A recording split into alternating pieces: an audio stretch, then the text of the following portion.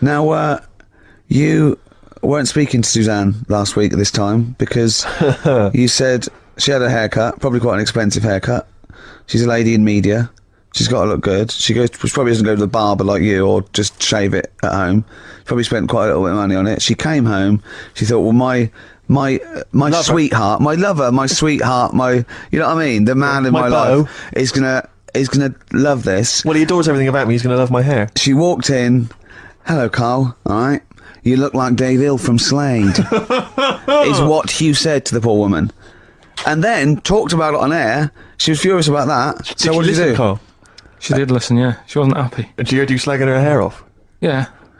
So this is probably annoying her now. Well, no, it doesn't matter. We can do a lot today because she's at work. So, and of course, no one's going to tell her. Let's have a chat about a fat arse, shall we? Hold on. Oh dear. You are in so much trouble. That's look, he's realised he is a little bit worried.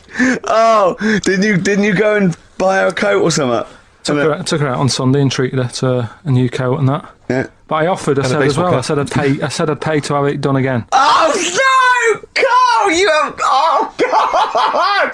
Oh my Christ! So she listened to the show. What did she say? You got home, she'd heard you slagging her hair off. Imagine that. He thinks that's a good thing. Sort of like, we've won the pools. Brilliant. What are we doing? Well, you can have facial surgery now, love.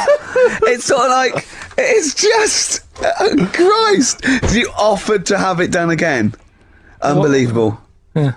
But I got home and she's like, being moody with me, right? Yeah. You thought something's wrong, she must have listened to the show when I was slagging off her hair. Well, his first thought was she's probably looked at herself in the mirror. She agrees with me. Yeah, that barber's been round again. Yeah. And she just said, that wasn't very nice of you, was it? Oh. So I just said, hang on a minute. I said, that's what we do on the show. When I'm slagging off, Chinese people looking old or whatever, I said, you never interfere. Sure. I love the fact. She's got to get her priorities. I love the fact that she's in the same queue as a billion people you've never met. Yeah. That's fantastic. She's in the same queue. Well, look, you didn't complain when I was slagging off. Karl, I don't think Karl has ever admitted he might be in the wrong. Ever. Certainly not to you or I. So did you admit... That is so true. Isn't it? That is so true. He's never admitted that he might be in the wrong. So did you, in this instance, agree that maybe you'd overstepped the mark? No, I just said she took it badly. Do you know what I mean? It's only a haircut. Yeah. Yep. Well, See, if you haven't seen it, so you can't start interfering on this one. No, okay. No, I haven't seen it, but I very much doubt she looks like Dave Hill from Slade, who, if I'm, unless I'm mistaken, used to cut his hair with garden shears blindfolded. Well. So, you know what I mean? And did her teeth stick out when she started speaking with a Brummie accent as well? No, I've got used to it now anyway. So. And so did you bought? So at some point you came crawling back and you said, "Do you want me to buy you a coat?" I just said, let's leave that. Let's go out and have a good weekend. Sure. But get your hat before we go. And treated her to a new coat and that. It's a nice coat, so people will look at that rather than the hair. Looking at the head. So if does it do flash? It's got obscenities across the back. If anyone who knows Karl's girlfriend is listening, tell her. And maybe you're a work colleague and you're listening to the show. Because I think this is terrible. Get her to phone him now. Get her to phone him now. I mean, forget the phone on the XFM number. What's the fat ass complaint line? Because you are in deep shite. I'm Ricky Gervais, Steve Merchant, and Karl Pilkington. Not done a lot. Maybe you should earn your money as you get to Mondays off for this 2 hours of nonsense. What are you on about? I've done loads of stuff. Slag Suzanne off. Yeah, brilliant. First link. Yeah. Talks about trannies. Yeah. But same old. Yeah. Let's have something new, something fresh. Well, I've been looking around, right, on the internet for stuff. Yeah. On the internet? Yeah. Your Bible, where you get all your information about the world and the universe and morality from. And you know, like, how I always say to you, I don't really read that much of it, I just read the headline. Perfect. Right? Yeah. Anna Nova have sort of nicked that idea to grab you. Nicked what idea? Well, to sort of get to the meat straight away at the top. Do you know what I mean? The headline to the story and everything. What? Right, these are stories. But the headlines already existed. That was why you thought that was a good idea. Not like this, though. All right. Headline. Well, these are all headlines, right? vibrating shoes could stop elderly falling. Do you know what I mean? Oh God! You don't need, Vibrating shoes could stop elderly falling. yeah, that's the story. You don't need to read on. That's what I'm saying. Well, Right, could for you read busy- that anyway? Can't be bothered. You know Read what I on mean? anyway. Well, Read- you have a look at that in a bit, right? All right, See well, what's okay, so what- interesting. This is frustrating radio if you're sitting at home. No, well, but it's not on. They've turned it off. If you want to know more, you know where to go. That's what I'm saying. That's what they should do in the news. Get the news done in Bong. a minute. There's a good story about Iraq. Right. Bong. Vibrating Look it up. shoes. Look it up on the internet. Alan Over. Give us another bong. Bong. Family sick of living on Butthole Road. Oh, brilliant. Bong. Man wears same shoes for 60 years. Oh, bong. This isn't that good. Some fella pulls a train with his teeth. And in lighter news, I remember that. Triple Donald, this one is very good. And the last one, man fails to break clothes pegs on face record. She's always good. Well, that's the one I did read on about. I love that, all those. That's the one he went on about. Go on then. Just Why is that news? He fails to make a record. So did I today. I know, yeah. I failed the long jump record today. yeah, didn't even take part. No, I was rubbish. But what are the rules on world records and that? I don't know if there are rules. There are certain things you can't. I mean, it's the Guinness Book of Records, isn't it? Really, that's the arbiter, isn't it? Yeah, but is there anything if you said you wanted to do it, would they say, well, you can't do that? Yeah, they've stopped some gluttony records. Obviously, things that are in danger. It's anything that's illegal. Yeah, anything that's immoral. Yeah, like that American serial killer that just got discovered. Yeah. Having killed 47 women. I don't think he can make that into the Guinness Book of Records. No, because people will be trying to beat it, won't they? But there was some other story about a fella eating watches and that. That can't be good for you. So why don't they say, look, don't do that, do something else? He wanted to stay regular. Do you know What what, do you I mean? mean? Though? I just wondered. What if do you mean he there's was any- eating watches? He just said he was eating watches. He got about 3 in about a minute. How did he time it? Do you know what I mean, though? And then the other thing is the one that I was reading, the world record with the fellow who's pulling a train with his teeth. Does that make any difference that he's done it with his teeth? What do you mean? Well, what difference does it make? Well, isn't it? It's quite hard to pull a train with your teeth, I imagine. Well, it's pretty hard to pull a train.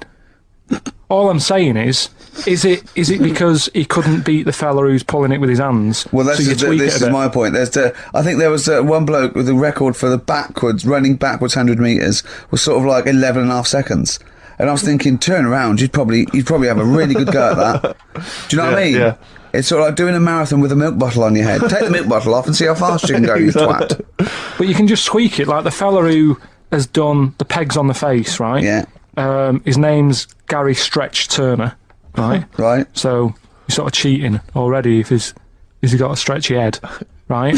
But You are, right, you are one of the most stupid humans I have ever met. well, get me in the book.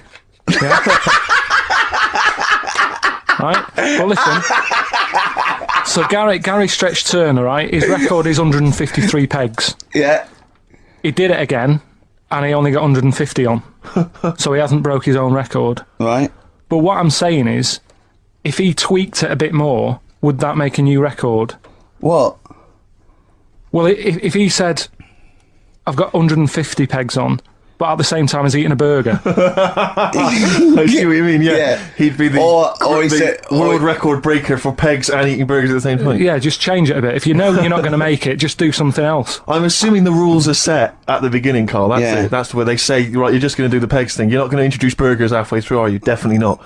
And Okay. then they have a go. I was on one leg, not interested. How many pegs? 150. Can I just ask very briefly? I was quite interested by the family had to move because they lived on Butthole Road. Yeah, I quite like that Now, one. I don't know if I've told you before, Rick, where I used to live. I'm not going to tell you the name of the street that I used to live on, because not on air, because my parents still live there, and I don't want Right. you know. But I'm going to write it for you now.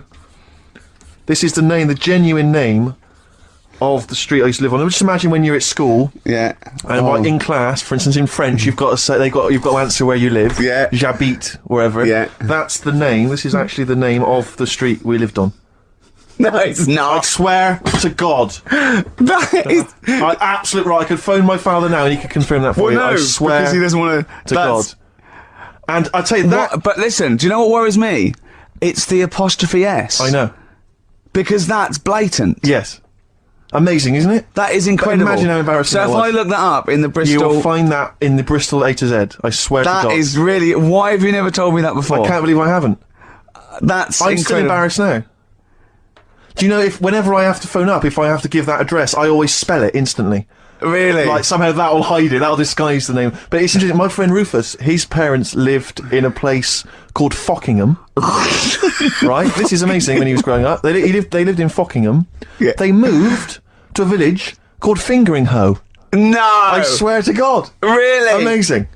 Oh, God. Perhaps you come from an amusing town or street. Hello, Why not mate. get in touch? Fingering Hole Fockingham. Well, that's my business. Well, this family who's sick of living on Butthole Road, right? So the thing that pushed them over the edge was the sign was outside their house, and tourists were always coming, sort of having the picture taken with the pants down next to the sign. Oh, no. That's the thing that What's it called? Butthole Road? Butthole Road, yeah.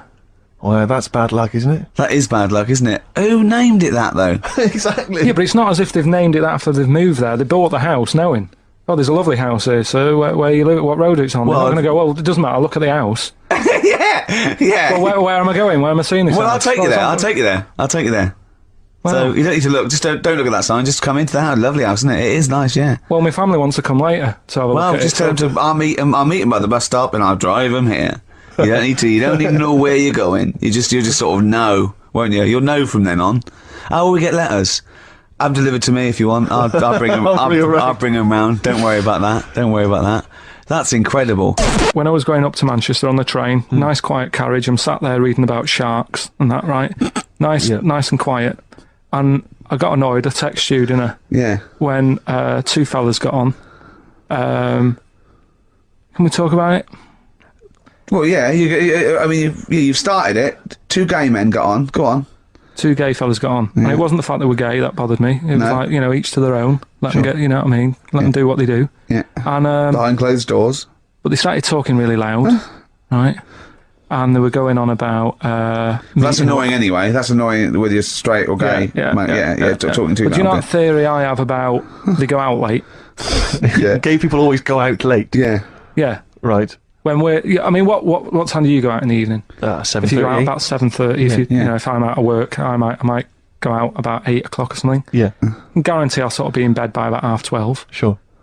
At that time, they're still sort of ironing the jeans, right? And the funny thing was, I've always, in their jeans. I've always said this, right? Dancing And along you to sort- ABBA. You sort of said that's rubbish. I'm sat on the train reading about sharks. These two are talking, and they're going, "Oh, we can't wait to get there." And his phone goes, and he goes, "Hello," and on the end he goes, "Anyway, I'll see you at 1 then," right? Right. So I thought, well, maybe that's tomorrow. Could Yeah. be 1 in the afternoon. That's when most people would meet. Yeah. And then he carried on That's what talking. most people would meet. Carried on talking, and he goes, "Yeah." So anyway, like I say, see you tonight. 1 o'clock is meeting someone. Yeah. I don't know You were why you go livid. out that late. Do you remember when his favourite record of all time is The Killing of Georgie? Sure. He said, would he have been killed if he'd have been back at a decent time? There's It's a no fair mention point. of the time in Sure. this song. And then the funny bit was actually that did make me laugh, right? When he'd finished talking on the phone, he said to his partner, right? "Oh, there you go. Let's have a little chat." And the fella said, "Who was that?" And he said, "Oh, it's Dave." He said, "Which one's Dave?" He said, "You know, the one with the shaved head." I thought, in the gay community, Yeah. that isn't a good description. No. Do you know what I mean? Yeah, I know. They've all well- got little shaved heads. I just wondering what your opinions are, what your thoughts are on Britney Spears. Liked a couple. Bit bored. I think she's panicking a little bit. I think she's a little bit desperate with all this Madonna stuff. Yeah, all the kind of lesbian Yeah, stuff. I don't know. Yeah, she's all right. I've got nothing against the girl. Well, I think it was in Hot Tickets magazine. Sure. It's free with the Evening Standard. Yeah. I might get some free Evening Standards now. I've plugged that. Yeah. I was just reading in there that I don't know if it's still going to happen, but apparently she was going to do a little cheeky appearance at GAY G-A-Y. in London, and obviously I was quite excited because I'm a Spears fan. Sorry, do you know that's what that spells, don't you? GAY. Yeah. Gay. Yeah. Yeah. Well, I think it is a gay club. Oh, sure. This is what I was ascertaining from the article. Oh, because they've called it what it is. Exactly. Yeah. And apparently she was going to be previewing some of her new album live on stage at GAY. Now that's an intimate venue. Normally you'd have to see someone like Spears, probably at Wembley Arena, something like that. I'm thinking I'm a Spears fan. You know, get up a couple of the gang together. Yeah. You know, some of the lads. Exactly. Yeah. Cruise down there. Yeah. But then I read on in the article that apparently the doorman at GAY were only going to let in regulars. And the way they were going to ascertain if you were a regular was by asking a series of questions at the door. What, testing if you're really... Now, I don't know if the questions would be about the interior of GAY. Or the interior of someone else. Yeah. Or just general kind of... Like, what, do you reckon you'd have passed the... Well, that's what I was wondering. So you'd have had to pretend to be... GAY. GAY to get in to see Spears. Now Can you say gay on the radio? Yeah, I think so. Yeah. But now, there's irony, isn't it? So you're pretending to be gay to get into a club to see a bird that you like. Yeah. I'll give you a little quick test. Right. Shall I? All right. All right. Well, sorry. What's your name, mate? Paolo. All right, Paolo. Yeah. You haven't done a lot with your hair. You just sort of let it grow out. I mean, would you be putting product on a bit later? Because I mean, you don't look very. I mean, sort of like you look sort of quite masculine, quite. Yeah, well, sort of like you didn't care, like you have no care about how you look, like you were. Normally it would be shaved. Of course. Oh, okay. Yeah. We would say normally that looks about like 3 months growth there. Why haven't you? I've been ill. Nothing serious? Nothing serious. Okay. No, that's why I let it grow. So it's grown. Okay. Yeah. So what time would you normally be going out then, Paolo? Normally I'd go out about I'd go out about 8ish. 8 o'clock in the evening. No. That sounds a bit early. That's what. No, I'd go out about 3 in the morning normally. Right. So I like the yeah. Okay. Right. So that's right. That's right. Yeah. Where'd you go? Down sort of. Down Compton Street for a coffee and then onto GAY something like that, with your little shaved head.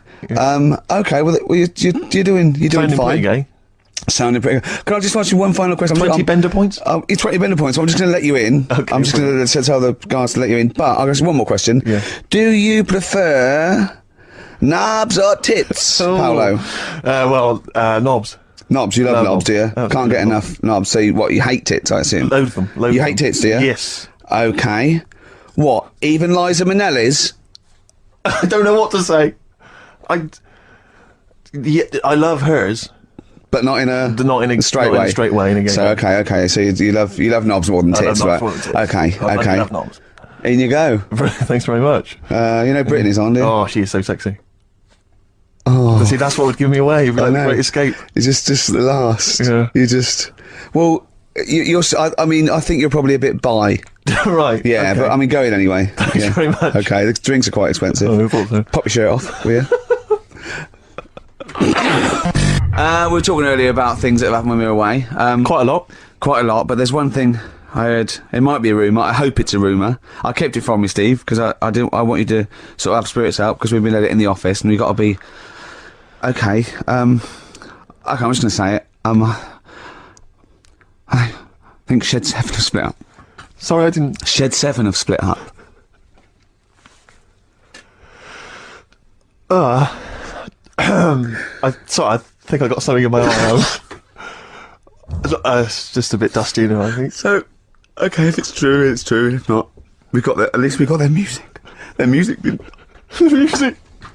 music lives on. So we're going to dedicate this show to Shed 7 and all the bands they influenced. So we're just going to play just every artist that formed a band after they'd heard Shed 7. Just play them from now on, and obviously all the hits, the Shed 7 hits. When I saw this, I saw it on a website. It said about, is it true Shed 7 has split up? And the next, one of those dorky message boards, someone came on and said, you are joking. Oh dear, what else is happening? I just pray that it's just a rumour. It's just a rumour, yeah. Then get in touch. Just call in if it's true. Call in yourself. If Shed's listening, and he's not busy, he's got Mondays off now. Call in and say what was the split all about? Tell you what I read about. Sharks, monkeys, or jellyfish? It's 10 past, isn't it? We haven't done a little bit of knob news. No, right? We haven't done knob news. No, but it's been 3 months. It's been 3 months coming. there's this thing. I don't know the full story. I don't know how it happened, right? But little Russian fella. Yeah. He was sort of having sort of emptying his bladder, right, and somehow electrocuted himself, Right. and sort of did a bit of damage. How did he slashed onto some live wires or something? Something like that. So Did anyway, it damage to himself or to an electric fire or something? no, to himself. To himself. Yeah.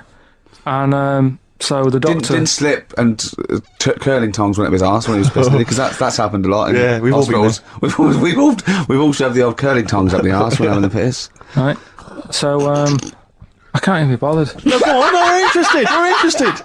What? No, come on, we're interested. Don't You give can't up. be bothered. You get Mondays off. Do some work. Right. So anyway, so the doctor says, "Oh, it's not looking good. We'll have to take that off." What? And he's like, a knobectomy? Really? But the funny thing is, right? Nothing funny about that. They've done. You're doing me head in.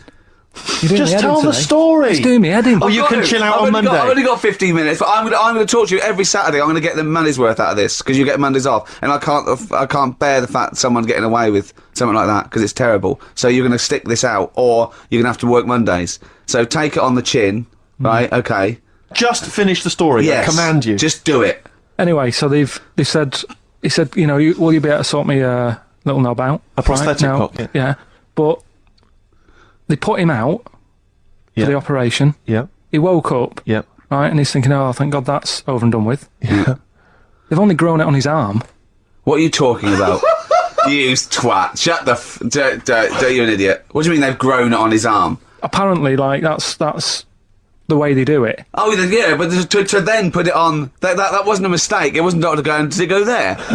Some bloke I didn't do a degree. Are you a real doctor? Yeah, yeah. No, but why put it there? Because it's got to grow. It's got a graft there, so where they can control it. To skin tissue. But on your arm.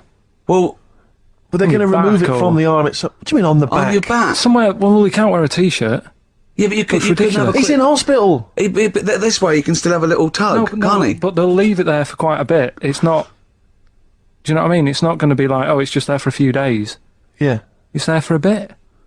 That's not good, is it? So he's got a cock on his arm. Yeah, what's up with that? What do you mean, what's up with that? Well, I mean, we could say it's a thumb or something, couldn't he? Yeah. But they remove it. Be good And for attach hitching. it down wouldn't it? below If later. you had a knob instead of a thumb and you went hitchhiking, just tickle it, and they can see it like a mile down the road, couldn't they? Boasting. Yeah. If I'd lost my knob, I'd go, oh, I'm not going to have all that stuff. Just whack a pair of tits on me. Do you know what I mean? I think, oh, just forget it. But why not just put it where it should be straight away instead of messing about? Where should it be straight away? You know. On the you know- forehead. Right. I don't know if you saw the thing the other week about the fella who's on that quiz show. Oh. Sort of Oh, right. Okay. gay Who? fella, straight, sort of man, woman. thing. What are you talking about? Tell me what did you see? Tell me what you saw. It's This is like a kid come running in and he's seeing something frightening. It could be an alien, could be a ghost, could be a paedophile, and you've got to get exactly what actually you saw out of him. Right, what did you actually see? It's just this fella who's a woman. Right. Right, okay, right, try and talk like a human being. Right. It's a quiz show that's coming on the telly, and it's this woman. Right, is it a fella who's a woman, or is it a woman? Bit of both. That's why I'm talking about it. But what do you mean? Is it a pre-op? Is it a transsexual? A transvestite? Is it a ladyboy? Is it an hermaphrodite? What is I'll tell you it? about it. Well, tell me. I'm telling you. It's a woman. Well, it's a man. Oh, No, forget it. listen. Play record. No, listen. come on. What? It is a man.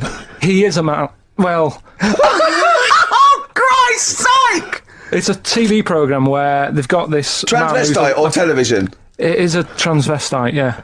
So but the problem is, I'll tell you just because you don't know about it. The program is I don't know. I still don't know about it. I don't know anything about it. Still, I don't know. It's a woman, man, woman, TV program. Look, TV. no, it's a man who is now sort of half a woman. And A man who is now half a woman. no, well, this is what's weird about it. He's got the top half, but not the bottom half. What do you sorted mean? He's out. got breasts and a wig. but he's still got his boys downstairs. He's Why got, do you do that? His caps and the boys What are do you do still that there for? with his Y fronts. Why But that? upstairs, he's got a lovely pair of dumplings. Why do that? Well, he's halfway through. But why not get it all done in one go? Maybe he couldn't afford it. Well, wait until you've got all the money. That just looks a mess.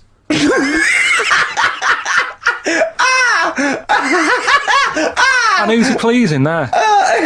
When he wakes up in the morning and everyone. pleases himself, he can't believe his luck. He doesn't know where to start.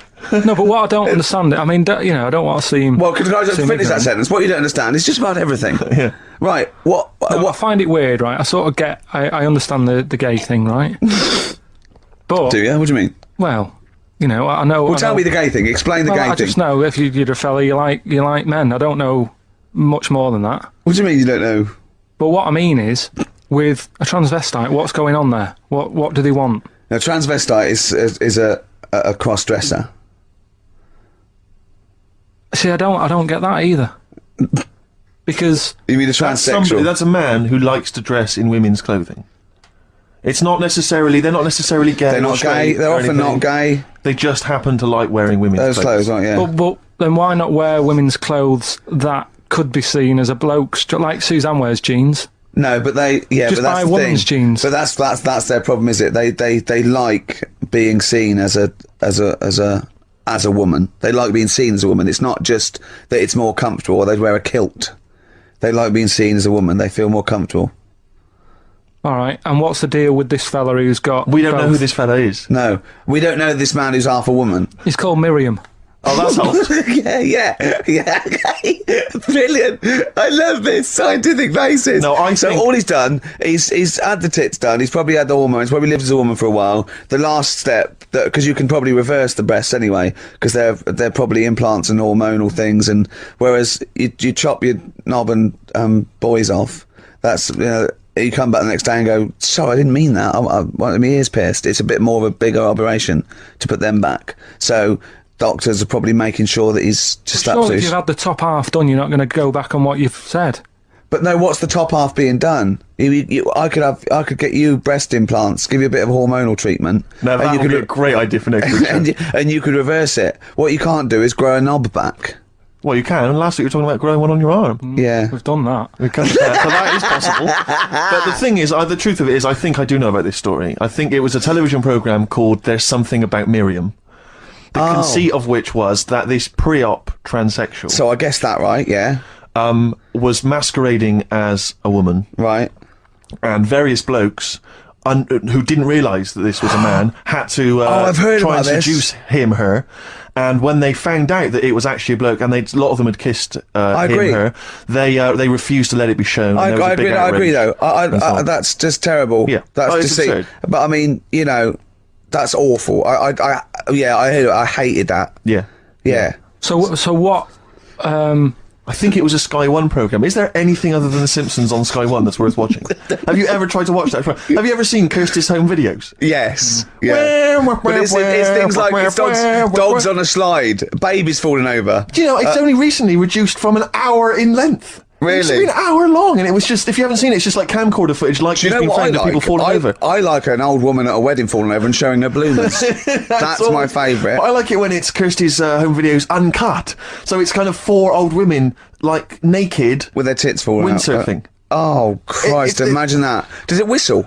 Well, I mean, have you ever really sat and watched anything on Sky One No. that wasn't The Simpsons. or I think that's- or Star Trek? I think that's what I watch on. I think that's Or pretty much wrestling. what I watch. Wrestling? They have WWF wrestling, cartoons, and just the worst programs. I mean, it's I've seen a appalling. bit of the wrestling. It's hilarious. But It's like hilarious. it's like a station that's made by a 14-year-old boy. Yeah. Well, I think that's probably what it is, isn't it? Yeah. That's exactly the demographic. Do you like Sky One, Carl? I haven't got satellite ever, so... Why not? I thought you'd have loved that. No, I would love it. Discovery Channel's all about No. slugs and that and know. weird stuff like that. I know. Chimps. I was reading There's about slugs the other day. There's a thing on one of the channels called Monkey Business. Yeah, I watched that. Yeah. Because I was doing that thing, wasn't I, with Richard Bacon. Yeah. where you can watch the telly and that. You're and talking riddles. You actually talk in riddles and forget a play record. You should be the gatekeeper in some kind of Dungeons and Dragons kind of quiz game. All right, yeah. Let me enter. Right, yeah, but I was doing that thing with Richard Bacon. What can he mean? What can he mean? He is the wise There's one. a man Just who's play also a record. woman. Yeah. The upper There's half is, but is the bottom. Yeah, play a record. I was reading some of the fan emails and stuff we've got, and one of the things a lot of people like, it divides the listeners, is your laugh. It's interesting. Some people love it. They find it infectious. They find it adorable. I mean, close up in a small space like a kitchen Terrifying. or something, it's annoying. Like Horrific. Karl was annoyed because I squeaked in his ear earlier, didn't I? Sure. Why did I laugh? Even on the toilet. I think I squeezed his head again, didn't I? And he said, "No, it's not 1 o'clock He doesn't yet." like the squozen. The Squozen head. Yeah, but it's it the just- Squozen one. The funny thing is, right, we were out a few weeks ago with a mate of mine, right, and he went to squeeze me head, right, give it a squoze. Sure. And I was like, don't do that. You know, I don't like it, right? And Ricky said to me, mate, yeah, he doesn't like having his head squoze. As if it's like Marmite. As if some people love it Yeah. and some people hate it. Sure.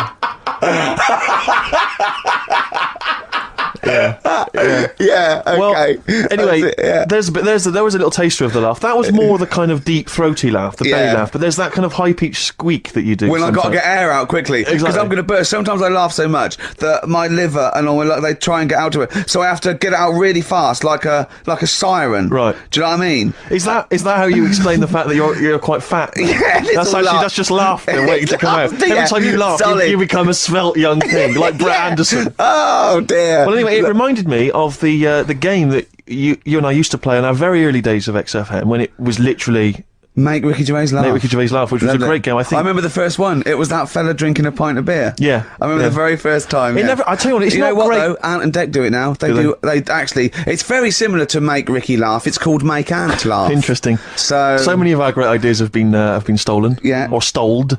Stoled, yeah. And anyway, I was looking through the paper in the week, and there was a Go on. picture which which I think might be a Ricky Gervais, Make Ricky Gervais laugh. I don't know. And again, obviously, on. it doesn't really work for the listeners at home, but I'll try and do my best to describe it. Can we stop saying my name because it's like a Dave Gorman project? Can we just stop? It's getting. Let's say a word often enough, it doesn't mean anything. Yeah. Let's stop saying Ricky Gervais. Well, what we're going to refer to you as. All right. Well, Make Patty Laugh is a new game. I'm trying to get one of those squeaks of a laugh. I'm concerned because I know. I'm not a monkey. I'm not Sure, you're not a performing monkey. No, okay. I know that. Right. But anyway, let me just briefly summarise the story for those at home. Okay. The headline was Mum 48. A mother of 48 seduced boy of 14. Well, that's not funny. Not her own boy, obviously, but No, a still. neighbourhood child. I don't think it's a funny It said- story so far. He said Grand Lana Allen, 48, led him upstairs and undressed to her waist, then took his trousers off. Okay, bear that in mind. This is a quote. This is a quote from him, Right. right? Bear in mind, he's a 14-year-old boy. He's quite excited about this. He says, "Then we had sex. It was every boy's fantasy." All right. You're going to show me the picture of her now, aren't you? So it's a picture of her. Oh, this is not. Bear in mind- This is. In his okay. own words, Rick. Right. In his own words, this was every boy's fantasy. Okay. Here's the picture.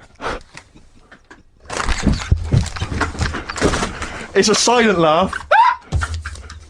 He's collapsed on the floor. Expecting that. I wasn't expecting. I was thinking it looked like a fat man. I was not expecting that. Oh my god. Oh god. She looks like the drummer of Iron Maiden. She looks a bit like Lemmy. But I tell you, she looks like reminds me of most. Did you see those? They've got one with a fag on as well. I know. It's just that's her with her out of makeup though. Carl, have you seen Every Boy's Fantasy? You should see. You should see.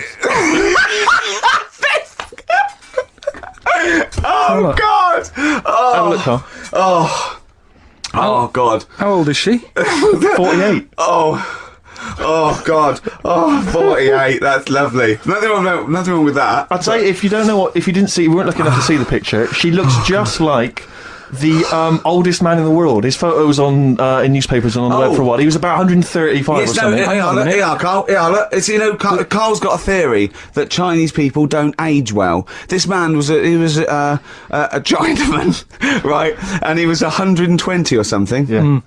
Did you see a picture of him? Yeah, he's he was- still he was alive. on- No, he's not. No, He's is he dead. not? No, He's died dead. 120. So He said 120 or something, but makes you wonder. go What on. makes you wonder? Well, because they don't age well. I think he's using that. He's probably about 37. Oh God! Honestly, we walk down the street, right, and we see an elderly Chinese person, Yeah. right, and Karl would go, "Oh, I just think he is." Yeah. Like it's not. I don't understand this notion that Chinese people don't age Yeah. well. I don't know where this has come Oh. about. No, I mean, I'm not having a go. No, of right? course not. I never want anyone to think I'm like having a go at them. But they are really good looking and they're healthy and that. Till they're about. I've never seen one. Right? Can you? I'm Can getting you? scared now. Can you tell me if you've seen a Chinese person No. who's about 30?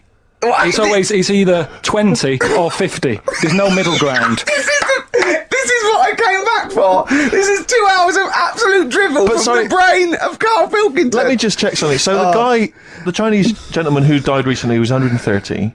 Your theory is sure. Your theory is that he's maybe in his late 30s, early 40s. Yeah. This is an elaborate conspiracy on his part, because obviously whenever they talk about the oldest people in the world, it is always a Chinese person. Yeah, invariably. they do. Yeah, I mean, they seem to win that Again. every year. Go on. So your theory is that in those small backwater villages in China... Ross McWhirter comes to a little Yeah, village. they go, the and Guinness he guy's on the he way. goes, well, until recently, the oldest person in the world, how old are you? And they're so embarrassed, because they think they look about 120, they go, 120, they go, really? They go, yeah, can I have his birth certificate? No. In fact, I think this Chinese bloke it wasn't verified by the Guinness Book of Records, because he didn't have his papers. Didn't have his papers, no. So... Is this the same one or a different fella? I think it trying might be on? the same guy, I'm not sure. Trying it on. I'm committed to this treatment. Yeah. Is what? I've got to go for that one. Yeah. Yeah. Right. Do you know the saying? Is it just sayings now? Are they all sayings this week? No, they're not. Okay. No, the other one isn't. Frog in your throat. The saying, there's a frog in your throat? Yeah. I assume it's when you croak a little bit. You sound like a frog. No. Right. Might seem a bit weird, this one. Right. But years ago. Oh, yeah. Sorry, what is that clue? Committed to this treatment? It's about frogs kermitted.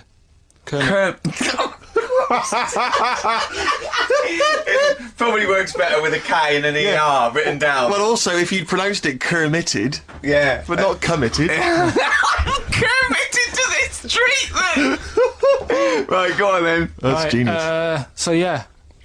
Well, what? You go to the doctors and you go with throat hurting a bit. Right. And what they did ages ago. Ages ago, what year was this approximately? We are going back quite a bit with this one. Oh, okay, go on. And the doctor would say. He did history. Imagine years ago. Go on.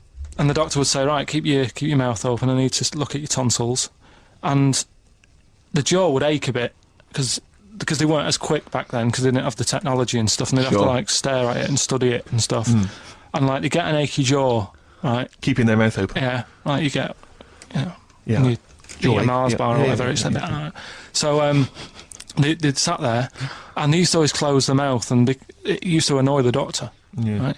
Sure. So what they did, they used to get a toad Right. and put it in the mouth, Rubbish. Okay, keep talking. Keep talking. and that way they couldn't close the mouth because either they'd squash it, Right. or apparently you're not allowed to lick a toad's back. So the doctor would have them for breaking the law? No, but it's poisonous, right? A toad's back. You should never lick a toad's back. Sorry. Or put it in your mouth, really. Oh, just stop for a second. Wait. What? Can I just ask one question? Go on, Can I yeah, just go ask on. one question? I've got a few, but no, go on. sure. My initial thought is, it sounds like a brilliant bit of sort of medical knowledge. That it's a great idea. Yeah. My only thought is, how does the doctor see past the toad? Yeah. At your tonsils? What's he actually looking at with the mouth open? Surely the toad is Isn't in it the like hopping way. around in the way? It didn't say. Sorry, and my first question is: was this on the internet? Yeah. Yeah. Okay, Karl, that is bollocks. That is. I mean. Well, all right then. Let's turn this round. Where does the saying "you got a frog in your throat" come from? Probably because you sound a bit croaky. Probably that. Probably because you sound a little bit like a frog when you've got a sore throat. Karl, did you not question it just for a moment when you read it? Just for a second, didn't you think that seems an odd approach? Firstly, why a frog of all the different Because species? it's poisonous. It's poisonous. A toad's So a back. toad. So it's a toad as well. Yeah, well, that it worked. I'm committed. Worked. No, not that. no, It's no, got my frog point in is your it's throat. frog in I was going to change it to have you heard the news, Toad Day? But I went with the frog. Oh God! Right. So, well, what about the frog thing with a poisonous back? It's rubbish. That's true. No, the toads have the secretions in there. Why? But they didn't put it in people's mouths. No. So, Why? well, I'll tell you why. When a badger or a heron tastes the toad, it's horrible. Ugh. The toad might die, but it's for the good of the species, because then think how many toads looking like that heron could eat in its lifetime. So the fact that one toad sacrificed itself, all those other toads in that heron's manner will be safe. Why? I mean, you know, we've talked about animals a lot on the show, right? Yeah. And when God made a toad, Sure. Right. Okay. Well, I'm going to stop you there. I'm going to stop you there straight away. Don't. Just let him carry on. right? Okay. Like, there's annoying things out there. You know, jellyfish is a big problem with me. I don't understand what they do in the sea and stuff. Right. All right, but we'll leave them. God's right? a problem for me, but go on. We won't talk about jellyfish. No. With the toad, right? If it's to protect itself, Yeah. right now, It's not to protect itself, it's to protect its species. yeah, but that surely, right? If the toad had a choice, if God said, right, what I'm going to do for you here, you can have something like a lobster's got claws, big claws to have a fight. Or I can give you something that if someone's having a go at you, you've got to try and persuade them to lick you back as a defence. Yeah. What use is right? Oh, right, God's a... Well, I'll tell you why. What is God The up fact to? that there are still toads around is a testament to that defence working. That's all I'm going to say. Okay? If the toad had died out, you'd have a point. But they're still around. It works. All right? Carl, why have you got a headache? You got a headache? just a bit stressful because the moves on this week. Are you moving house? Oh, by the way, the XFM listeners came round to my house and bought the futon and table. Did they? Were they happy with it? Quite normal. They were well happy. Yeah. Couldn't believe the luck with it. What do you mean quite normal? What do you mean quite normal? Well, it's always a bit scared, isn't it, getting people round. I imagine they were scared. Well, And were they excited to see you? Could they? I mean, they were, could you tell that they were pretty pleased to see you? no, I don't think so. I mean, You're but- Carl Pilkington. yeah, but the fellas sort of. I mean, they brought the whole family round, which was a bit odd. Well, it's not often they get the chance to visit a living freak. Anyway, no, they were nice. They were And you're nice. moving now, yeah? He said he phoned me up today. You know, it was absolutely tipping it down. He had to cycle in. Right? Because he said, because of the move, he doesn't want to leave his bike round there. Right? And he said, and Suzanne, oh, I can't say this in case he's listening, can I? He won't know. Will he? He said Suzanne's hired the oldest removal man in London. You should hear him. And the thing is, right, we booked him because everyone else happened to be booked out, but this fella's free, right? So he called up this morning. I've never spoke to him, but he was on the phone. He sounded about 90. Yeah. Carl thinks that he's going to have to do all the work. And the thing is, Right. Cheap. it seemed He to be only cheap. wanted some Werther originals. Yeah. Right, yeah. listen, it seemed to be cheap because it's £50 an hour. But how long is it going to take him? Yeah. Oh, that's So- genius. When's the move on then? When's the? Oh, he's coming round. He came round today to bring some empty boxes, and he was struggling with them.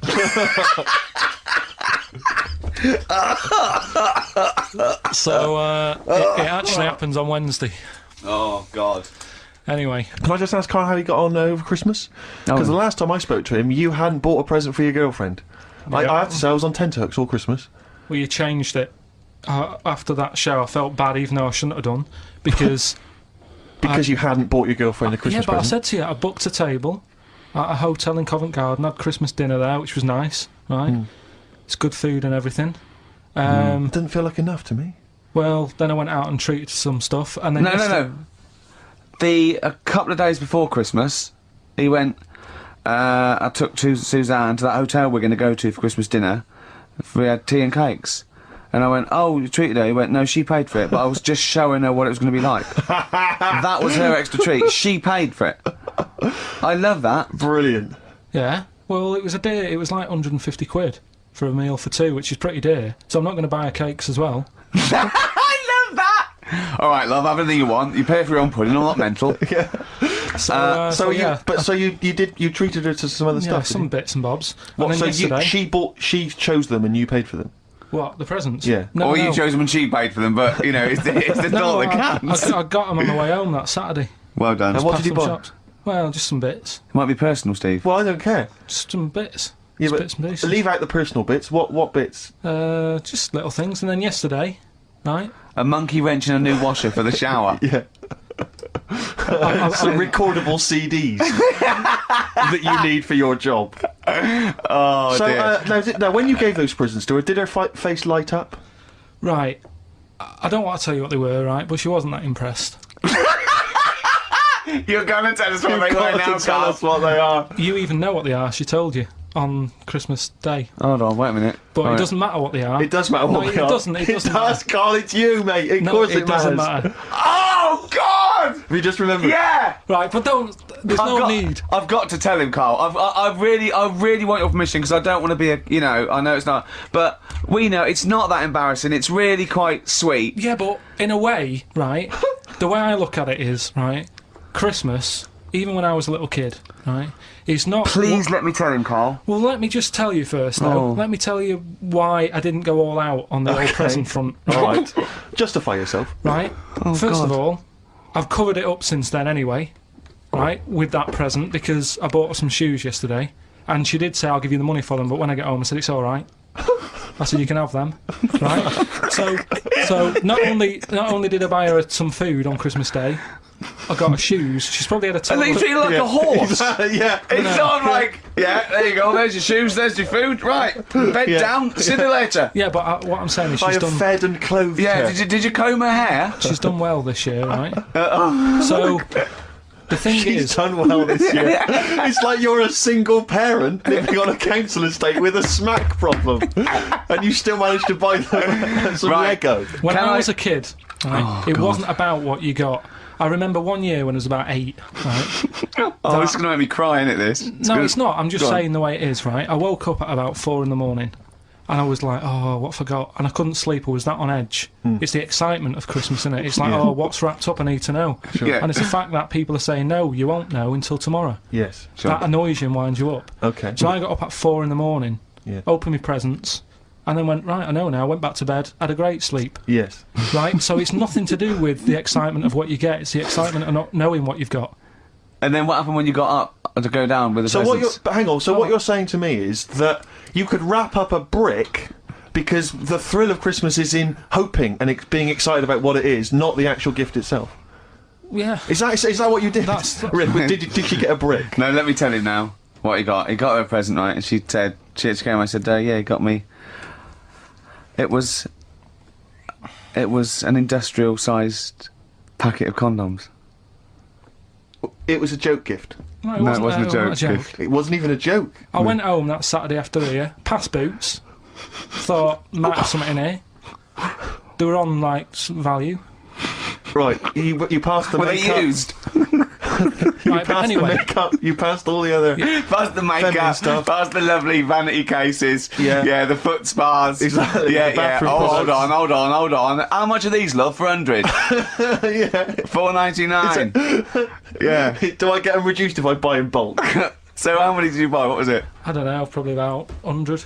Right, okay. And is she allowed to use those with anyone?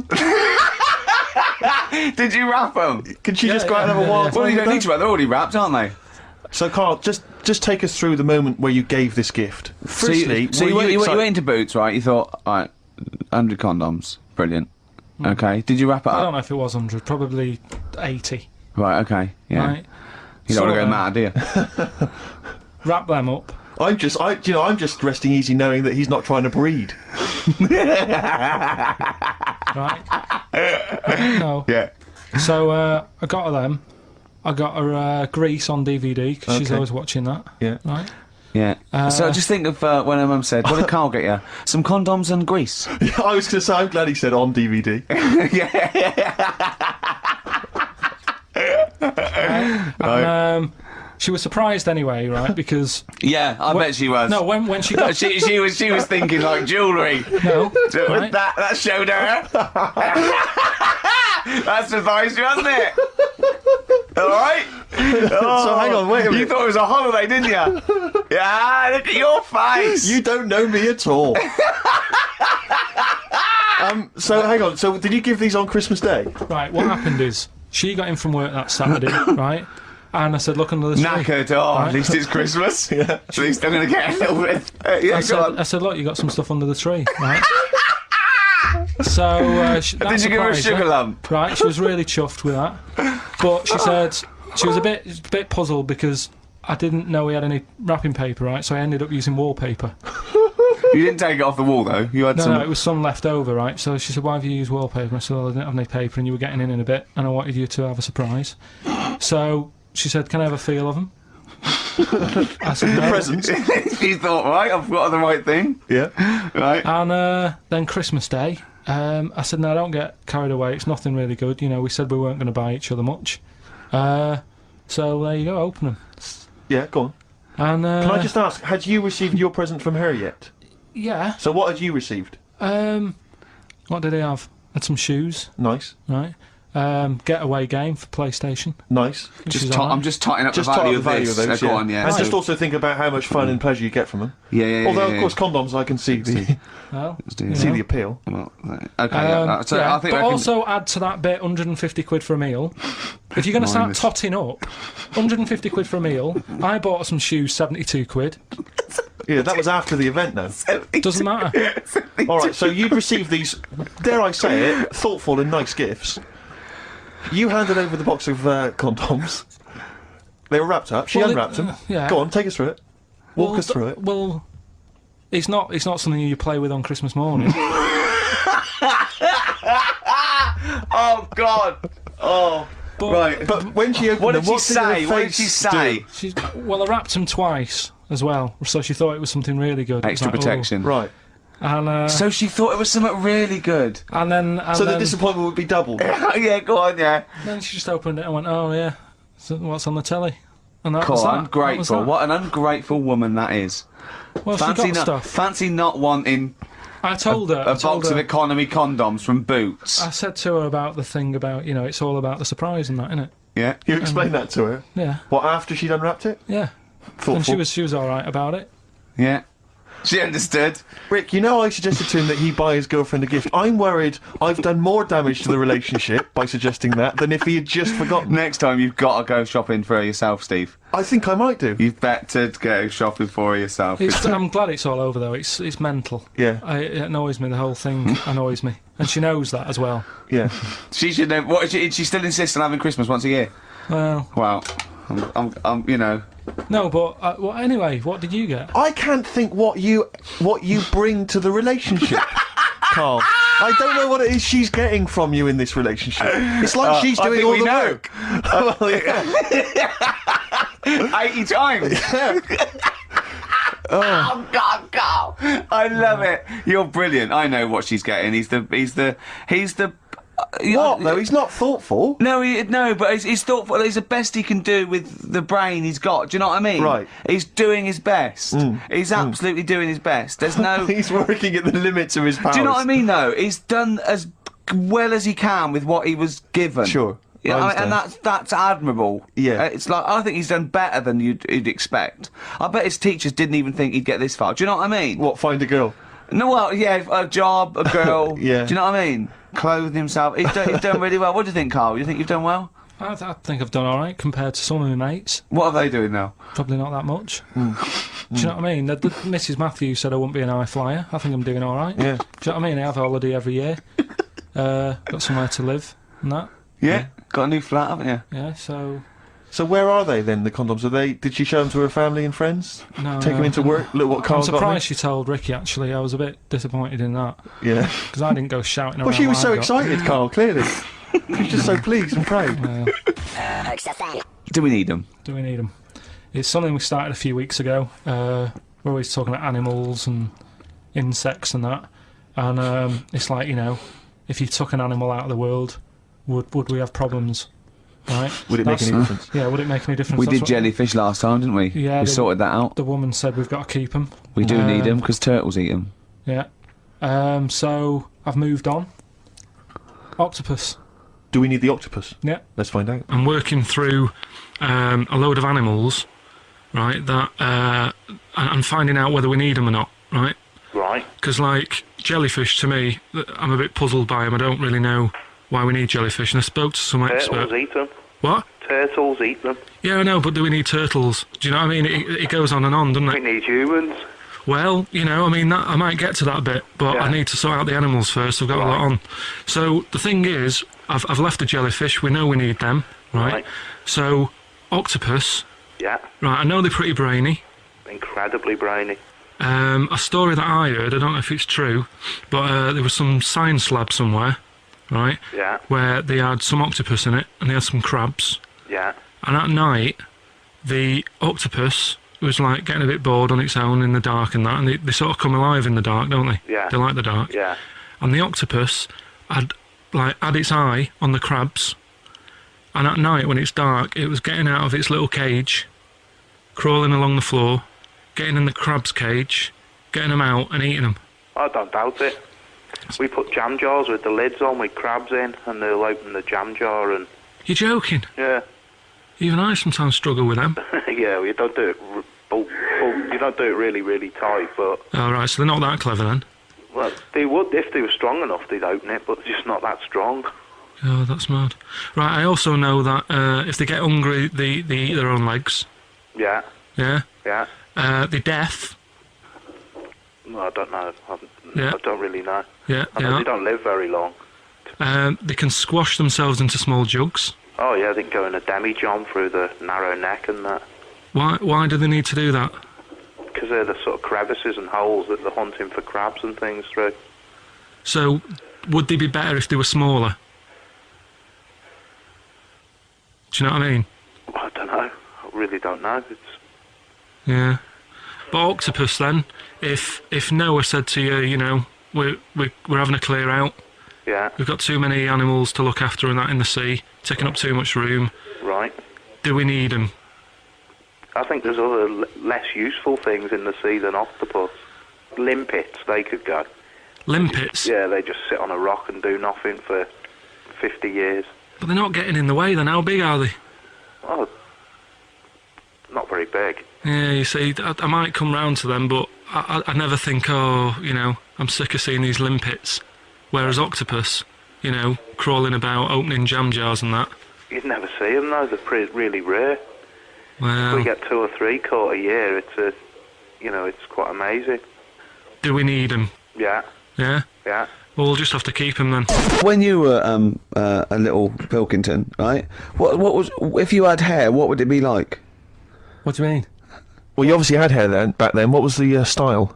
It was like sort of. I had quite sort of fine, sort of straight hair. Yeah. Right. Hairdresser once said to me, "You've got hair of a Chinaman." He was a wise man, wasn't he? What do you think that meant then? Oh. He just said he just said you got the same hair as a Chinese man has. Very straight, quite fine. Why is he telling you? I just imagine this pal going, oh, the Arsenal did well, didn't it, sir? Should I know something on that? You have the hair of a Chinaman. I'm sorry, nothing. You're not the spy. No, I'm not. Thank you. Good night. Oh, You're not my contact. yeah, lovely. You was have the what- feet of a fish. I'm sorry, nothing. It's not you. Okay, next. You have the hair of a Chinaman. It was one of those barbers. It was a cheap one, just on a railway bridge. I don't believe that. Go on. And it was- On a railway bridge.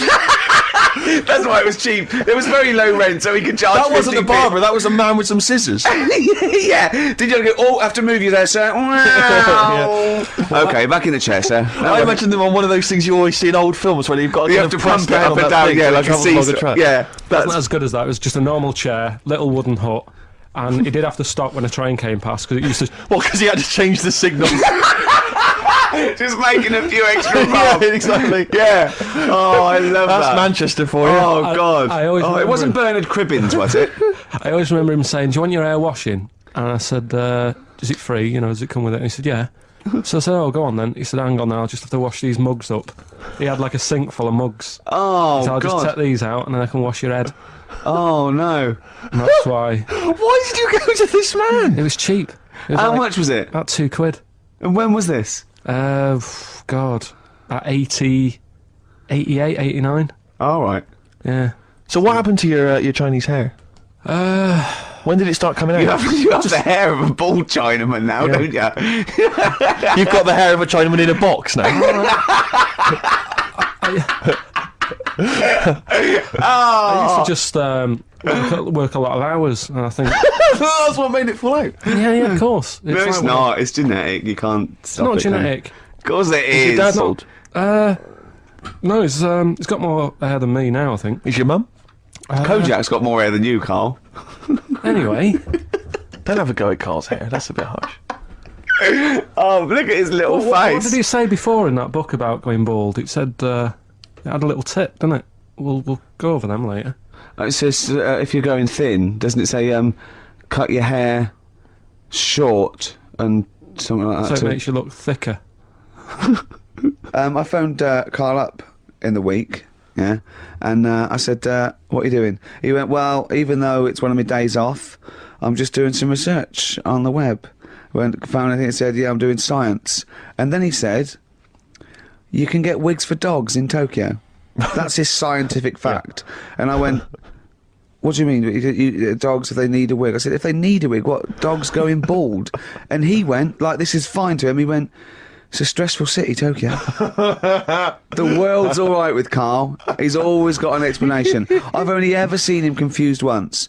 When, in Edinburgh, he looked out of his window one day and he saw a bloke putting a parking ticket on some rubbish. Yeah. And that genuinely confused him. Yeah. He couldn't work out, could you? It's a bit weird, isn't it? But the And thing, and the woman breastfeeding her 8-year-old child. You didn't like, did you? I don't like that. But the what's the name? Animals with wigs. I kind of thought, after I put the phone down to you, kind of thought about it. Thought, yeah, it was a bit daft that. Are you sure he's not the ageing pop group? No, The Animals. But when you think, have you ever seen like a bald pet? No. It's weird. What do you mean? Because my mum, we had a cat. We used to get through loads of cats because we lived. Oh God! It's starting early today, isn't it? What do you mean you It's got through a only lot 10 of cats? past one. Because What we are lived you on, doing? No, Running we a lived, restaurant? We lived on. Oh God! What do you mean? No, we lived on like a main road. Oh yeah. Right. So Yeah. we used to get through a lot of them. My dad It was kept their saying, risk. you know, stop wasting money. You know, it's not Stop good. wasting money, not wasting cats. Right. So anyway, we had this cat that was ill all the time, and It's just bag of news, probably. Yeah, malingerer. Yeah, I'm terrified. I'm going to which house? Rome. Oh God, bloody hell. Rome. Don't let me go to the Pilkingtons. and it, for some reason it kept being sick all the time. Right? Yeah, that is nerves. That's definitely nerves. So my mum kind of thought, oh, I've had enough of this, and she shaved it. Whoa, whoa, whoa, whoa. Whoa. Now I know you're not vets in your family, but what correlation did your mum think there was between you being sick and shaving it? Because it kept being sick, and it was a pain to wash because it kept getting So caught she up. wanted a dry wipe cat. So Why didn't she just varnish it? What? it's weird. It's weird. Though. So now he's cold and sick. No, but not all of it. She left sort of the back half, but sort of from its waist, sort of. I love that. Shave it because it's sick on itself. And That is it was the genius. weirdest looking thing. I mean, normally I like cats. I'm always like giving yours a stroke on the head and that. Yeah. As soon as she did that, it was like, oh, Yeah. can't touch it. And then So now it's sick, cold, and hated. Yeah. I love. Carl. It must have. I mean, the other cats must have been taking the mick out of it constantly. You're just making things worse. Did it get? I'm hoping that it got run over and was put out of its misery. no, I think it got all right, that one. Or is that the? Yeah, it did get run over. It did. Oh God. Oh dear. How many cats do you say you've got through? I'd say whilst I was living at home, I mean, it's still on the increase even though I'm not there. So whilst I was there, probably 5. God. Wow. Oh. Yeah. And were you upset each time, or you just got used to it? It's one of them things, isn't it? Like I've said before, when you first see something, it's a bit of a shock. Do you know what I mean? It's like the Elephant Man or whatever. Yeah. First time you see him, it's that sort of, oh, look at that. Do you remember the first time you saw Steve? No, I'm not being funny. Do you remember the first? Yeah, but I've said this before. It's always then you get used to how people look, and you don't. No. Right, so we're looking into animals that we get rid of. I've spoken to someone about snails. I've spoke to someone about jellyfish, and that, and looking at cockroaches today. Right, now who's the expert? It's a woman called Jessica Marshall. Right. Does she know that you're going to play this on the radio? Well, I called up right in the week and said, "Can I talk to someone about cockroaches?" And she was like, "Is that Karl?" She knows who you are. Yeah. Right, so she already knows maybe your angle, your approach. Yeah, she was And up for it. she's an expert. She's just not just some random person. No, she works in a museum, a good museum. I said I'd give it a plug. It's the one near Knightsbridge. It's got dinosaurs and that in it. It's worth seeing. On this is Natural her. History Museum. Yeah. So, It's not sure. He's not sure. this is what happened. I'll tell you as much as I know, and then you can fill me in if I'm right or wrong. And then at the end of it, we'll get to the bottom of whether we need them or not. Okay. All right. So first of all, the first thing that I found out is that they have 18 knees. That's not exactly possible. They're insects, so they have 6 legs. Yeah. And a knee is usually the junction between femur and tibia. That's sort of classic human knees and every other animal knee. So with 6 legs, you can only have 6 knees. Could somebody sort of got mistaken for seeing one that was a bit double jointed? I think you're grasping at straws or something. All right. Well, we might have to come back to that one then. Okay. They can hold the breath for 40 minutes. Well, they don't do that because they don't breathe in the same way as us. They breathe through little spiracles, holes down the side of the body. So, no, they're not a very apt simile because the method of breathing is so different. What do you mean? Because insects have a totally different system. They don't have lungs in the way that we do and just breathing through one part of the body. They're actually breathing through every segment of the body all of the time.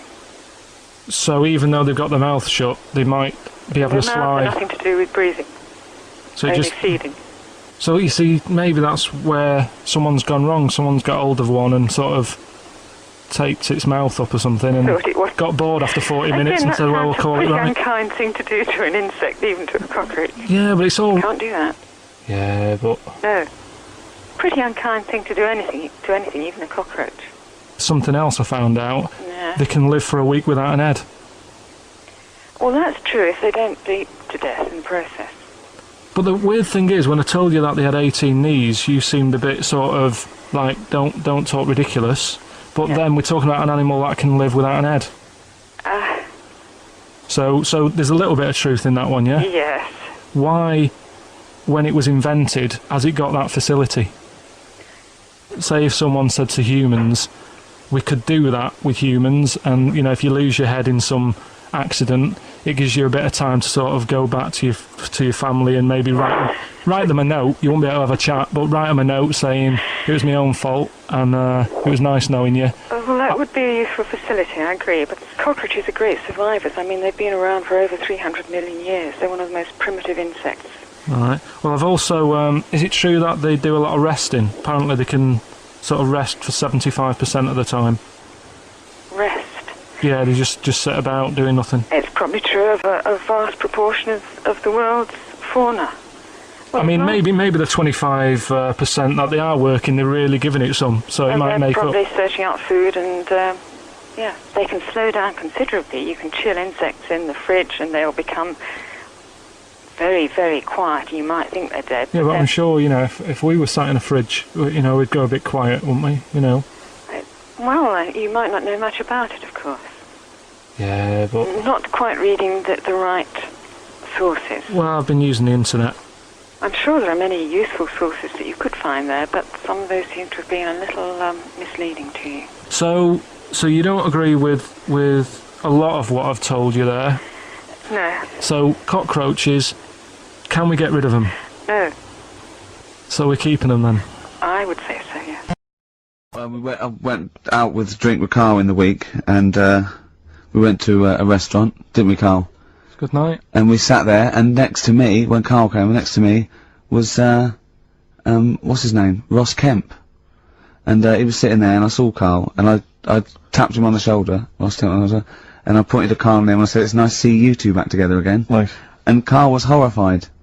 But Karl didn't know that I'd already spoken to him before Karl arrived. Yeah, so I thought it was okay. I thought I could break the ice because I'd met him before. Sure. So he just thought I was insulting him. And in the week we were talking about his little head, weren't we, Karl? And Karl suddenly stopped the conversation and said, "If I had hair, what would we be talking about now?"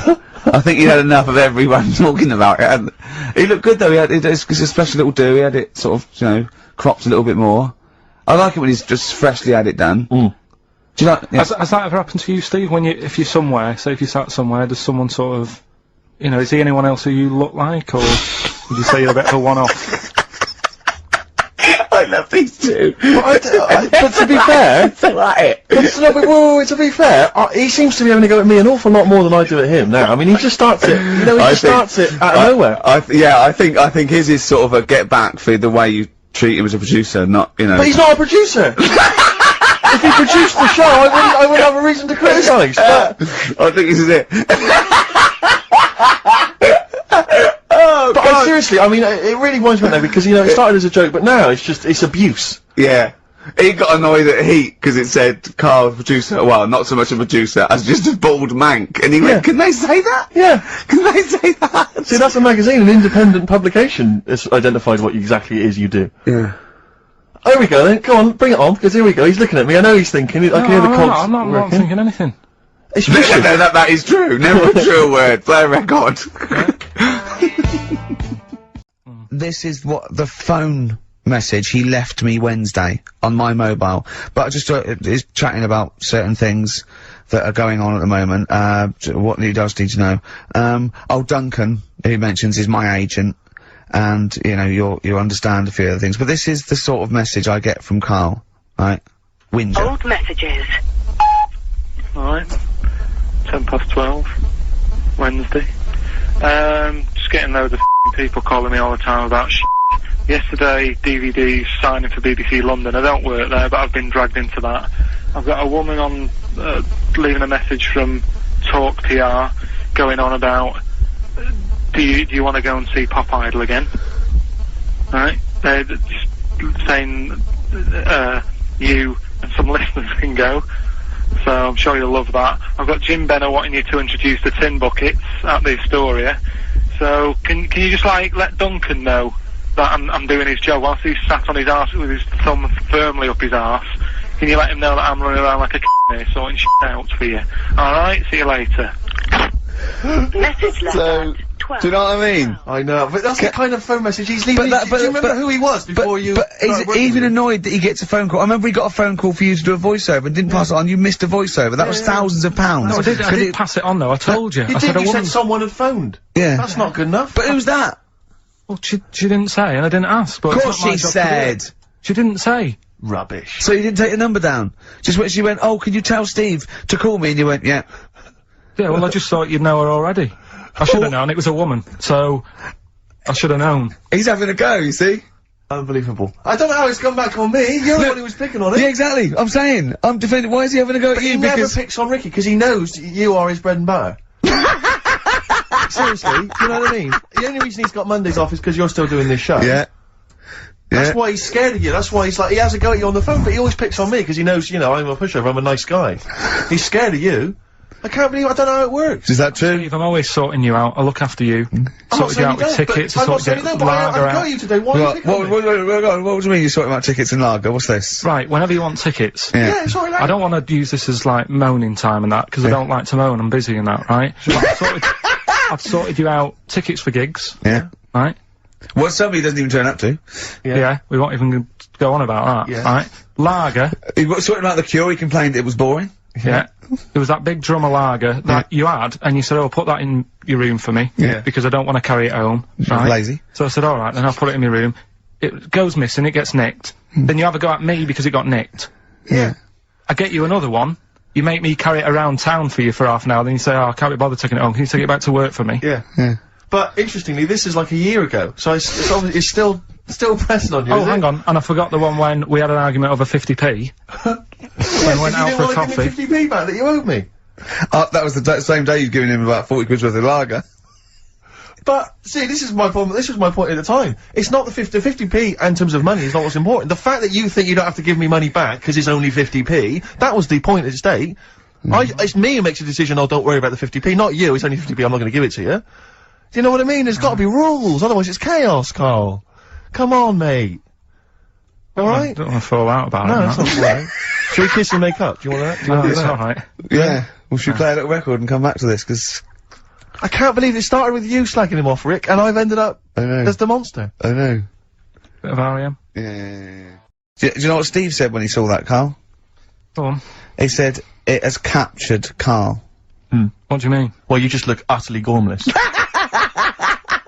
In the pictures. It's captured you brilliant. You know how like a good photographer can do that? They can capture the essence of someone. That's good stuff. It's best if you leave it. Well, we're not going to leave it. We're going to get you on the poster. Yeah. I mainly have to see myself on videotape this morning. Oh, I showed him, off. you know, the animal show I did, the show. Yes. I'm doing a video, and I did behind the scenes footage, and I've got you've seen it, haven't you? I feel a little bit of Karl on there, isn't there? Yeah, it's great. yeah. It's lovely. He can't believe it. He said, is it playing slow? 'Cause he's so slow, and I come into the office going, alright. That's how you On talk. my head as well. I look like I'm looking into a spoon. I'm not happy with it. I just think that if we're willing if Ricky's willing to use his celebrity profile for the sake of the show, Yeah. I'm willing to look like a, you know, let's say a fairly handsome, kind of cool customer. I think at least, the very least, Carl, is that you appear on there as well. You could dress up smart. Are you worried that you'll look the worst out of all three of us? Who am I standing next to? Am I next to Steve? I'm fairly confident. Yeah. I don't know why, it's so predictable. You pull the string because you know what it is. It's not... You pull the string. I'm Ricky Gervais. With me, Steve Merchant and Karl Pilkington. Still arguing, this time about having help from your mum and dad. What do you think, Karl?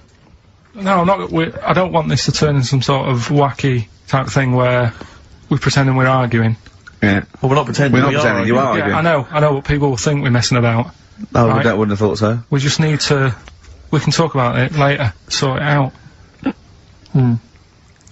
It's just that Karl's a little bit stressed. I'm not stressed, but And he doesn't really understand that, you know, me and Steve have got lots of different jobs in the week. He's just got one job. Yeah, But and we sort of rely on people getting messages to us, you know, as soon as they get them, you know, and not sort of deleting them from their phone selfishly. Just things like that, you know, people being on the ball. Not just thinking about themselves all the time, not just thinking about number one. what do you think, Karl? whatever. Do you know what I mean? Whatever. Don't get all maudlin again. Just having a little discussion. Yeah, this will annoy you. Guess what? Think of this, you little slaphead twat. Apparently, that's so in his arse, Right, apparently, women can get bald treatment on the National Health Service, but men can't. What do you think of that? Do you think that's fair? Is that a fact? It's a fact. We should point out that Karl is, would you say balding? Yeah. Would that be fair? Well, either that or a wide parting. Oh, you know, Rubbish. That's rubbish, Karl, those prizes. you- I'm ashamed to give them away. Karl, frankly. you know our mate Johnny? He's a Doctor Who fan. Yeah. Do you remember, he bought, the Doctor Who magazine, and, he went, to the toilet, and Steve got post-it notes and put geek on every page. And Johnny opened it on the tube, right, and it had geek and everything. And Johnny bought in the new Doctor Who magazine, I think this week's or this month's, right? And they've done the perfect Doctor Who fan, right, what the geek is, right, and it looks exactly like Steve. Alright, don't have a go, Rick. It does, and, I'm going to try and put it on the website. It's amazing. It's got your hair, glasses. It stands like you. It's sort of dressed like you, and it's only. It's hilarious. And he was. I mean, I'm insulting you now. It sounds like an insult, but if you'd see it, you'd laugh. Play. Well, Rockbusters, right? Yeah. Right, here we go. Just a little bit annoyed. Just, 3 clues. We've lost all the energy in this show, haven't we? Well, I can't get over that insult. I'm just a little... No, Three. he did though. It just came out, Sort no, of I can be honest with things, you, Rick, it 3 came out left clues. field, I wasn't expecting an insult. No, And, but I I think thought there it was a is. sense of camaraderie on this. No, I'll side. bring Just it in, email and in you'll see what I mean. Right, play a record, I'm ricky.gervais@xfm.co.uk. just annoyed, I can't What are we listen to doing? Rockbusters, I'm please. just reading out the clues. Should we put this? Let's put this one in for the Sony Award. Let's put this show in for the Sony Award. Play a song, Karl, because I need to discuss things with him. I've talked before about him Edit slagging it me down. off. Get this down to 3 minutes. It'd be a great show. Rockbusters in a minute. I'll tell you, you're going to go along later to the Live 8 gig, and you're probably going to see some bands that are going to make an effort to entertain you. But if you want entertainment, Rick, you know it. Go on. There's only one person to book. Go on. Me. If you you're perhaps having to do because I mean I'm obviously a top DJ on the radio, but where I really come into my own is DJing in any kind of club environment. Well, you told me you were DJing. I didn't go to it. DJing at a party, and you said the place was rocking. The place was roaring, and I loved it. Carl just said he was there, and they weren't. Well, that's nonsense, Carl. They because weren't, you know so- very well that when I put on a tune, they'd cheer. Yeah, but it was late on in the night. They would have done that whatever you put on. That's nonsense. No, they they were said they were happy and everything. I'm not saying they weren't having a good time. It was your party. It was all right, but they weren't going mental like you're sort of making up. They were definitely going mental. When I put on the Proclaimers, they could not believe their luck. They would have walked 1,000 miles. Was it good though? Were they really? What were they doing? They were dancing, were they? Dancing and that, but they weren't sort of cheering, going, more and all that at the end. What are you talking about?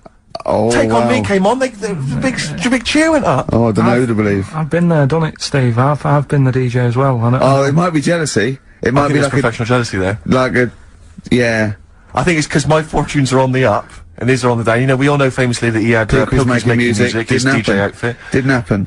I did enough. I just wanted to do enough to pay for the equipment, and I did. And that was that. But I don't like crowds, do I? It's one of them things, isn't it? Like I've said before, when you first see something, it's a bit of a shock. Do you know what I mean? It's like the Elephant Man or whatever. Yeah. First time you see him, it's that sort of, oh, look at that. Do you remember the first time you saw Steve? No, I'm not being funny. Do you remember the first? Yeah, but I've said this before. It's always then you get used to how people look, and you don't. No. I'm gonna burst. You have to play a record. No, but because I see Steve's. Anyway, I just all I wanted to say, really. here's tragic. What's tragic? What did you want me to say about that song? Just your opinion. Your own opinion was fine. it's sad. In fact, your own opinion is better than anything I could really hope for. Without doubt. Whenever I ask you a question, You constantly surprise us. yeah, it's wonderful. So only ever carry on telling the truth, carry on saying exactly what's on your mind, and I think this could become a great. You're like a man who was frozen in Victorian era and has been reawoken and he's kind of discovering the world. Some things make sense, other things don't. It's beautiful. It's As really opposed to one that was made in a castle in Victorian times, like Steve. Oh, that's just. Oh, I've joined in with Carl. I can't believe it. I'm sorry. On my side. Yeah, no, it was irresistible though, wasn't it? I'm really sorry. Should we play a record? Who's the winner? The winner, very lucky, Sandra Cassidy of Leon C. She gets all those great prizes. You know, we've actually had people emailing in saying, this is the worst Rockbusters ever, because it was too easy, it was boring. Oh. This is just, don't shoot the messenger. Oh, Other dear. people saying, it really has run its course. Some people genuinely agreeing with Ricky. Oh, Carl, this must hurt, mate. Stinging attacks on you. Some people just slagging you off generally, saying that Oh, you God. whinge all the time. Looks and like stuff Steve was right when he sort of like poo-poos your ideas. So When he wheezed on your bonfire. someone else, I swear to God, someone else emailed in and said, don't bother sending me the prizes, take them to a charity shop, or pawn them, give me the money, I'd rather have it. So I don't know what to say, Carl, I just wonder if it really has run its course now. Alright, well, we'll see what you come up with next week then. Let's see what you do, let's see what you come in with. Sure. Oh, yeah. About 5 to 1. I'm guessing you'll be popping in with another hip-hop track full of effing and jeffing. Well, again, no, maybe. I won't bring it into you, I'll do it myself at home, because obviously that makes it Oh, easier. Obviously dear. you can't cope. Oh, dear. Are you actually going to be here next week, or are you still going to be in Cornwall? No, you see there again, I'll be back in time. And in the week, when I go to, Cornwall, see the Monkey World, Yeah, you're That 2 days still past the work. Monkey World. that still works. Yeah. Still work, what? What, you're going to interview some of the monkeys? I Get some love stories? that. I love that. You were going, could a monkey live without bones? And so I'm going, Carl, shut the please, just look at the monkeys and eat your ice cream. And that's work, is it? Right. I mean, I know what Steve's like, he is tight, right? Well. He is. And you know that, don't you, Steve? I mean, I'm Financially, not- you mean? Well, no, I mean, just the way you are, you're very Sure. sort of, you're not careful. wasteful with your money. I'm careful. No, I'm not wasteful, absolutely right. No, but to the extreme. Not towards the extreme. Not towards the extreme. No. Look Come after on, the come on pennies, now. the pounds will take care of themselves. Alright? Simple to remember, good advice. Yeah, Alright. but the thing is, right, I know that I take the mickey out of you for, like, the way you look and stuff. Sure. Right. Well, I'm right back at you. But the thing is, you can't help that. Absolutely. But I'll tell you something that women don't like, Sure. and it's fellas who are tight with the money. Sure. I'm not frugal with money with ladies. I'm frugal with money with you. Well, I've got no reason to splash money out on you. I've never seen you splash money out. Well, you've never been out with me. Steve, have you ever splashed out on a lady?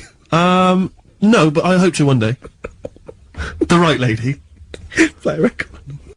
See? Strokes. Someday. No, that was a better choice, wouldn't it, to start off with?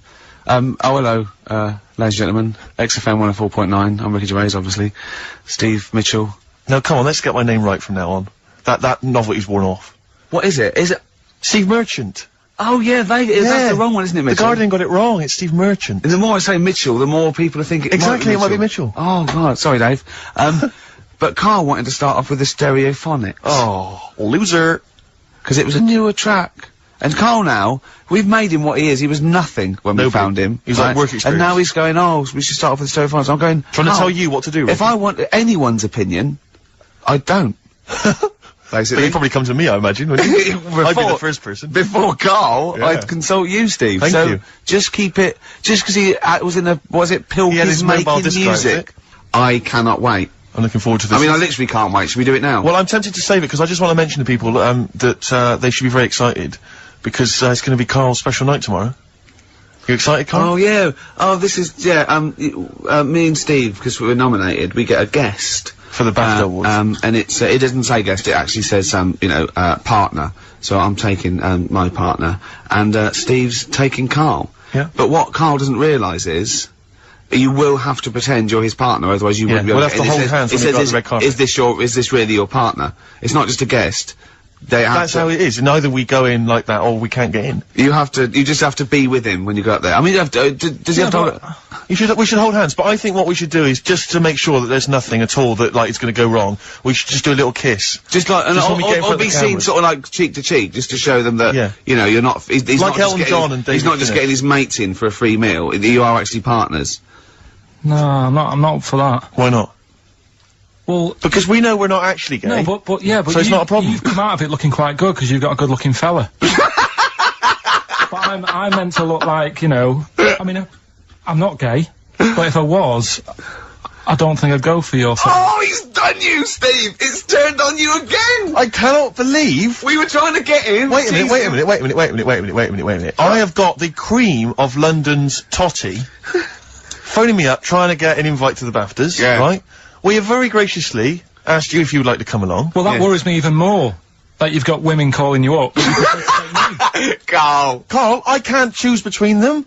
If I let one of them down, they're gonna destroy them. They'll be ruined, their lives will be ruined. It's better for me to take you, and not, you know, ruin the lives of any of those poor women. When he told them he was taking you, it was like a scene from Graceland. There was just like... There was weeping. They were crying, like... It was horrible. Hundreds of them. And really? he just went... And I got upset. He just had to say, look, just chill out, bitches, didn't you? I did. I just said, you know, you're all my hoes, but I can't choose between you. So I'm taking Karl. You know he could get you discount frocks. No, I had a letter from the people that there's an organisation. No, listen, Karl, there's an organisation that sponsors the BAFTA Awards in terms of clothes and fashion. They sent me a letter. They said your partner. They've not specified the sex. They've said your partner can come along and choose an outfit. Now I suspect, by the look of it, it is a woman's outfitters. I'm thinking we could get you a lovely trouser suit. Well, it may look feminine, right? But I think people will be fooled. It'd just be a little bit roomy in the hip and probably narrow on the shoulders. But you're a bit skinny. Why didn't you take it? Because it's a lot of an insult. And maybe just some pearls as well.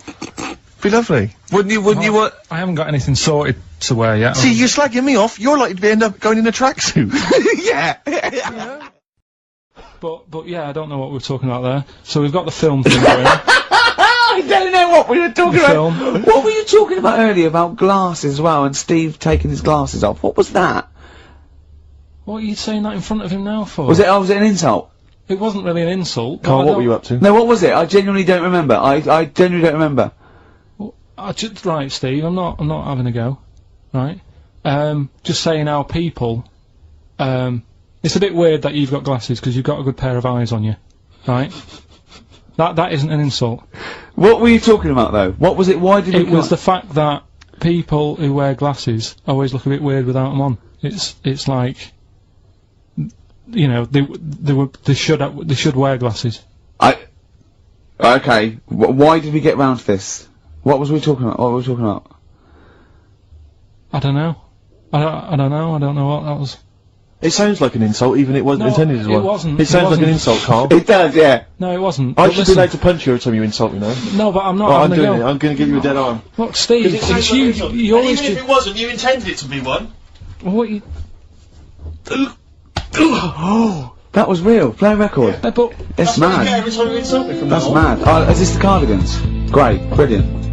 I didn't even say anything. It makes me feel better. It makes me feel better. I can enjoy the rest of the show. You went in. There was George Best, one of your footballing heroes, was there. A load of other big names. You sat there in a prime position. You came backstage with a load of other big names.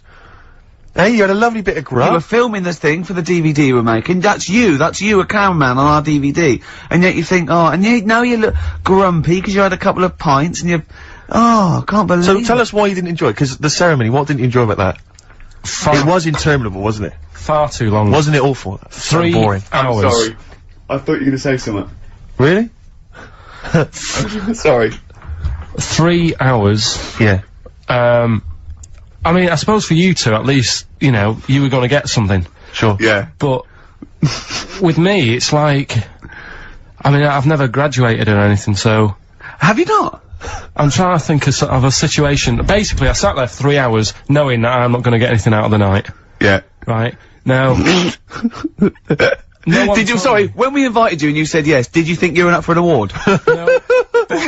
I thought we were going to be sat round tables, having a nice bit of food, Yeah. whilst people are going up there winning awards. Yeah. But 3 hours of the same thing over and over again. I mean, if a film's 3 hours in the cinema, Yeah. you go, well, it's long, but, you know, I wonder how it's going to end. Yeah. But this was just like the same thing over and over again. Some guy going up, thanks a lot, cheers for the bit of brass. And then going down, sitting down, the same thing over and over again. I wouldn't, honestly, right? I'd say it was one of the worst things I've ever had to do. No, I enjoyed the night afterwards when we did have a bit of lamb and a nice bit of veg and that. That was Yeah. alright, and I went home and I was happy, and I got the little freebie bag that you're talking about that we're giving away. Yeah. Which wasn't much good stuff in it. Oh, All right. Christ. No, What 'cause would you have done on that Saturday night? Suzanne What said would you have done or the Sunday night rather, what would you have done had you been at home? I would have stayed in with Suzanne, right? Watching telly, having a nice bit of pate on toast or something, cup of tea, watching 24. But instead, I had to buy an expensive suit so I didn't show you up, right? Jesus, what are we doing? Yeah. And what did you spend on your suit? Well, in total, right, because, you know, the shoes and the suit and the shirt and the tie, it was about 600 quid. That's the most expensive evening ever. And that's what I'm saying to you. And the daft thing is, it's dark in there. I don't know why you've got to wear a nice suit. You can't wear a tracksuit, for goodness sake. Dark in there. Oh, no, just the shirt and that. It doesn't make you a better person wearing a suit. No, doesn't make you a what I better mean? person, no. We're not claiming it made you a better person. No, but that annoyed me. Yeah. I mean, it was an experience, isn't it? That's why I went, because you think, if I didn't go, if I would have said to you when you invited me, no, Steve, I don't want to go, then I would have never known, right? Yeah. And that's my sort of thing in life, right? If Yeah. something comes up, you should take it, even if you're not going to like it. It's a bit of an experience. Right. Do you know what he said to me? I phoned him up because we had to meet up, and obviously he had to pose as my gay lover. Yeah. To get in, right? Yeah. He phoned, what? You said something to me like, I bought a suit, I'm looking good. He said, I'm looking good. People will think, how on earth did he end up with that good-looking guy? So he got into the role. That was what he said to me. He started getting into it. Such an insult. Play a record. Oh, Probably dear. not, so just go back to insults briefly. Go on, You know, Goofy. saying, Oh, no, see, that's... Goofy, that's no, not fair. no, because that's what he said, it's in my head. What do you mean he said? No, When did he no, say that? no, I mean... When did you call me Goofy? No, he didn't. He said about what's in Baldy? my head. Hey, no, when it's... come Wait, on. come off it. Don't What? Who's start calling on me us. Goofy? No. I'm not even Goofy. Goggle-eyed's fair enough. Yeah, but you can sort your Lanky. look out, I can't.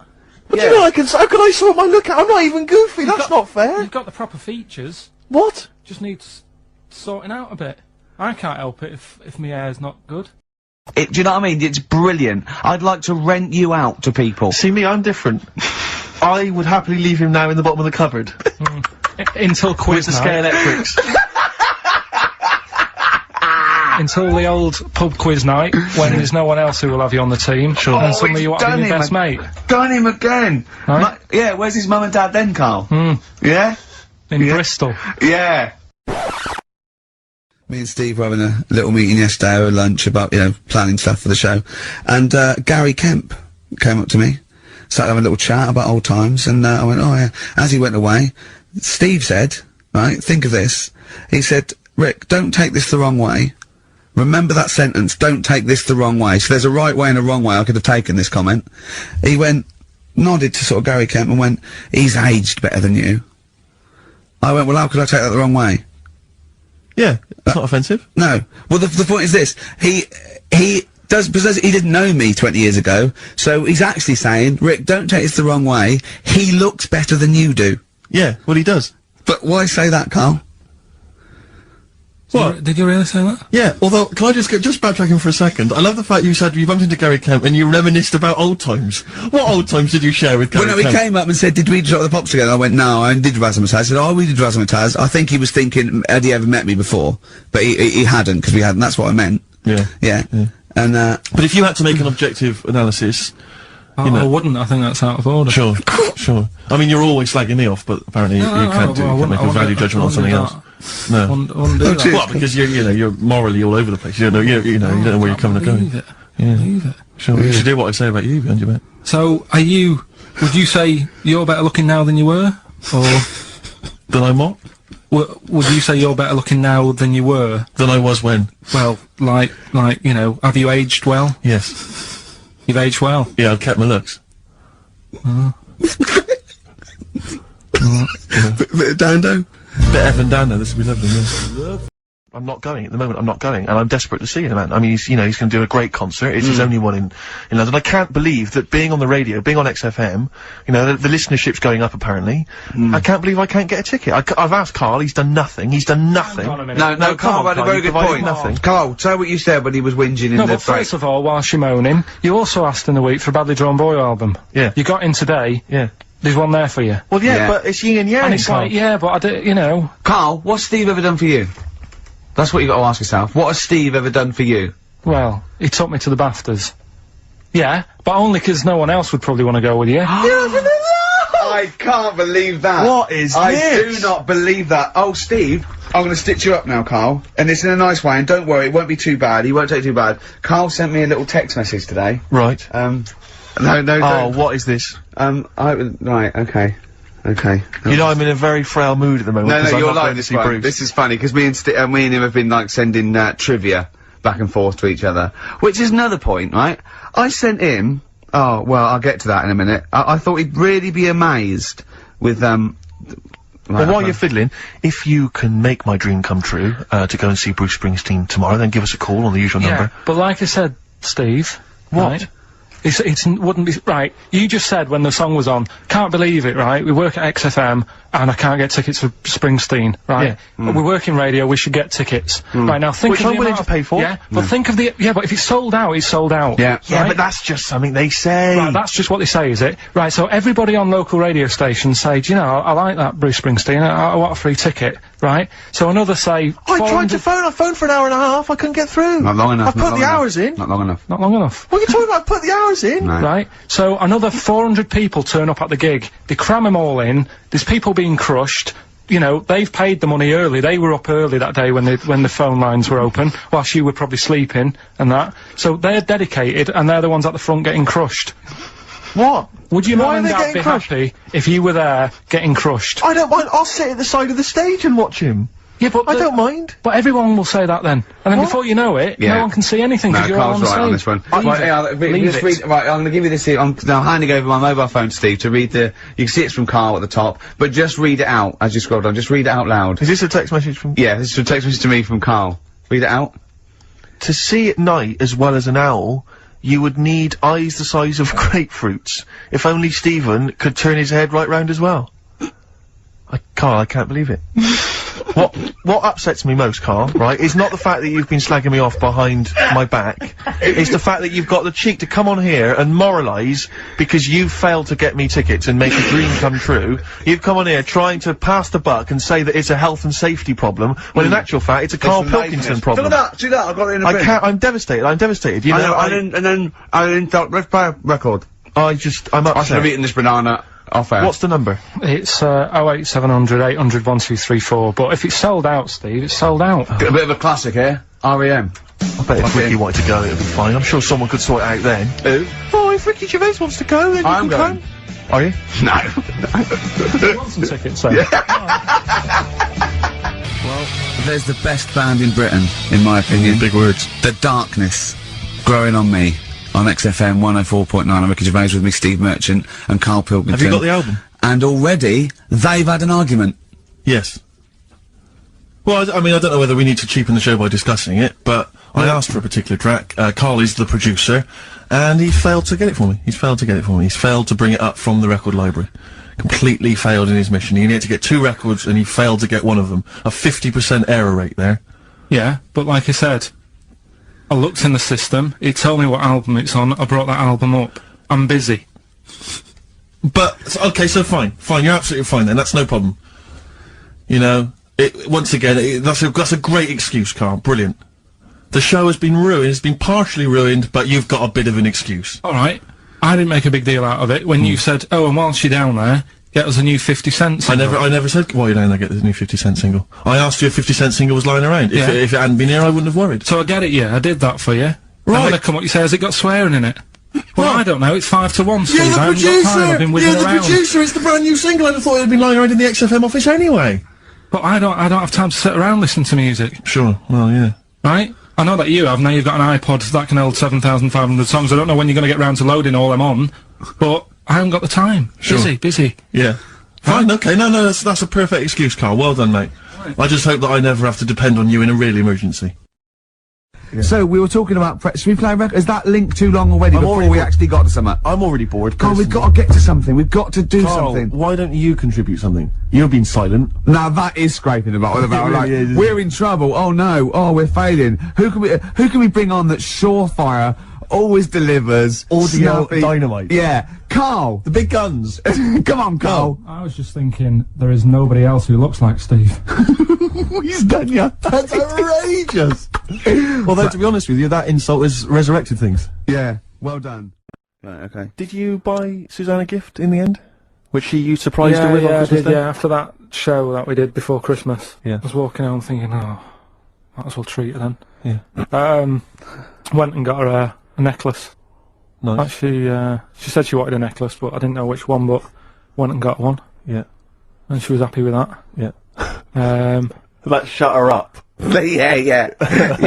But, yeah. And did she get you something? a gift back? She did get me something, yeah. See, we knew she Of course was. she would. Yeah, but the thing is, right, she got me a little Game Boy Advance to take on holiday, because she Brilliant. knows I get bored. Lovely. Right? So that was good, but I was like, hang on a minute. I know how much I spent, Oh, and I know how much these are, right? But I was clever, though. When I got to the airport, I bought to get me an extra, bought me an extra game for it. Yeah. Got the value. Of course. when you were growing up, did you wait to ask your mum for sweets right at the counter so the woman would embarrass her into getting you it? What, you mean just slip it in the basket? Well, no, just wait till there's some, a stranger watching before you ask for sweets. Sam, can I have a Kinder Egg? Did you say it in front of Suzanne when it got to, Suzanne, can you get me something else? Because remember I spent more on that necklace than you did on that Game Boy Advance. And the woman in Dixon's goes, oh, you better get him something else. She goes, oh, bloody hell, alright then. Nah. She did well, though. You know what I mean? She's done well to keep you, hasn't she? Done well. Because you're such a find. You're quite a catch. Yeah, she must wake up every morning and go, ooh, I am the luckiest girl in the world. Well, she told you that the other night. What? She said the other night how good it is living with me. Oh, yeah! I said to Suzanne, it must be great, because I only see him 2 hours a week, and I like to squeeze his little head. You can do that all day, every day. Does she ever squeeze your head? No. No? No. It's like that thing, though, isn't it? It's like when you work in a chocolate factory. You get sick of it, don't you? If it's there all the time. Yeah, she must think, well, I could squeeze that head any time I wanted. It's not worth it. I just, yeah. What about your Christmas? Is it better than Rockbusters? It's alright. I did it in a bit of a rush, because I was only in yesterday, wasn't I? Sure. Well, yeah, New if you Year, take 3 holidays a year, then So- there's not enough time for the work. Me and Steve like to, put our priority into, doing the work, coming up with a good product, Yeah. and getting a holiday when we can. I haven't Well, really. I love a holiday, Rick. You know. I love a holiday. But yeah. I don't do the holidays for me, it's for Suzanne, isn't it? She's the one who likes going away. With So you? I'll just go, yeah. So I'll go with her, do me bit. When you were playing Game Boy, right, and you'd looked in a hole, and you were reading your book, what is she doing? She'll make things seem more interesting to me. Do you know what I mean? So, like, when we're at the Owl, and the bus driver said, "You've got an hour here," I said, "Why have I got an hour here? I go to a funeral with someone who I loved in the ground and don't spend an hour around it. Why do I want to..." Do you know what I mean? Can I just ask Karl how he got on over Christmas? Because the last time I spoke to him, you hadn't bought a present for your girlfriend. I have to say, I was on tenterhooks all Christmas. Well, you changed it. After that show, I felt bad, even though I shouldn't have done, because... Because you hadn't bought your girlfriend a Christmas Yeah, but present. I said to you, I booked a table at a hotel in Covent Garden, had Christmas dinner there, which was nice, right? It's good food and everything. Didn't feel like enough to me. Well, then I went out and treated some stuff, and then... No. A couple of days before Christmas, he went, I took Suzanne to that hotel we're going to go to for Christmas dinner. We had tea and cakes. And I went, "Oh, you treated her?" He went, "No, she paid for it, but I was just showing her what it was going to be like." That was her extra treat. She paid for it. I love that. Brilliant. Yeah. Well, it was like 150 quid for a meal for two, which is pretty dear. So I'm not going to buy her cakes as well. I love that! Alright, love, have anything you want. You pay for your own pudding, I'm not mental. Yeah. So yeah. You treated her to some other Yeah, stuff. some bits and bobs. What? And So then she chose them and you paid for them. What, the presents? Yeah. No, Or you chose them and she paid for them, but, you know, it's the thought that counts. I got them on the way home that Saturday. Well done. And what did you buy? Shops. Well, just some bits. Might be personal, Steve. Well, I don't care. Just some bits. Yeah, Just but bits and pieces. leave out the personal bits. What bits? Just little things. And then yesterday, right? A monkey wrench and a new washer for the shower. Yeah. Some recordable CDs that you need for your job. Oh, dear. Now, when you gave those presents to her, did her face light up? Right. I don't want to tell you what they were, right? But she wasn't that impressed. You're going to tell us what they were now, tell us what they are. You even know what they are. She told you on Christmas Day. Hold on, wait a minute. But it doesn't matter what they are. It does matter what they are. It doesn't. It does, Karl. It's you, mate. Of course it doesn't matters. matter. Oh, God! Have you just remembered? Yeah! Right, but there's no need. I've got to tell him, Karl. I really want your permission, because I don't want to be I know it's not, but we know it's not that embarrassing. It's really quite sweet. Yeah, but in a way, right, the way I look at it is, right, Christmas, even when I was a little kid, right, is not... Please let me tell him, Karl. Well, let me just tell you first, though. Oh. Let me tell you why I didn't go all out on the old present front. Alright. Justify yourself. Right? First of all, I've covered it up since then anyway, right, with that present, because I bought some shoes yesterday, and she did say, "I'll give you the money for them," but when I get home I said, "It's alright." I said, "You can have them." Right? So not only did I buy her some food on Christmas Day, I got her shoes. She's probably had a And then you treat it like a horse.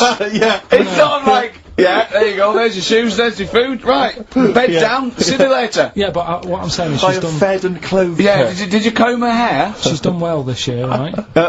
So, the thing She's is... done well this year. It's like you're a single parent living on a council estate with a smack problem, and you still managed to buy them some Lego. When I was a kid, right, it wasn't about what you got. I remember one year when I was about 8, right? Oh, this is going to make me cry, isn't it, this? No, it's not. I'm just saying the way it is, right? I woke up at about 4 in the morning, and I was like, "Oh, what I forgot?" And I couldn't sleep. I was that on edge. It's the excitement of Christmas, isn't it? It's like, "Oh, what's wrapped up? I need to know." Yeah. And it's the fact that people are saying, "No, you won't know until tomorrow." Yes. That annoys you and winds you up. Okay. So I got up at 4 in the morning, Yeah. opened my presents, and then went, "Right, I know now." Went back to bed, had a great sleep. Yes.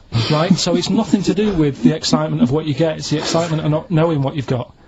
And then what happened when you got up to go down with the presents? But hang on. So what you're saying to me is that you could wrap up a brick because the thrill of Christmas is in hoping and being excited about what it is, not the actual gift itself. Yeah. Is that what you did? That's- Rick, did you get a brick? No, let me tell him now what he got. He got her a present, right, and she said, she came, I said, yeah, he got me. It was an industrial-sized packet of condoms. It was a joke gift. No, No, it wasn't a joke. gift. It wasn't even a joke. I went home that Saturday after here, past Boots, thought, might have something in here. They were on, like, some value. Right, you passed the Were they makeup. used? You passed the makeup. You passed all the other. Past the feminine makeup, stuff. past the lovely vanity cases. Yeah. The foot spas. Exactly, Yeah, the bathroom Oh, hold products. on. How much are these, love, for 100? Yeah. $4.99. Yeah. Do I get them reduced if I buy in bulk? So how many did you buy? What was it? I don't know, probably about 100. Right, okay. And is she allowed to use those with anyone? Did you wrap them? Can she just go out and have a wild Well, time you don't with need to wrap, they're already wrapped, aren't they? Oh. And then what did she say So, when she opened them? I No, just- wait, Carl, what did she say? Right, play a record and we'll come back to this. You're worse than my father. Carl, just take us through the moment where you gave this gift. Firstly, So you were you went into Boots, right? You thought, alright, 100 condoms. Brilliant. Okay. Did you wrap it I don't up? know if it was 100, probably 80. Right, okay. Yeah. Right? You don't So, want to go mad, do you? Wrap them up. I'm just resting easy knowing that he's not trying to breed. Right? No. Yeah. So, I got her them. I got her Grease on DVD, because she's Okay. always watching that. Yeah. Right? Yeah. So just think of when her mum said, what did Carl get you? Some condoms and grease. I was going to say, I'm glad he said on DVD. And, she was surprised anyway, right? Because Yeah, I bet she was. no, when she got she was thinking like jewellery. no, So right? that showed her. That surprised you, hasn't it? Alright? So hang on, wait a You minute. thought it was a holiday, didn't you? Yeah, look at your face. You don't know me at all. So hang on, so did you give these on Christmas Day? Right, what happened is she got in from work that Saturday, right? And I said, look under the tree. Knackered. Oh, Right. at least it's Christmas. Yeah. At least I'm going to get a little bit. Yeah, go on. I said, look, you got some stuff under the tree, right? So, Did you give her a sugar lump? Right, she was really chuffed with that. But she said she was a bit puzzled because I didn't know we had any wrapping paper, right? So I ended up using wallpaper. You didn't take it off the wall though. You had some. No, it was some left over, right? So she said, why have you used wallpaper? I said, well, I didn't have any paper and you were getting in a bit and I wanted you to have a surprise. So she said, can I have a feel of them? I said, no. Presents. She thought, right, I've got the right thing. Yeah. Right. And then Christmas Day, I said, no, don't get carried away. It's nothing really good. You know, we said we weren't going to buy each other much. So there you go, open them. Yeah, go on. And Can I just ask, had you received your present from her yet? yeah. So what had you received? What did they have? Had some shoes, Nice. right? Getaway game for PlayStation. Nice. which is I'm alright. just totting up Just the part value of of the value this. of those, Go on, yeah. And just also think about how much fun and pleasure you get from them. Yeah. Although, of course, condoms, I can see the Well, see the appeal. Well, right. Okay. Yeah. So yeah, I think but I can. also add to that bit 150 quid for a meal. If you're going to start Minus. totting up, 150 quid for a meal. I bought some shoes, 72 quid. Yeah, that was after the event, though. Doesn't matter. All right, so you've received these, dare I say it, thoughtful and nice gifts. You handed over the box of condoms. They were wrapped up. She Well, unwrapped them. yeah. Go on, take us through it. Walk us through it. Well, it's not something you play with on Christmas morning. Oh God. Oh. But Right. But when she opened What them, did she what did her say? What did face she say? well, I wrapped them twice as well, so she thought it was something really good. Extra Like, protection. do? Right. And So she thought it was something really good. and then So the disappointment would be doubled. Yeah, go on, yeah. then she just opened it and went, oh yeah, so what's on the telly? And that Cool, was that. ungrateful. That was What an ungrateful woman that is. that. Well, she got stuff. Fancy not wanting I told her. a box of economy condoms from Boots. I said to her about the thing about, you know, it's all about the surprise and that, innit? Yeah. You explained that to her. Yeah, What, after she'd unwrapped it? yeah. And Thoughtful. she was alright about it. Yeah. She understood. Rick, you know I suggested to him that he buy his girlfriend a gift. I'm worried I've done more damage to the relationship by suggesting that than if he had just forgotten. Next time you've got to go shopping for her yourself, Steve. I think I might do. You've better go shopping for her yourself. I'm glad it's all over though. It's mental. Yeah, It annoys me. The whole thing annoys me, and she knows that as well. yeah. She should know. What, she still insists on having Christmas once a year? Well, Well, I'm you know. no, but well, anyway, what did you get? I can't think what you bring to the relationship, Carl. I don't know what it is she's getting from you in this relationship. It's like she's I doing think all we the know. work. Well, yeah. 80 times. Oh God, Carl! I love it. You're brilliant. I know what she's getting. He's the. What? No, he's not thoughtful. No, but he's thoughtful. It's the best he can do with the brain he's got. Do you know what I mean? Right. He's doing his best.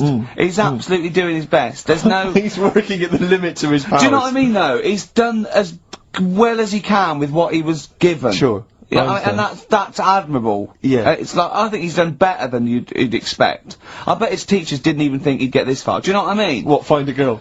No, well, yeah, a job, a girl. Yeah. Do you know what I mean? Clothe himself. He's done really well. What do you think, Karl? You think you've done well? I think I've done alright compared to some of my mates. What are they doing now? Probably not that much. Do you know what I mean? Mrs. Matthews said I wouldn't be an high flyer. I think I'm doing alright. Yeah. Do you know what I mean? I have a holiday every year. Got somewhere to live and that. Yeah. Got a new flat, haven't you? Yeah, so where are they then, the condoms? Did she show them to her family and friends? No. Take them into work? Look what I'm Karl's got. surprised she told Ricky, actually. I was a bit disappointed in that. Yeah. Because I didn't go shouting Well, around. she was so I got. excited, Karl, clearly. She's just so pleased and proud. Alright, play a record, we'll come back to it. No, that's it now. Like when you go down Christmas and you're excited about a present and it's like some condoms. You know what I mean? Well, I love that. Yeah, that moment. Yeah. Right. I don't know how he's going to top that next year. I don't know how he's going to top that. All I can think of is some corn plasters. Right. It's alright, love, the batteries are included. Got you a pumice stone. Right. Oh. Right. So what did you do for New Year, incidentally? Well, I cocked it up a bit. Right? You're joking. Go on, You're here we joking. go. You're joking, mate. Go on. I went and booked a You table. got the wrong day. No, right? Booked a table at a restaurant that was shut. Right? What? I booked a table at a restaurant, and the one that I called, it wasn't the one. The call had been diverted. So Suzanne said, call them up and see what they're serving, right? Because I forgot to do that when I booked the table, right? That's great, anyway. Because the thing is, right, it's a restaurant in Covent Garden, but they've got one in Victoria. But when they answered and they said, no, Victoria, I thought that was the person who was answering the phone. Do you know how some people say the name? Right. Right? So then when I called them up and said, what You thought he sounded a bit funny. Right? So, I'm confused, Karl, but probably not more. Well, no, it was no a more than you would have been on okay, the it was a day. branch of a. Alright, he doesn't anyway, want to give the restaurant away, so he phoned it up. There's one in Covent Garden. They answered the So phone. it's not, the restaurant's not called No. No, they said no, Victoria. Why can't we name the restaurant? I don't know why. Are we It's not scared- libelous. Are we scared that, like, are you scared people are going to sort of see you in there because it's your regular haunt? no, it's just that, you know, you got to pay for stuff, haven't you? Right. I mean, it's... Okay, anyway, so you've I got... would have mentioned it before New Year, but it's not... So in did our you go all favour the now, way is to it? the restaurant to find out that it was closed? No. What happened is I called Was that them the name up. of the restaurant again? Right, the restaurant's called Christopher's. They've got one in Covent Garden, they've got one in Victoria. He Right. phoned up, he wanted to book, it's a lovely restaurant, I've been there often, I recommend it to him. He phones up, says, can I have a table for he said, no problem, sir. Right? And then, so I said, oh, you better call up, see if they've got any haddock on the, menu. And he went, hello, and they went, hello, Christopher's. Victoria went, Victoria? They went, yeah, he went, oh no. That's it, innit? So then I just said, no, forget it. I'm not going all the way over there. So I cancelled it, right? So then I called up Suzanne and said, look, I've made an error. The place we were going to is shut. Was she So- surprised again, or? So we're not going. So she said, oh, try some other places. And I did. They were all booked up, Yeah. right? I was fed up anyway. I hate New Year. It's always like this, isn't it? So, I said, look. You know the common factor in all these stories? You hate Christmas, you hate birthdays, It's you hate you. New Year. It is you. Right? Yeah. So I said, I'll sort something out. Yeah. So I went to Tesco. Leave it with me. Went to Tesco's, boots went were to shut. Tesco. Got a lovely plate of condoms. Did you just stay in and play with her birthday, her Christmas gifts? blowing them up? They're Yeah. all balloon- Staying. I've done some balloons. Well, it was. We did stay in, and I watched that thing that 100 greatest moments, which was annoying me. Did you see? There was a nudist on it. You know how I feel about them, Yeah. right? Did you see him? Man with two knobs. There was a man with two knobs on it, and a nudist who just like wanders about the house. But it said when he visits people, I was thinking, who lets him visit? I go, Exactly, yeah, But he must go there with trousers on and go, hello, lovely to see you. Can I just pop all these off? Well, not really, no. And I tell you what annoyed me the most. They had a white sofa. If you were a nudist, you'd get a darker one. Right? So anyway, right. So we ended up watching that. That annoyed me. And then I was tired by about 11, and I said, "Oh, let's go to bed." And she said, "You can't." And that annoys me. The fact that because it's New Year, you got to stay up, and it's like, well, why can't we just? You should bring it forward, so in case you want To quarter to 10. Quarter to 10. Well, you stay up, and it's like my eyes were dead heavy, and I was like, oh, I want to go to sleep. So just stay up, and then it's midnight, and you go Happy New Year, then you go to bed. Yeah. Well, not everyone, Carl. Some people have a little party. So it's over with anyway. yeah. So, are you 86 years old? Oh, do you know the quotes that Ricky gave me last week and I turned them down? Yeah. I got home, girlfriend had a go at me. They don't know you turned him down. What you know is that he said he didn't want to take the book at the end of the show, he said, I'm not taking it, it's too difficult. I'm gonna go and get a nice one, and go on, carry on. So I went home, and Suzanne said, where's the book? She was really looking forward to having a look at it. I said, I gave it him back, I wasn't up for that. And yet, last week I was ill and stuff, I wasn't in the mood for learning. Yeah. So I'm not having it. She goes, this is where you went wrong at school. Oh. She said, this is exactly where you went wrong. She said, you know, you liked infants, you liked, you know, your colouring in and your painting stuff. She said, but as soon as it gets to the heavy stuff, you just, you know, you're like a horse with its blinkers on. Yeah. So you just shut yourself away. So I said, no, I could have done if I wanted to. So anyway, we went and bought a quotations book, so I have got some quotes. Yeah, what's the quotation book you bought? So I was asking him to, read Keats and Wilde, Wordsworth, Shakespeare. What did you buy? It's quotes with, like, Eric and Ernie and that in it. That's what I've done. Go on, I've used an everyday thing. Yeah. And put it with today's problems, right? Go on. So, like, my girlfriend, yeah? She might like to go shopping for clothes. I hate it. Right. But because I love her, I put up with it. Ah, that's nice. Yeah? Yeah. So, you love that little kitten. You can't stand the smell of the stuff you gotta feed it. But because you love it, you go, well, you know, I'll put up with this just for a few minutes, and then I can, like, squeeze its head later and give it a little... So, holiday, where'd you go on holiday? Sardinia. Good? Yeah, it's alright, yeah. Nice food and that, it's important, isn't it? Yeah. And nice beaches and what have you. Excellent. Always like a nice long beach to walk down. Yeah. But, so we're having a nice walk, right? You know, nudists do me head in. Sure. Right. Not a problem though, is it? It's not like being scared of spiders where they might jump out under the kitchen sink at you. You know what I mean? It's not a big problem having your head done in by nudists. Yeah, but it just annoys me. It sort of ruins the day a little bit. Because it makes me feel uncomfortable. Right. Take your clothes off if you feel uncomfortable. It's much more relaxing. Yeah, but... Well, anyway, right, so I'm walking along the beach, right? Lovely long beach, and what have you, you know, watching the sea, picking up shells and that. And what are you wearing? What's your natural beach club? When he says picking up shells, I imagine he's on all fours going, yeah. Like that, you know what I mean, looking at things. Just like washing his nuts in the sea to get them tasty. Yeah, going into the sea and then kind of shaking himself and all the water flies off. Yeah. I've just got, you know, flip-flops on, pair of shorts, and like a little light shirt. Sure. So anyway, walking along, and Suzanne goes, oh look, right, and there's this woman, German I think, coming out of the... How can you tell she was German? Underarm hair? I'll get to it. Forget the underarm hair. She came out, it looked like she was smuggling seaweed. I'm gonna burst! I'm going to burst!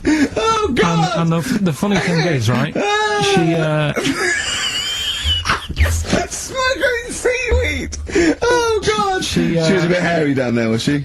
Mental. I felt bad because I hadn't had a shave for 2 days, right? Looked at her, it was ridiculous. She might as well have kept her trunks on.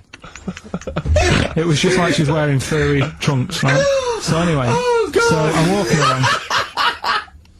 Yeah, go on then. So Suzanne's like, oh look, and I'm like, oh, not again, you know, because every time we go away, there always seems to be one of these. Is she by herself, this woman? Well, the weird thing was, she was with her husband, right, but he had shorts on, he was happy, right, but every time, like, because I walked past her, and he sort of ran off, because he's embarrassed. You know what I mean? There's nothing normal about it. What can he do? He can't go, alright mate, because he knows it's odd, right? How old was he? Sorry, how old was she? It's hard to tell when someone hasn't got clothes on. You know what I mean?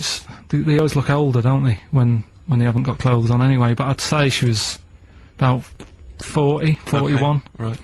So, so I walked past, and the annoying thing is, she got there on a bike, right? No clothes on, little pair of boots next to the bike. So if you can wear boots, just pop some shorts on. You know what I mean? That takes more effort for me, putting boots on. So put the shorts on, right? So anyway, so the husband kept running off. I walked past, and I'm getting annoyed because I'm saying, well, we've got to walk past them again on the way back. I like the fact that they're scuttling away when Karl walks past. Like when you lift up a bit of sort of iron sheeting in the woods and loads of mice run away. Yeah. It's like whenever Karl goes, that nudists run away. Yeah. Oh, right, okay.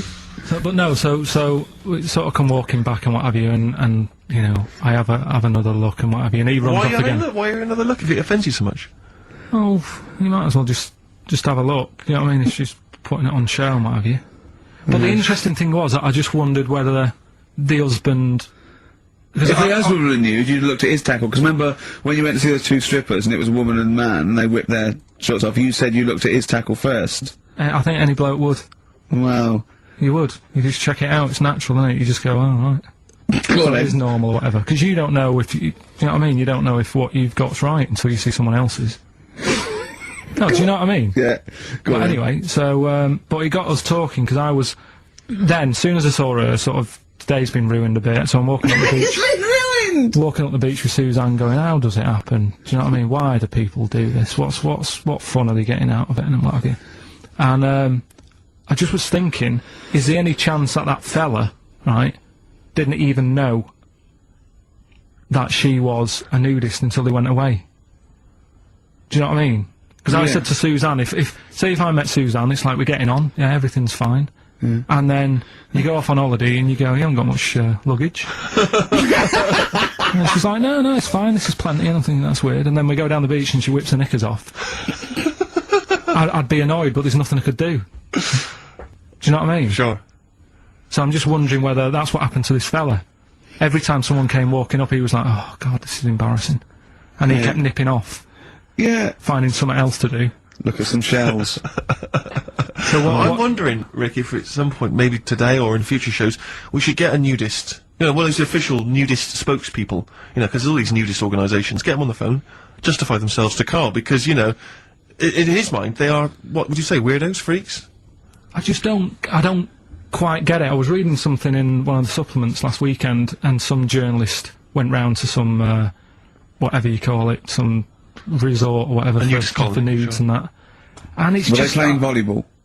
Well, the annoying thing was, bowls. Why is that annoying? Well, don't play a sport where you got to bend over. Well, I've got another food-related item here.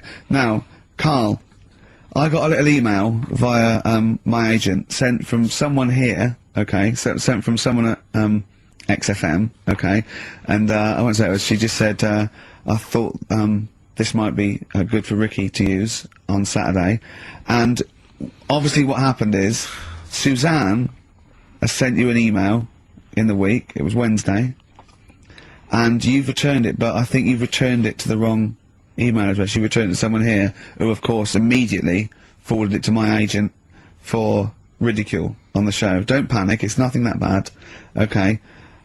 It's an email from Suzanne talking about your tea that night. Was Suzanne out on Wednesday night? Was the an England game or something? Yeah. So you were alone. You were home alone where you Wednesday night. Yeah. Did you enjoy your meal? Was it a quiche? Go on. Right. From Suzanne to Karl. Take the quiche and put it on the baking tray. Cook for 30 minutes on 190. Take lettuce and put on plate. Take 3 tomatoes, wash and chop into quarters. Place on lettuce. Take an avocado, chop in half. Remove the stone. Peel skin and slice. Place on salad. Put salt and pepper on, and a dribble of olive and balsamic vinegar dressing. Right? In brackets, small bottle behind the cafetiere. Right, in case he's reaching for bleach. Yeah. That's it. Just put everything else away. Right? Then sprinkle a smidge of parmesan on top. Remove quiche from oven, cut into quarters, and put on plate. Eat. Oh, wow. Does she have to do that every single time? She's like... No, it's just that I'm not that good at cooking, right? And to be honest, that was a lot of hard work. I didn't bother warming it up. And I did without the avocado. Why? Too much messing about. He didn't even do that with instructions. It was too much. But Oh. yeah, I'm not that good at cooking. And Did that. you genuinely? That's not cooking though, is it, Carl? That's heating up a slicing. quiche. That's cooking it is making the quiche. Yeah, but I'm just. Could you have figured that out if she had left that note for you? Why did she have to tell you what the olive oil and balsamic vinegar was? Because I've put sort of cooking oil on my food once, and I said, right, it's a bit. It's ever since, right, years ago. I'm gonna die! Years ago. Oh God, you're not leaving Mr. Magoo at home! It was ever since I put sausages in the toaster that What do you mean? I nearly set the flat on fire. Because, do you know, like, when you're grilling food in a pan and all that? Yeah. Sort of sausages spit and it goes everywhere, doesn't it? And it makes everywhere greasy. In the toaster! So I thought, well, just want to warm them up. Yeah. Put them in the toaster. Yeah. What And happened? she sort of caught. They Well, got she, stuck and they sort of caught on fire, I imagine. she came in just as I was sort of plunging it, and what have you came in from work. She said, "What are you doing? I said, "No, I'm sausages." Well, the oven isn't on. I know they're in here. What? You turn it off? They're panicking and that. But I've never been into it. I've never been into cooking and that. At school and stuff, I didn't bother doing it. God! Oh, every time Suzanne comes home, she must think, please be the house still there. Yeah. Please not let me hear a fire engine as I come round this corner. Oh God, she comes and goes, oh God, thank God. I bet she's always happy to see you when she gets home and you haven't burned the place down or introduced some howler monkeys or something. Unbelievable. What I find extraordinary is there are people who are in sort of care in the community who don't need instructions No. on how to prepare food. Oh, they do, they can do it, yeah, you show them once. Yeah, they and they've learned don't. it. Whatever you do, don't put sausages in the toaster, Johnny. Do you know what I mean? Yeah, and they've don't- learnt it. They don't put sausages in the toaster. What is it? They put their fingers in. Yeah. Are we doing Rockbusters answer? Okay, we've had a couple of emails, Rick. Someone, actually Ian, he's emailed in, he said that, because of the blinking postman, it's his wife's birthday today. She's had no cards or presents, because, presumably because she's got no friends, but also because of the postal strike. But you won't be able to use that excuse for Suzanne's birthday again, because she knows that the postal strike won't be on around that time. Alright, Carl. So- But anyway, so would you just say happy birthday to Have Tracy? those condoms run out yet that you got for Christmas? Carl. I've still got them. Have you? Just say happy birthday to Tracy. It'll make, Happy it'll birthday, make her Tracy. happy. And hello to Aidan, who's phoned in to let us know he's actually listening in Northern Ireland. Oh, God so bless him.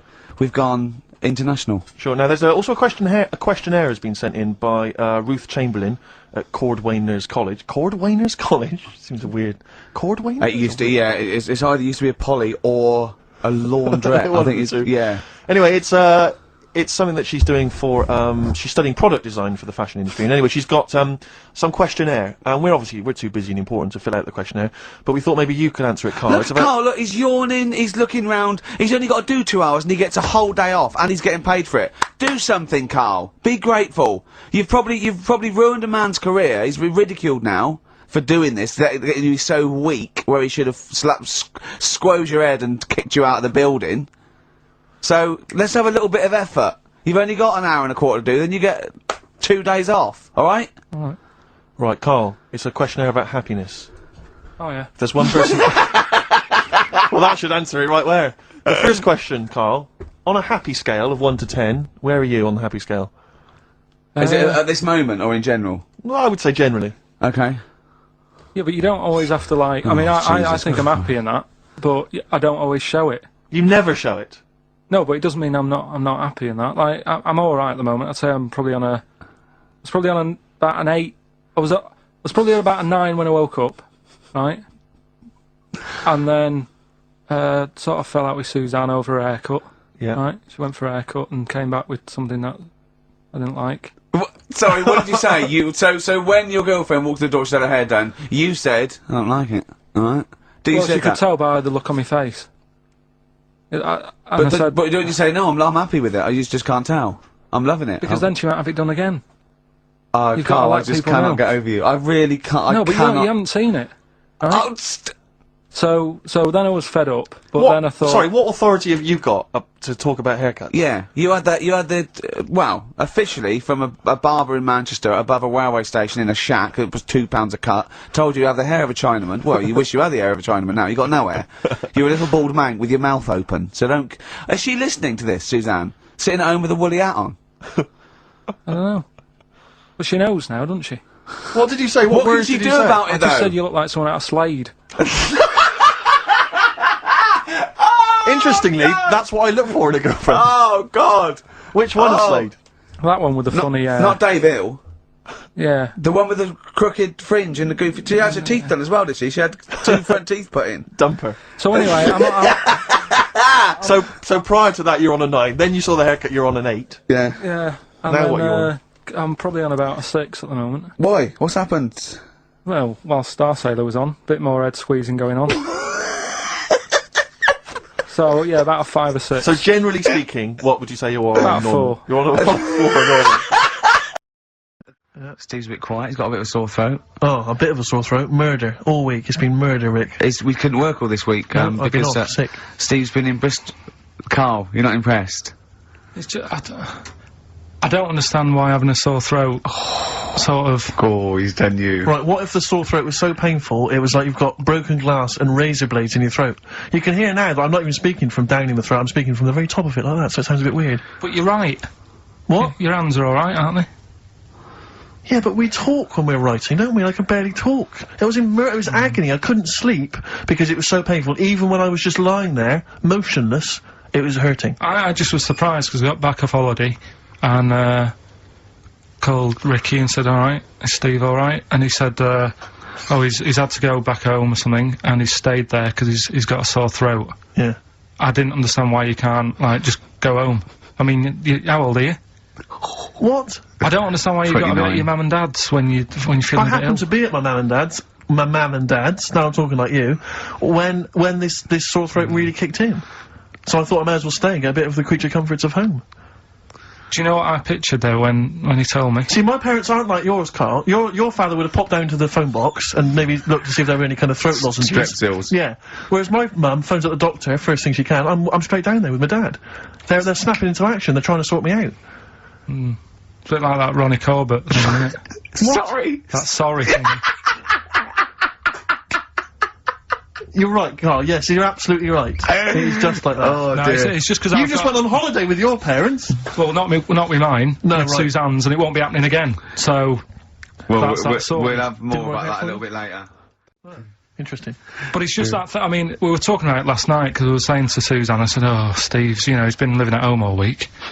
She said, "Oh, is he I like really?" the way he talks about you behind your back as well. Thanks. And, go on. and she said, Yeah, so what's up with him? malingering geek. And I said. said, oh, he's got a sore throat or something. She went sore throat. Oh. So, she said, well, you don't know how serious it is. Don't be off hand with him tomorrow, because, if he's coming in and he's still not right. Because she always sticks up for you. Yeah. Right? And she Because said, you've and anyway, got some sense. she said, and anyway, you're no good when people are ill. I said, hang on, what are you talking about? So, apparently, when we first sort of started going out, the first time she was ill, she kind of thought she saw the real me. Because she was ill in bed and that, and I was saying, oh, get up. And, Of course you can drink alcohol with these. and I just was like, you make yourself feel worse if you lie in bed. I said, come on, we need to go shopping. And she said, you go shopping. I said, no, I'm not, because I'm rubbish at shopping for food. Do you know what I mean? I'm alright at getting that night's food, but once it starts, like, you've got a plan. Sure, yeah, you're dropping the bananas. You don't know I what you're forget all sorts of stuff. So she said, I've They're got all a over the floor. well, she was like feeling hot on that. She said, I've got a temperature. I said, well, come to the supermarket and not hang about in the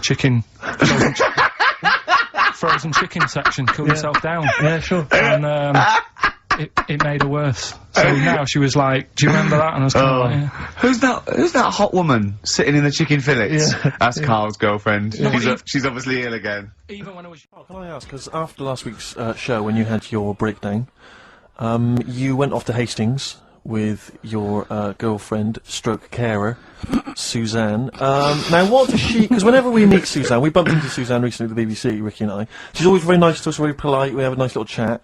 But I'm always wondering, what is it that she thinks of us, really? Because I'm assuming you immediately go home and whinge. No, but they tortured me. You saw they tortured me on air. Now, what does she make of us? Did she listen to the show last week? Yeah, she did, yeah. She knew I was annoyed. Right. So she sort of gave me a look like... You know what I mean? Like that, when because we went to Hastings. That wasn't because you had, like, Marmite or something over your face. No, it was like... So we didn't talk for a bit, I just was like, getting over it. Sure. Thinking, I'm sick of this. Yeah. Right? You know, is the new kitchen really worth it and all that? I phoned him up and left a message after the show. I said, "You seemed a bit quiet when you left. I just want to make sure it wasn't anything I said." But no one. You still doing your Samaritans work? yeah.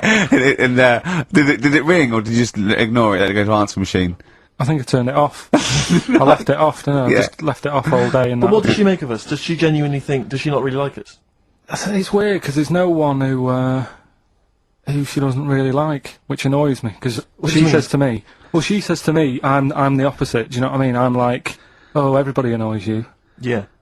and it's like, well, but that's my choice, right? Sure. And that's why I don't bother getting mates and that. 'Cause Sure. it's just hassle. Yeah. Right. Yeah. But the problem is, sometimes me being like that affects stuff that she wants to do. So, you know, if a mate... Like see her family and friends. Well, let's not say her family or friends, but say if one of her mates had a baby, Right. right? Right. I mean, you know...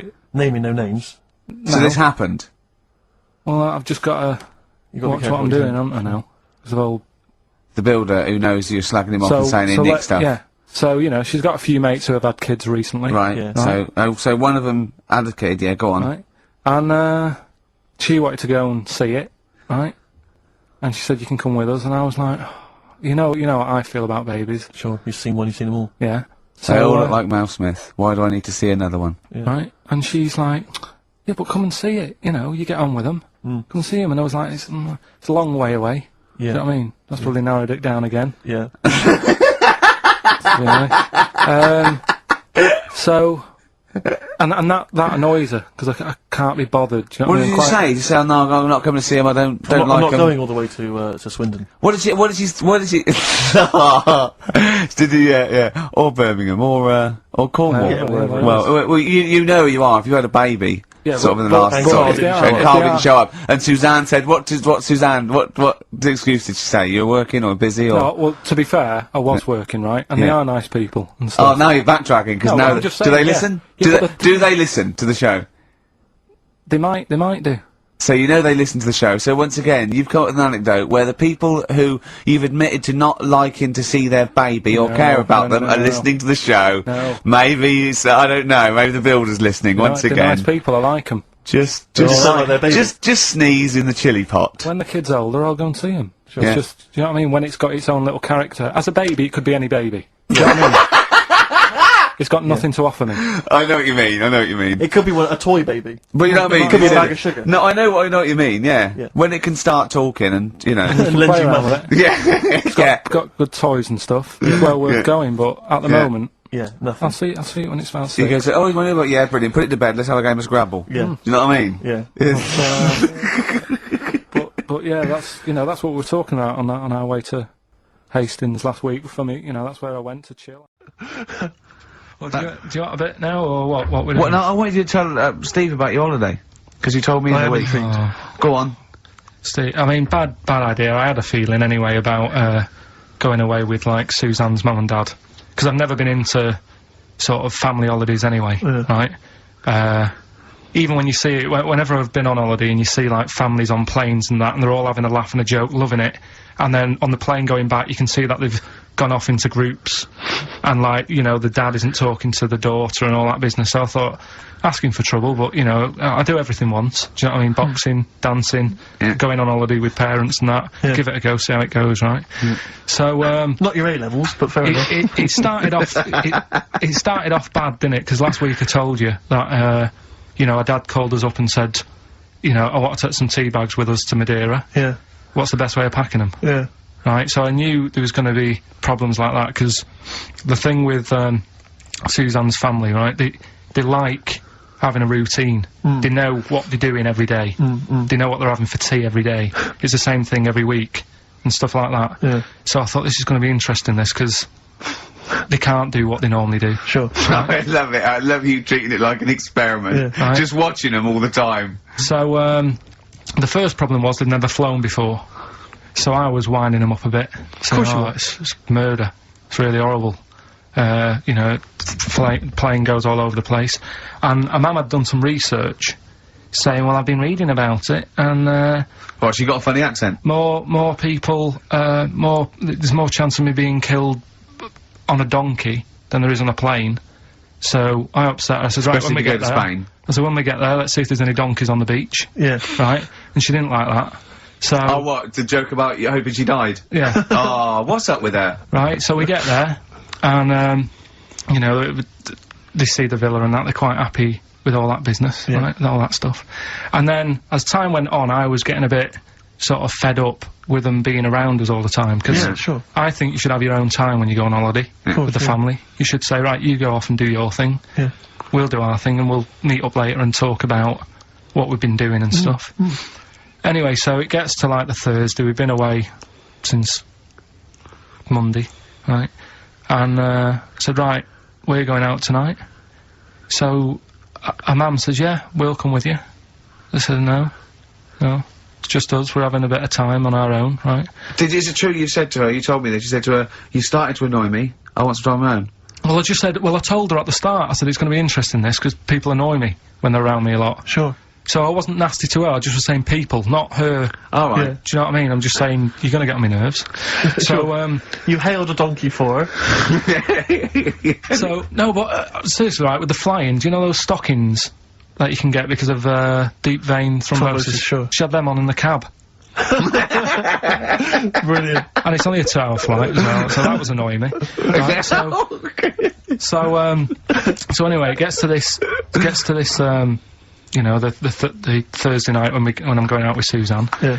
And, her mum's, like, sat on the sun lounger outside, so where are we going tonight? I said, no, like I said, it's just us, we're going out having a bit of time to ourselves. So, I could see as the day was getting on, she was realising that she's got a night in with, like, her husband, right? Her face started to, like, look miserable. Sure. I thought, I'm loving this. So I said, right, I'm going in to go and have a shower, go and, get ready for tonight, it's gonna be great. And winding them up, just wind them up because they can't come, because he said they can't. Right, so I go upstairs, have a shower and that. I come down, and, a mum's smiling. Oh, hang on. So I'm thinking, hang on a minute, what's gone on here? So I went to Suzanne, I said, why is your mum smiling? She's not coming. She said, no, but, my dad said he'll take her out now. So in a way, she was happy, because she got her own way, which annoyed me. That annoyed you, sure, because you wanted It's to... like, What, you don't even want her husband taking her out? Well, it's just the fact she didn't want to go out. She was happy to stay in and have sausage, egg and chips that they'd found from some shop that sold English food. Right. So that's almost like what they do if they're at home. Sausage, egg and chips. So she was happy with that if we were staying in and having that, but because we were going out, she was fed up. Right? So she's smiling, so she's going, yeah, I'm going out now. So I said, well, enjoy yourself. She said, where are you going? I said, well, it doesn't matter, does it? You don't need to know. Sure, You're not going to where we're going. Oh, you just don't want us to be in the same restaurant. I said, yeah, that's right. I said, I want a night out on my own with Suzanne. It's our holiday as well. I don't know, I can talk to you about this. This is not even his own parents. This is someone else's parents. These are the parents of the woman he loves. But even Suzanne sort of agreed with me. There's only so much time you can spend with your parents. That's why you leave. That's why when you're ill, you don't go home to them. Yeah? Sure. Yeah. Of course, the slight difference between me and you, Karl, is that not everyone in the world annoys me. Well, not everyone does, just... I can see what, I felt a bit guilty that week when he said I was annoying him, but I realise it's not my fault now. No, everyone annoys him. Yeah. So, yeah, it was an alright holiday. It was good to get back. Brilliant. I won't be doing it again. So. No. And what now would you say is your relationship with Suzanne's parents? Is it a frosty one?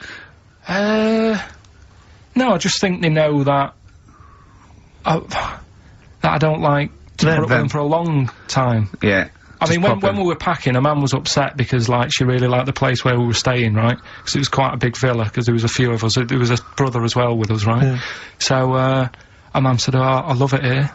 She said, I'm definitely going to book this place again. I said, it's a bit big for two of you, isn't it? Just being sarky, like, we're definitely... I said, because, you know, I won't be coming again. You're like, I don't know what you're like, Karl. You're a monster. You're an absolute You're one of the monster. people that goes, I says, I speak as a find, I says, and jibbered wap the wibble. Yeah. And never the wear will slap. You're like a middle-aged man. You're like an old man. You're like an old man, and you're what, 30? I'm just imagining you scraping along in clogs and a flat cap going, oh, that tree's got to come down. Yeah. Yeah. Puncturing a kid's ball if he kicks it into your garden by mistake. Yeah. Refusing to give it back.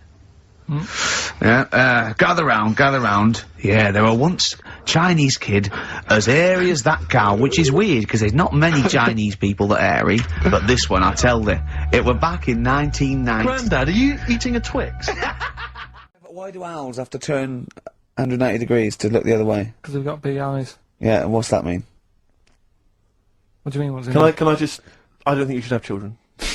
Well, Suzanne's always saying, you know, she'd like to hear tiny feet running around the flat. Stuff. I just said, let's get a little midget cleaner.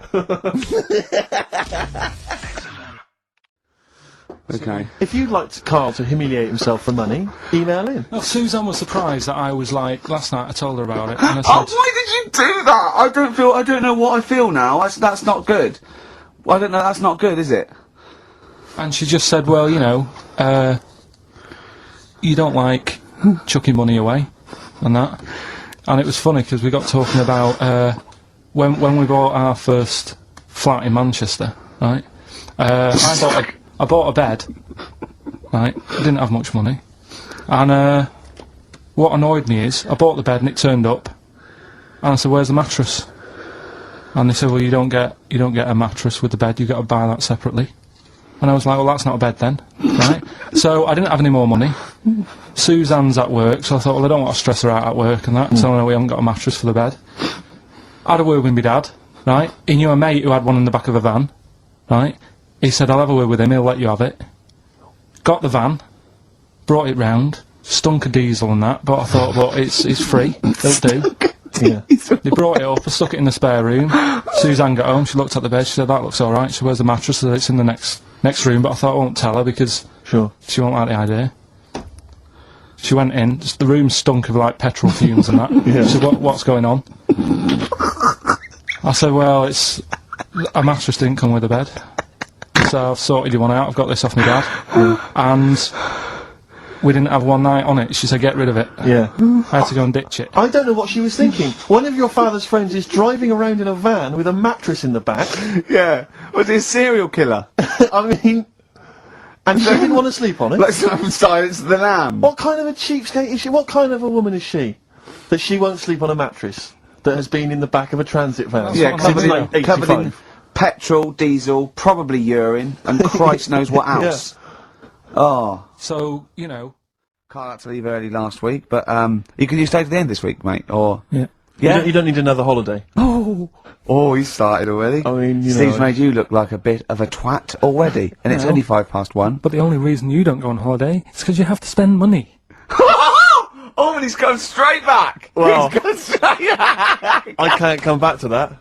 Oh, It's just dynamite. It's just absolute. That was Although the searing last and cut to holiday, the chase. last holiday Steve had, he sort of found a third world country so he could live like a king for a week. It was Cuba, wasn't it? Going to Cuba, amazing. You can almost rule the place. If it weren't for Castro, I'd have been in charge. Kind of cash I was flashing around. They do anything for $1 over there. It's extraordinary, literally. I mean, it's amazing. Yeah. Oh. Definitely, and I went to Kenya before that. So he thought to the prostitute, said no. You were going... Yeah, well, it was $2. I mean, I'm not made of money. Did you have a good holiday, Karl? Yeah, it was alright, it's alright. Went down to Cornwall. Now, Tell you you were what, going to the monkey some odd sanctuary. people down there, Steve. Well, don't look at me, I'm not from Cornwall. Well, you're from that sort of area. Well, not really, but never mind. Genetically, he means. Right. They're weird. Well, you must have slotted right in. What are they weird? What do they look like? It's all sort of odd people. A lot of old people, but not just old, sort of messed up old. What do you mean messed up old? You can't just say that. There's a woman with a funny neck. Okay, in what way was it funny? What did she have a funny neck? If you were writing an essay, you wouldn't say there was this one with a funny neck. How would you describe it? She sort of had her head, like, pointed down all the time. Like that. Don't do it, this is radio. No, but just for you, I don't like that. Walking Yeah. about like Yeah, okay, right.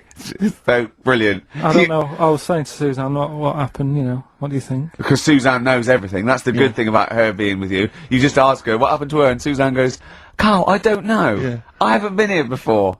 Suzanne, your girlfriend, or mummy as you call her.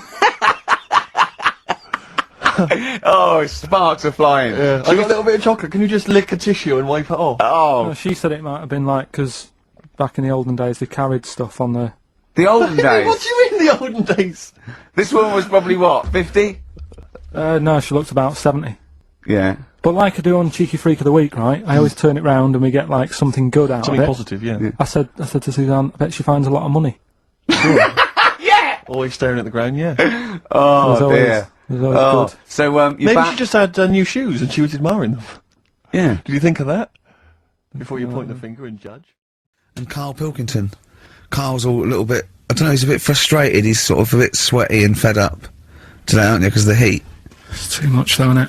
He was taken out, he was sort of, wanted to fight, you know, he doesn't usually like to fight, I sort of like lead on him and try and rub his head. Yeah. But today he was sort of leading it, he was sort of like getting a little bit, if I didn't know better, I'd have said it was sexual frustration. Well, I was like watching, Rick, if you don't mind me saying, I was watching, not in that way, just watching. It was sort of like he was going, observing. oh, I want to hit you, and I was Yeah. thinking, does he want to hit me, or does he want to do something else to me? Exactly. What were your thoughts, Karl? Exactly. I mean, I saw him sort of wrestling with you on the floor, and you clearly weren't enjoying it, but he was really Yeah, what loving was it. that going on? What's the change? Why are you suddenly sort of... Well, what are you trying to say? No, I'm not, I'm just saying it was weird that you suddenly, it was like you were, You're dunno. saying a bit, sort of a bit gay? No, Is that what you're saying? no, but what was... Suzanne accused me of that in the week. Why? For being a bit gay. She said, I'm sure you're gay. Why? Just because I was moaning about stuff. She said, oh, you're a drama queen.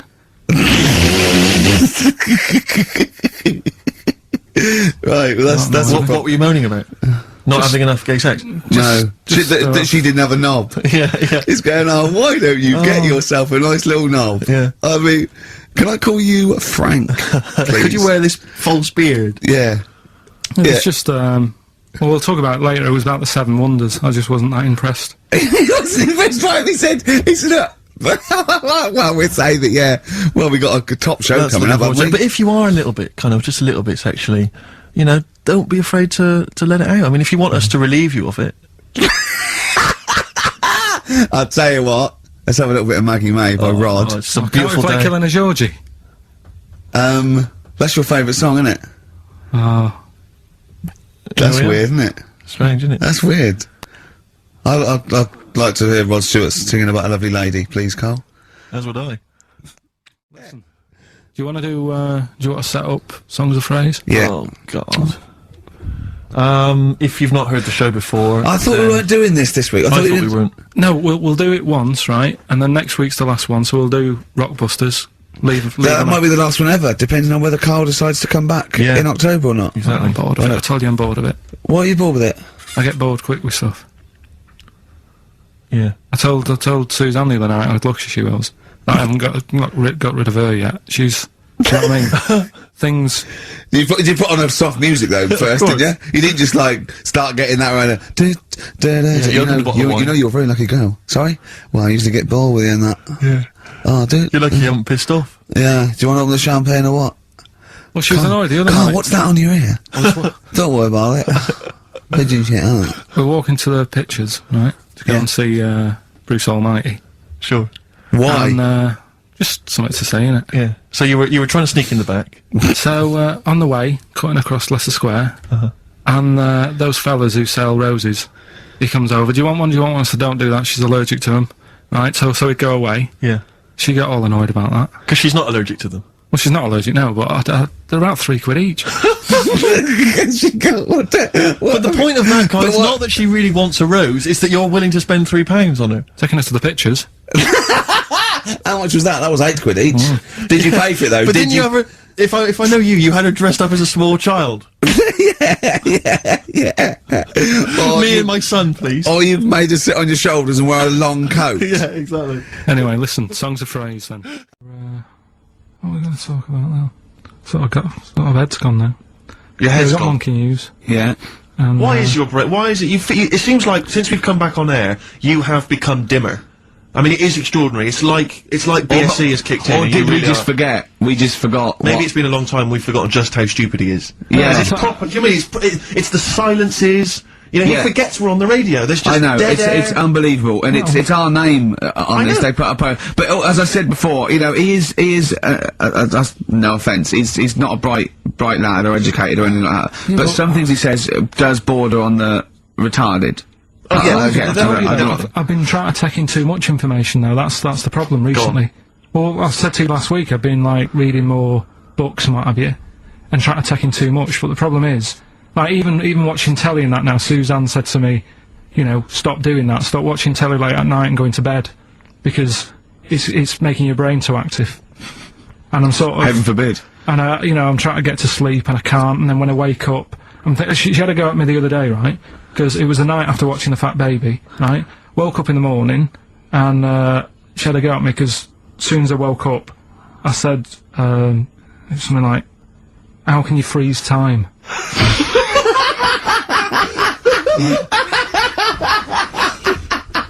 And she says, are you going to say good morning or whatever? I'm gonna burst! Just imagine it, right? It's that the sun comes up through the window. Oh, she's Carl's like that, his little head. His eyes open, he goes, One of those floppy night hats. how can you freeze time? Oh, God! But it's because, like, whatever, the night before I might have heard that on the news or whatever, and it's just been sort of whizzing around my head. Sure. And, you know, it was a big debate. I think have they found a way of doing it or something? What are you talking about? They've done something about freezing time and all that. See, this isn't information, this is nothing. That is nothing, that. They've done something about freezing time. Imagine Jeremy Paxman coming on, going, well, the issues tonight said something about freezing time. It's, think before you talk. No, but I don't worry about how to do it. I just think about what effects that will Oh, have. they haven't asked you to get involved? Well, this is what I'm saying, though. You can't explain it. It's a tough thing, isn't it? But what's the point of me worrying It's about not a that? question. Do you know what he said to me the other day? This is unbelievable. This is one of the most stupid, incredible things I've ever heard. He was talking, and he suddenly stopped, and he was thinking about it, and he went, oh, I don't know what, he went, you'd never see a black ghost. Extraordinary. True, though, isn't it? I've never seen a ghost, full stop. There are no ghosts. There aren't ghosts. No, what I mean when you just see them in, like, magazines and that. Play a record! So, Karl, you were going to a wedding last week. Was it last week or the week before? No, it was last Saturday, wasn't it? Yeah. And he said, looking forward to it. He went, no, it's going to be boring. Suzanne was listening, knows that the couple, were taping the show, so she had to get in there before you, didn't she? She went up to him and said, look, when you're risking back to the show and he says it's going to be boring, he didn't mean you, he meant weddings in general. I love the fact she has to run round and clean up after him. It's great, isn't it? How was it? Do you not like weddings? You're not a fan of them?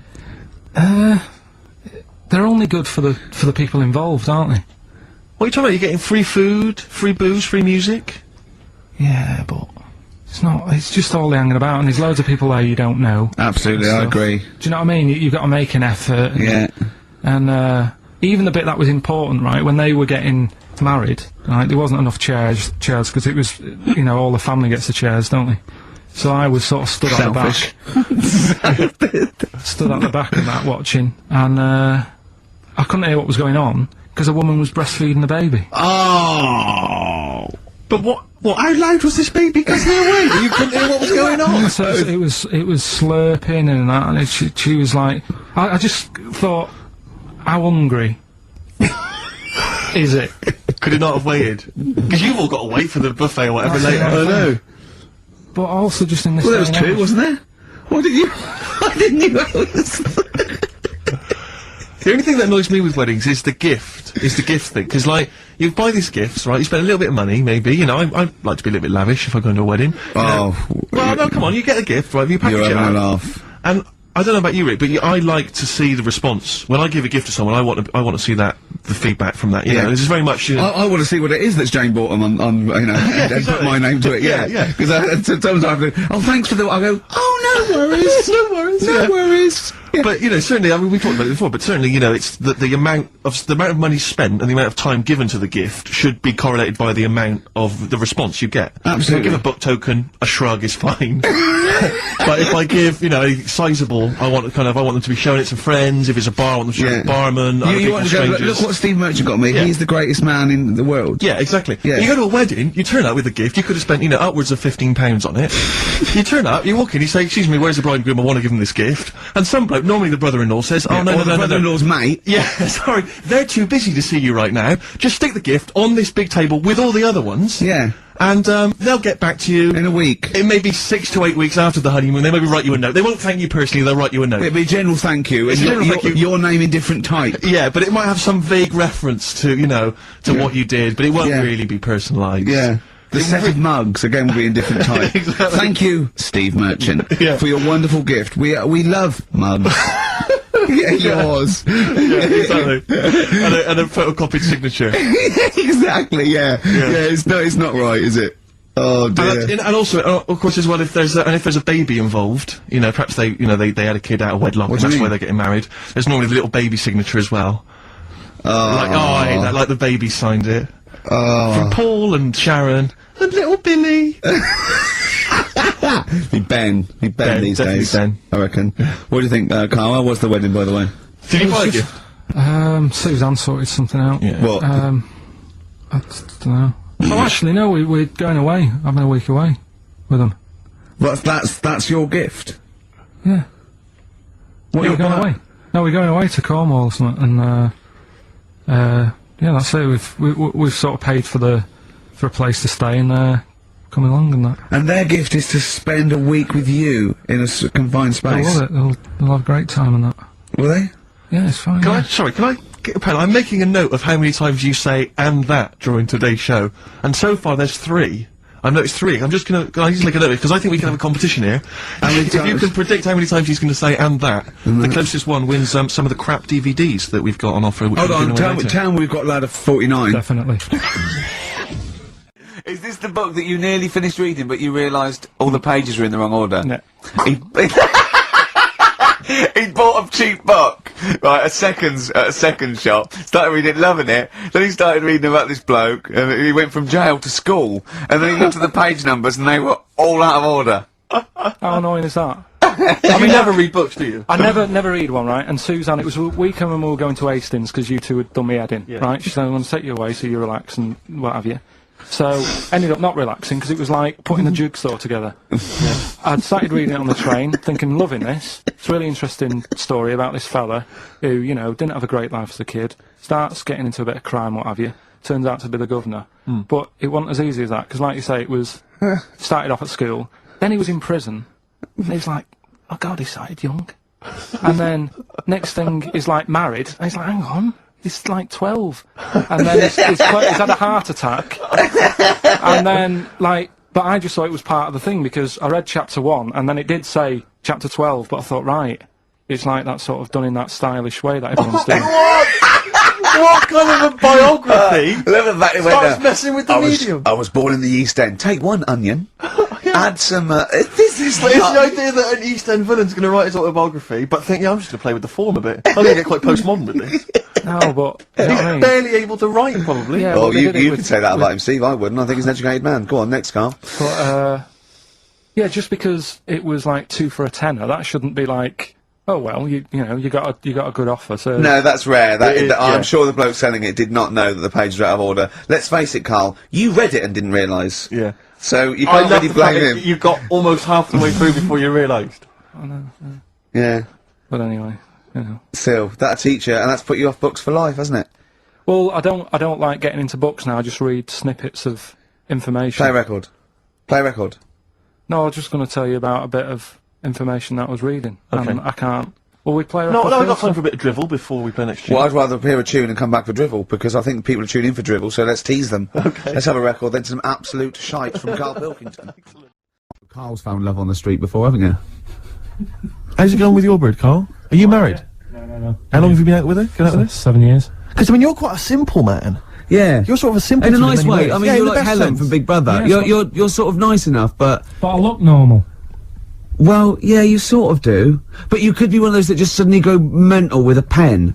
Yeah, Do you know just what I mean? stab people through the eyes. Yeah, yeah, you sort of look normal, but if I wouldn't really want to wind you up to a point of frenzy. How did you meet your girlfriend? Through work. What, through her work? What, you found out and said We worked at the same place. Oh, you're right. You're quite an enigma, aren't you? Could you give us more on that? At work, you met her at work. What, she came in selling sandwiches? She was going through the bins outside. What do you mean you met her Why at are you work? having an attack on me? You're the not one having an who's attack sad and lonely. Oh, he's done you again! He's done you Yeah, but what I thought was interesting was I just scratched at him and he just went mental. Yeah, no, It's like a but bear caught in a trap. it's funny, innit? You'll never learn. Carl, No, I was just interested to find out what the story was, because it might be a really romantic story. Well, it's not. Alright, jeez. I love mean, the fact he doesn't was want to thinking talk about his you- love affair. I was thinking about you in the week, And like, does it worry you? I mean, you sort of joke about it now, and we're talking about it in the office, you know, like, oh, is Steve really touchy about the way he looks? And Oh, what's this? Where's that come from? He's done it again. He's done you again. I was walking home the other night, and I was thinking about it. And do you worry that when you're old, you will be on your own? You did start it though, didn't you? Well, Karl, I'm glad you brought this up. because I mean, for me, you know, a lightweight, frothy entertainment show on XFM on a Saturday afternoon is exactly the place where I want to discuss the desperate, lonely future that's inevitable. Doesn't she? Covering the World Cup, the African Nations. Cup. She's a sports journalist. Well, yeah. All right. Okay. I love the fact you're thinking, what does that mean? Like, well, she's not much of a journalist, Rick, to be honest. I've read some of her stuff. No, but she's not on air. She does stuff, you know. Yeah. Behind the scenes. Yeah. Sure. A lot of journalists do. You always want to make clear that you're not going out with Kate Adie. That's what you want to make clear, isn't it? Yeah. Now, so she'd seen none of the meteoric rise of Karl as a broadcaster. She's been away for the whole time a since you've sort of raconteur, become... a wit, a cult figure, to be honest. And he hadn't told her this. So apparently he went home and she was sitting there, looking a bit grumpy. He went, all right, so yeah. She went, should we go out then? She went, I'm not sure I want to go out with an idiot. Right? Oh no! Yeah, because and she went, Loch Ness Monster. Why don't you just think? Of course the Loch Ness Monster lives in Loch Ness. And she was giving a bit of a hard time. And she went, that's why he said, that's why I didn't tell her. I didn't tell her really. Same thing happened when I was at school and I had to play drums in Little Donkey. Karl, are you thinking of starting a family? Only if, like, an accident happens or something. Yeah. Were you there, Rick, when we were chatting about this the other day? Oh, yeah, no, What did you say, Well, Karl? we were talking about his career and because he's on MTV and I was going, oh, you got to do this now. He's going, look, if it happens, it happens. I've said to Suzanne, if it happens, it happens. She goes, well, what are your plans? Same with baby. She said, are we going to have kids tonight? I go, look, if it happens, it happens. I go, well, how would it happen? He goes, if a condom splits. Amazing. I love the idea that that's the way you plan for a child. Imagine telling them that. Where was I conceived? Can't remember. The condom split. Yeah. You're an accident. I love that. The romantic nature of that is I was just told I was an accident, but, you know, it doesn't matter, does it? Yeah, it doesn't matter. That makes a lot of sense. Yeah, but it doesn't matter. Do many people sit down and say, right, do you think we should? Yes. Well, they lay down. Yeah. I'm busy. You can't sit down, you haven't got time for that discussion. No, it doesn't mean the conception. I think it means bringing up a child till it's 18. But the thing is, as well, it's one of them, innit? It's like, if you think about having one, you go, well, the sort of negatives, you know, outweigh the positives. Yeah. I think. Right? Go on. But if you have one, you go, oh, it's not that bad, is it? So what are the positives and what are the negatives? Like I say, the negatives outweigh it. I can't think of that many positives. They get in the way, don't they? Mm-hmm. Cost you a lot. Costs a lot of money. Same with marriage. Like Suzanne's saying, we'll get married, so what for? Well, marriage doesn't cost anything. Well, it does. Well, no, if you go to the registry office and then buy a house. But then what's the point? Well, tax breaks, you know, presents. I don't think you get them anymore. Don't you? I looked into that. You old romantic. What would you rather have, a ring or a 3% saving? Yeah. Oh, I love it. I love it. Well, I don't see the point anyway. I got down on one knee and presented her with some inland revenue forms. yeah. Just to show the benefits. That is great. I mean, if you are planning it, I think you got to involve me and Steve in the radio station because it'll be. I mean, you take quite a lot on, don't you? Mm. So if you've got a kid at home and you're not sleepy, you haven't slept since you were 12. You've got this. You've got MTV. You've got a kid. You know, it might be one step too far because I wouldn't want. I wouldn't want to push you over the edge. Well, Nancy, go on. Sorry. No, I just was going to say I was talking to Suzanne last night about it and saying, you know, about earning money and that, and she said, well, you're already sort of earn a little bit more than me. So, you know, if you get loads of money, she said, I'd be happy staying at home and doing nothing, maybe looking after a kid. I said, oh, so that's not happening. Right. I said, I could have a load of money now tucked away, I could have won some money and I wouldn't. Okay. I love the fact you're thinking, what does that mean? Like, well, she's not much of a journalist, Rick, to be honest. I've read some of her stuff. No, but she's not on air, she does stuff, you know. Yeah. Behind the scenes. Yeah. Sure. A lot of journalists do. You always want to make clear that you're not going out with Kate Adie. That's what you want to make clear, isn't it? Yeah. Now, so she'd seen none of the meteoric rise of Karl as a broadcaster. She's been away for the whole time a since you've sort raconteur, of become... a wit, Yeah. a cult figure, to be honest. And he hadn't told her this, so apparently he went home and she was sitting there, looking a bit grumpy. He went, alright, she went, yeah. She went, should we go out then? She went, I'm not sure I want to go out with an idiot. Right? Oh no! Yeah, and she went, Loch Ness Monster. Won't you just think? Of course the Loch Ness Monster lives in Loch Ness. And she was giving him a bit of a hard time. She went, that's why he said, that's why I didn't tell her. I didn't tell her really. Same thing happened when I was at school and I had to play drums in Little Donkey. Carl, are you thinking of starting a family? Only if, like, an accident happens or something. Yeah. Were you there, Rick, when we were chatting about this the other day? Oh, yeah, no, What did you say, well, Carl? we're talking about his career and that, because he's on MTV, and I was going, oh, you got to do this now. He's going, look, if it happens, it happens. I've said to Suzanne, if it happens, it happens. She goes, well, what are your plans? I was staying with a baby. She said, are we going to have kids tonight? I go, look, if it happens, it happens. I go, well, how would it happen? He goes, if a condom splits. Amazing. I love the idea that that's the way you plan for a child. Imagine telling them that. Where was I conceived? Can't remember. The condom split. Yeah. You're an accident. I love that. The romantic nature of that is I was just told I was an extraordinary. accident, but, you know, it doesn't Well, matter, fair does it? enough. Yeah, it doesn't matter. That makes a lot of sense. Yeah, but it doesn't But do matter. many people sit down and say, right, do you think we should? Yes. Well, as they lay down. Yeah. I'm busy. You can't sit down, you haven't got time for that discussion. No, it doesn't mean the conception. I think it means bringing up a child till it's 18. But the thing is as well, it's one of them, innit? It's like, if you think about having one, you go, well, the sort of negatives, you know, outweigh the positives. Yeah. I think. Right? Go on. But if you have one, you go, oh, it's not that bad, is it? So what are the positives and what are the negatives? Like I say, the negatives outweigh it. I can't think of that many positives. They get in the way, don't they? Mm-hmm. Cost you a lot. Costs a lot of money. Same with marriage. Like Suzanne's saying, we'll get married, so what for? Well, marriage doesn't cost anything. Well, it does. Well, no, and if you go to the registry office and then buy a house. But then what's the point? Well, tax breaks, you know, presents. I don't think you get them anymore. Don't you? I looked into that. You old romantic. What would you rather have, a ring or a 3% saving?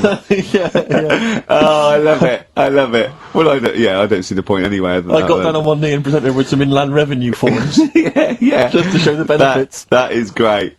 I mean, if you are planning it, I think you got to involve me and Steve in the radio station, because it'll be. I mean, you take quite a lot on, don't you?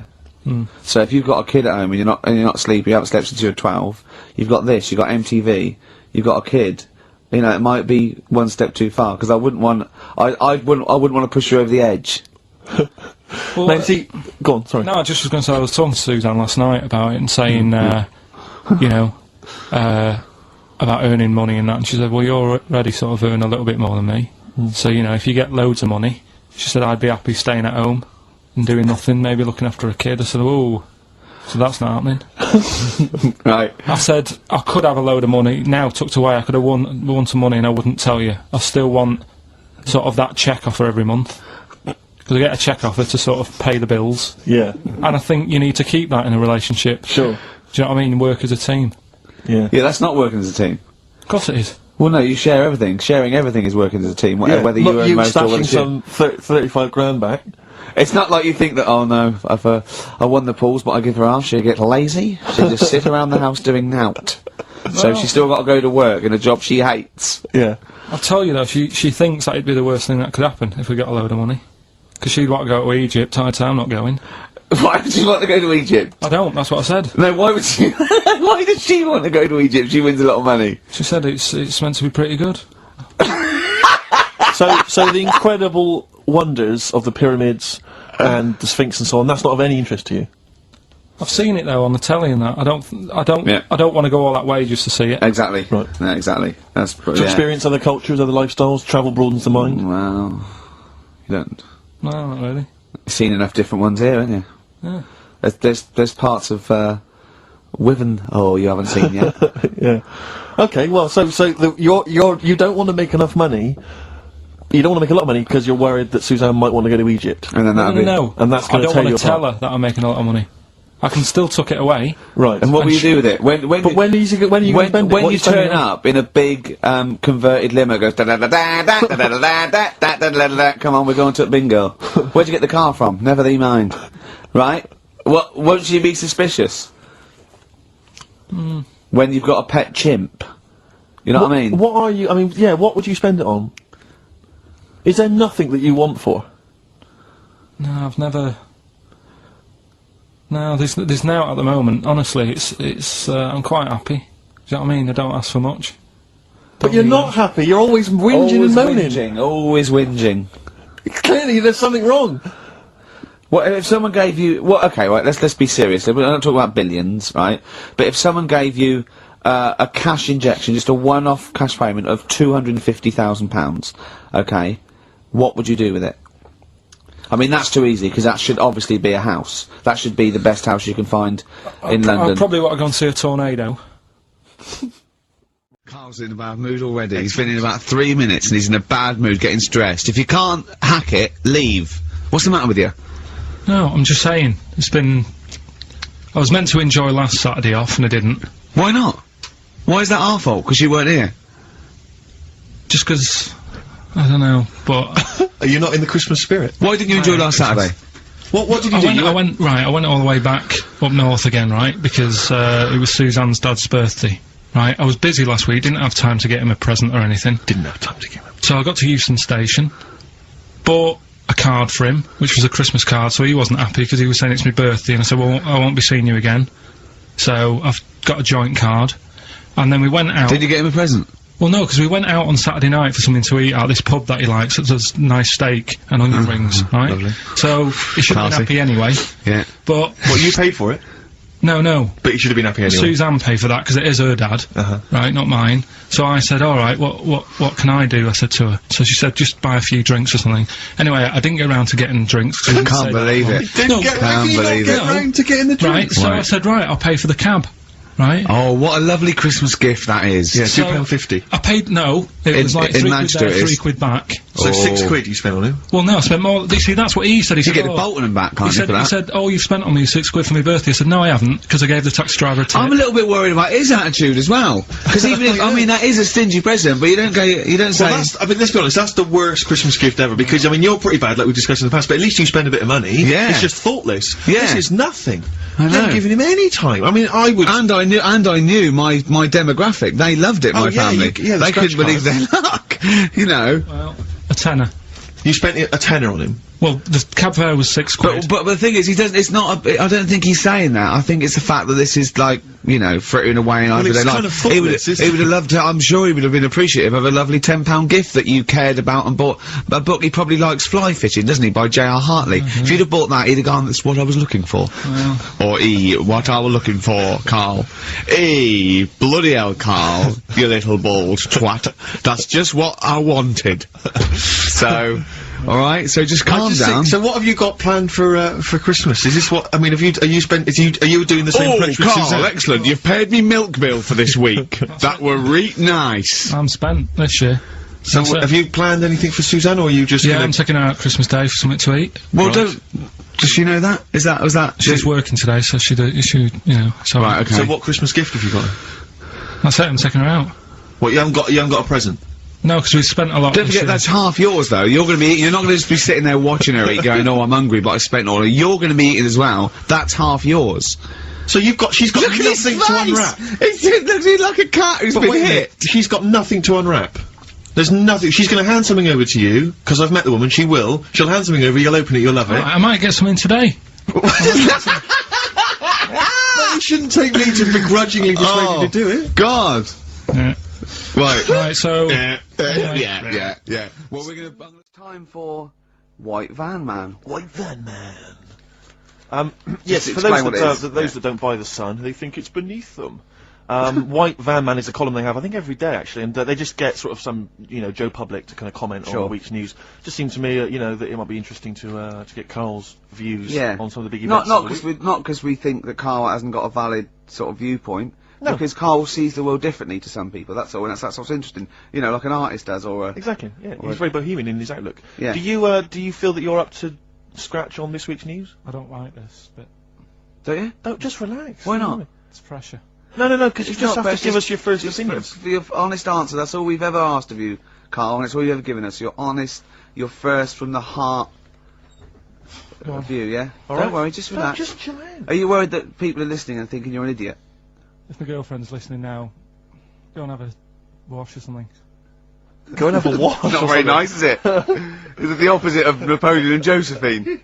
Yeah, go on, go on. If you're going to visit me again, Josephine, for Christ's sake, wash. Well, I'll ease you in with something fairly easy, a music-based question. Kylie Minogue versus Dido as Queen of the Brits. What's your view there? Go and have a wash. It doesn't really matter, does it? What does it really matter? With the Brits. What do you make of the real-life Mowgli who's surviving in a Transylvanian countryside? Apparently, I don't know much about this story. I don't know. You know Mowgli, he's the guy He's from the the one- Jungle Book. Yeah. The little kid that grew up with bears and animals and stuff. Apparently there's a real-life one in Transylvania. What were the things in Gremlins? What were the what? In Gremlins they were... Well, they were gremlins. wait. Okay, this is an example. This is what your girlfriend said. Think. What were the things in Gremlins called? I can't remember. Just, I mean, There's really. something like that, isn't it? No, wait. Just really think now, Carl. Just with everything you've ever, with all the brain power you've ever used, think what the things in Gremlins were called. It's not there. There's a clue here. Oh no. Yeah. By the way, you know when he was talking about Mowgli? You know he was going to talk about Mowgli and you said, oh, what are the Gremlins called? Yeah. Were you thinking of, Mugwai. Yeah, but they To were be still... fair, They were called Gremlins. Yeah. Yeah, He was, but- yeah. I know what you're thinking. I know, to be fair. But my girlfriend won't be listening now, so she'll still think I'm a bit daft. Why would she ever think that? How long have you been going out with her? About 8 years. Well then, why would she ever think you're daft? That's the only stupid thing you've ever said, the Mogwai thing. Why would she ever think she's going out with a, to be honest, a retard? I think it's a very beautiful relationship you must have, you know. Because it's odd, I mean, she's a professional journalist or whatever. Yeah. You know, and she works for, is it, Radio 5 or something? BBC Sport. BBC Sport. TV. And you're a man who never presumably, even got her your exam English results. quite good. Is English quite good? Her? Really good. Yeah. So, And did she do her exams? yeah, she's quite bright. Sure. So what do you bring to the relationship? I think take the pressure off her.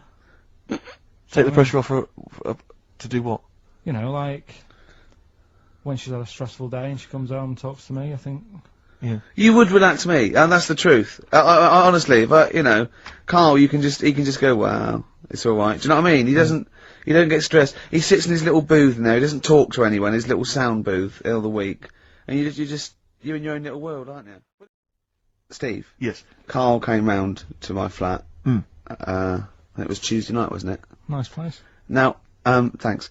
Now, last week after the show, I think you guys were in the time you were in the toilet. Right, Carl got out the lottery ticket that he bought. He went, "I'm feeling really confident tonight." He was going. I was going. I laughed. He went, "No, seriously." He said, "Look at the numbers."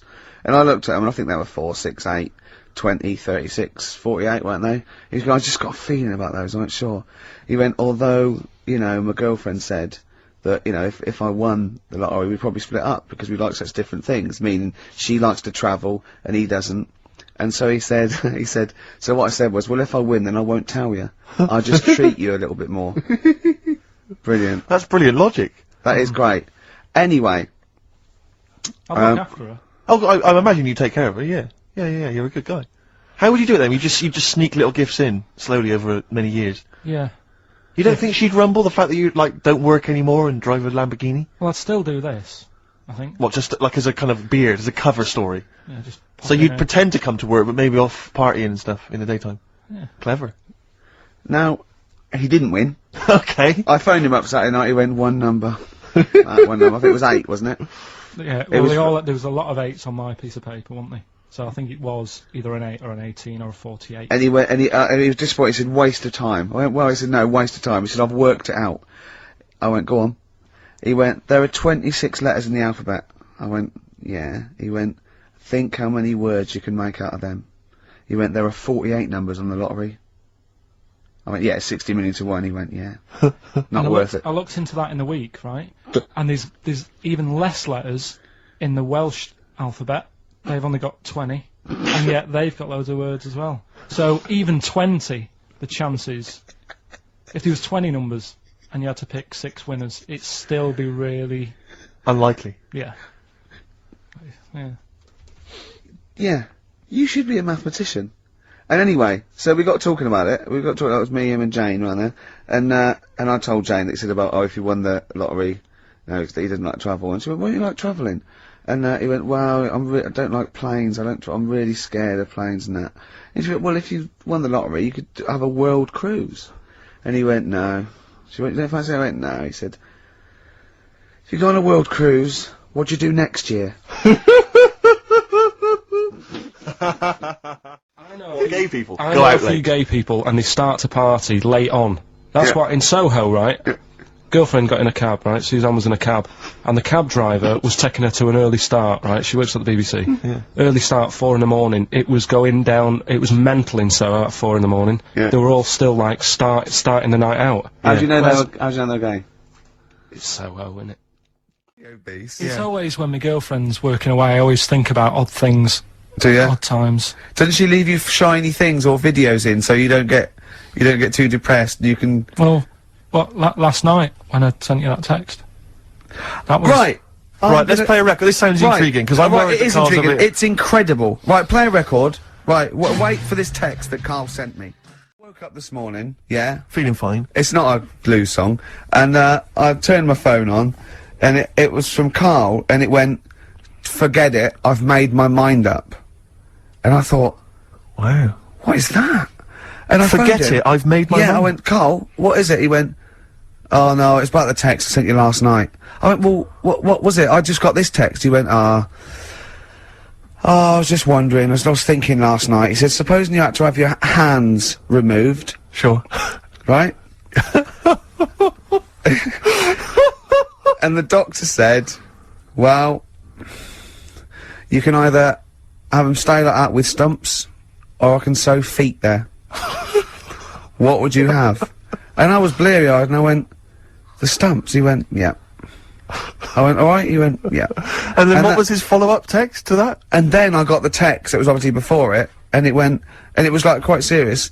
What would you do if surgery not doing your hands? Would you have stumps or the feet, right? Now the way, when I said, he's made his mind up, and I went, the stumps, he went, yeah. I think secretly he decided on the feet, but was too embarrassed to tell me. there's a little bit of what would you do? Because But why did you think of this? Why did you think of this? Girlfriend's this come away, about? right? Yeah, no, that's not why you start thinking bizarre I'll tell surgery you now, devices. right? I'll let you into my little mind, right? Last night, I had some beans on toast, right? She was away, It's good already. She was away, she had some beans on toast, she Yeah. went wild. Yeah. right? Now, I was stood up. I live on like on a high street, right? So I'm washing up. I'm looking out the window. First thing that had me attention is I can look into other people's flats, right? Yeah. And it was weird how all these different lives were going on. I was watching them, and everybody had the telly on and was watching Volcano, right? Which was on last night. Right. And I thought, oh, that's weird, right? I can see them all watching it. And it was like a little Chinese lad who was dancing around in some underpants. And then there's a little old woman who lives downstairs who was reading a book, and she's always reading a book every night. And it's like, I have a better life than her. And then there's like some sort of bouncer who's always getting ready to go out late at night with all the black on. He looks like a bouncer. So I was watching all this life going on. I thought, Did you witness a murder while you were doing it? Yeah. it was like that sort of Sliver film where that bloke had loads of tellies watching Yeah, people's sure. lives. So that was going on in my mind, and then I was washing up, and I picked up the plate, and I thought, oh, it's amazing, isn't it? The human body, the way you can just sort of, you know, I want to pick that up, and you do. Yes. And the way your hands work, right? You've got 5 little digits, but it's just the right amount to do Yeah. to do what you've got to do, right? So I'm cleaning the plate. Sorry, Karl. Stop. It's just the right amount. Might be one of the most genius things I've ever heard said. I would love David Attenborough to phone you up and say, Karl, how do I word this about the evolution of the mammalian front limb? Just go, we'll just say it's the right amount. Isn't it? But it is. It one, is, One of course extra it would is. get in the way. Yeah. And one less would just make it that little bit more tricky when picking up a bit of a slippery dish. Sure, or buying gloves. Yeah. A slippery dish. So then I was thinking, imagine like going to the doctors and he's saying, yeah, everything's all right, your heart's good and everything, but Your art's good? What, your Larry's, or...? yeah, your heart, you're in good form and what have Sure. you. It's good news. You know, I had Jono in earlier. He's not looking good. Yeah. Fat Waller. But you're all right. But your hands need to come off. Right.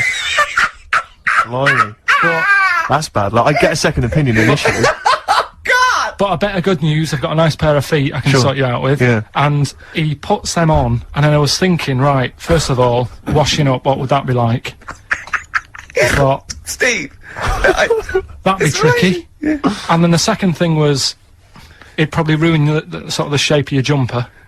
Because you have to keep putting the feet through there. Yeah. And then I thought, but I could still cycle in Okay. to work. You could run in. Well, that's the thing. You'd be really fast. Well, that's what I was thinking. I thought I could still cycle because I could balance, and then I thought, but the only thing is I probably couldn't pull the brakes. Because of the little short things. Yeah, yeah. And then, like you, I thought, but then again, you'd run in half the time. So that's what was going on in last night. Right. That's what I was thinking about. But see, you know, my girlfriend's always saying, you know, what impresses you? Yeah. You know, because she was saying the other day, do you want to go to Egypt? And I said, no, not really. No. She goes, well, don't you want to see the pyramids? Not interested? It's like, I've seen them on the telly. Okay. You know, Sure. are they going to be that much more amazing when you see them Yeah, in real good life? point, good point, good point. Uh, How did you ever move out of your street in Manchester? But hang on, no, sorry, I'm interested to know because this is something that that he came up with, and this is someone that loves him and that he respects. So I'm interested to see what was your answer to what impresses you? I don't think I did answer it. I just said, you know, the odd You thing. just said I'm asleep. little things. Little things, like I ran home the other night and said, oh, I've just learnt something today. She goes, go on. And, you know Lego bricks? Oh yeah. The name came about because some kid's mum, the kid was messing with the bricks, and she said, let go of them and come and have your dinner. Play record. It's got to be rubbish. It's got to be Play rubbish. record. Always rubbish, isn't it? I mean, the one thing I do like about this show, for all its faults, is the Honesty. yeah. I mean, that can be good and bad. I mean, it's. I mean, some people think it's sloppy, arrogance, laziness. You know, They'd be thoughtlessness. Yeah, but I like to think it's honesty. It's like a peek into the mind and workings of Karl Pilkington. He just said to me, because he was shaking, because he said to me, and I quote, he said, oh, he's just whittering to himself, I must remember to eat next time Suzanne's away. I know. I know. I like to must say- remember to eat next time Suzanne's away. No, but you did. I mean, I wonder if I lived on my own if I'd still be about. Because I just neglect myself. Yeah. So, I mean, for all I've eaten A this lot of morning, self-abuse. Is that what you're I saying? had lasagna last night that I messed up, right? Why did you mess it Cooked up? it for too long. It was like a brick. Right? And she called up and said, have you eaten? I went, yeah. She went, was it nice what you have? I said, lasagna. Was it nice? I thought, I don't want her to worry, because she's probably been out and had a good meal with all the work people. Yeah. I didn't want to say, well, I'm, you know. And she went, okay, bye, bye. And I go, that car, yeah, I bet he cooked it like a brick. Yeah. I bet he threw it away. Anyway, gin and tonic. And I had Scotch pancakes for breakfast. That is all I've had. So I'm starving, I'm shaky. Plus I've got that restless leg syndrome still going on, which I can't get rid of. What's restless leg syndrome? I find, if I go to bed, right, my body's tired but my legs aren't. Are you like Michael Flatley? You have to get up and do a bit of tap dancing. Do they just keep going even Just when keep- you're keep asleep? moving about, so I have to get up and stretch them or something. Or I've worked out that if I put a pillar on like the bedpost down at the other end, Yeah. if I have my legs higher than my heart, it calms it down a bit. Is this why Suzanne works away so often? I don't know, it's weird. To get a decent night's sleep. I put it down to Smarties and that. It's like a sugar thing. But, Stop eating them. apparently Bob Mortimer's got it as well. No, he's got arthritis. Was he? You told me Yeah. the week that you'd mastered moonwalking. Yeah. Yeah, I can do that. Is that one of the things you did, like, in the middle of the night? It's moon sleepwalking. Yeah. He just gets out, he finds himself walking backwards and wakes up and goes, oh god, I'm brilliant at this. Right, So- so, listen, what we're doing now, we getting a debate going about... Actually, right? Go on. We're struggling, go on. No. You can help me out here, Karl, you've got an idea, I can see it in your eyes, he's got a brilliant idea, wait for it, go on. No. It's something, when I was looking on the web, found something out. Go on. It's a story about a woman who had a baby. What are you talking about? Now, listen, Karl, you're going on holiday. You need a little rest, don't you? Yeah. What's it? What's the vibe? What's the vibe of the day? What's the Just what's the crack on holiday? Come on. Where are you going? Madeira. Right. Good. It's for Suzanne's dad, right? My girlfriend's dad. He's 60, so Yeah, Just that's the checking. average age in Madeira. checking. I've been. Is it? It's good. It's quite yeah. Well, My checking. mate Damo went to Madeira, and he was worried about sort of terrorism on the plane, and he looked around and he thought, well, if someone gets up, someone will wrestle him to the floor, and he looked around, and he was the only one he realised could have got out of his seat quickly enough. So, you'll enjoy it, it's quite quiet, it's nice. It'll be alright. I mean, it's the first time a mum and dad have been away, so... Whatever. Abroad, yeah. So Right. they're worrying about... They just don't understand the rules and stuff, so they're panicking a bit. And then in the week he Do called they know up... Well, that they're going to take livestock. Yeah. Well, it's getting like that. It was like... Are they filling loads of Durags with heroin as we speak? Exactly. No, but, do they know about passports expiring, don't they? I mean, they're not completely stupid. they know about all that, right? Yeah. And he called up in the week, one of the questions said, what's the best thing, when you're going abroad, what's the best thing to use to carry tea bags? So it was like, what are you worrying about that for? They'll sell tea bags out there. And he's like, well, we want to take our own. It's like, they'll sell tea bags. Yeah. And he's worrying about that. He's saying, can I put it in a glass jar? So put it in a glass jar then. He's saying, oh, I'll bubble wrap it. So he's bubble wrapping a tea thing. It's just, I mean, it is annoying me a bit, because it's meant to be a week off from you annoying me, and already he's niggling me. Yeah. But you are easily wound up, you are a very finicky little fussy person, you don't like the slightest bit of pressure. See, I thrive on pressure, I'm ba ba ba ba ba ba, working here, working there, That's the way bada I bang. work as well. That's always doing stuff, monkey news. Do you know what I mean? Oh yeah, monkey news, I got an email, Sounds I won't afraid. read it to on air, it's rubbish, but Yeah, that's one not- feature, not that's as my easy bit as done, that, that's not all as I easy have as to that. do. Well, I'll tell you what, when I'm away next week, do monkey news and see what you can find out. Alright? Karl Pilkington is on holiday, as we speak. Where have you got? Mauritius, was it? Madeira. Madeira. I think, with his girlfriend's parents. You remember last week he was worried they'd never been abroad, and her dad was saying, what's the way to pack tea bags? Yeah. Carl's going, you get him over there. He's going, we'll put him in a jar. He goes, put him in a jar. I phoned him up in the week, just before he went, I think Friday, said, have a nice time. And, out Sunday, and he said, guess what he's doing now? What, he said, he's packing margarine. Of course he is. You played Bruce Springsteen last week, Yeah. right? Yeah. And you said he had got a load of trouble on his hands when he had a hanky in his back pocket. Did I say that on air, or? Well, we were just saying that famously on the cover of the Born to Run, Born in the USA album, it's just him, isn't it, with just his backside, basically, with Yeah. A red handkerchief. I wasn't looking. Well, I just... I did it for research purposes, for this amazing link. Yeah, he had a red handkerchief, I think, in his right-hand pocket, and apparently Yeah, it that was. signifies homosexuality. Apparently, I don't know. Oh, I thought it was which way you take. I don't know. These myths, aren't they? Right, yeah, well, exactly. I don't even know if this is No, well, I read up about it, okay. right? Just research. And it's all sort of, you've got all different coloured hankies. Are they? Right? Yeah. Right, and it depends what pocket you put it in Yeah. as well. So you've got like the different colours, different pockets, Yeah. and Sorry, how many variations are there? Different pockets is what? well, What's you've got that- like your back pocket, your right back pocket. But your what do they left back mean? pocket. What do you mean? Well, what do they signify? You can't just tell us they signify something. What do they signify? Well, some stuff that we don't really want to talk about, to be honest. What? Sort of stuff that gays are into. Right. That's So what do you mean? Barbara Streisand records. Yeah, yeah. Eurovision. No, like a couple of things that were there that I know we can mention. He said something about I love that. What he thinks he can't mention. Yeah, I love it. Decency. What is this? 1956. no, but I mean, it isn't just having it away. It's, Having it away. I love him. Having it away. you get up to some weird stuff. I love the fact he didn't want to offend, but he's offended a lot more people yeah. by saying Of they course. get up to some weird stuff. Right. In your opinion. Yeah. What do you mean? No, no, but don't if there is something that I don't know about that it's like you can't say on the radio. Yeah, I'd rather not. But what do you mean weird stuff? Well, one of them, right? If you've got a red hanky, right, Yeah. in your right pocket, Like Bruce. Yeah. That's that what exactly he what had? Bruce had, yeah. right? Well, apparently then Bruce is an armpit freak. An armpit freak. Yeah. No, really? No. No, But Karl. that's very specific. Karl. Seriously. Well, what? Right, okay. What else is there then? Sorry, is there some kind of homosexual body that sat down and came up with this at some point?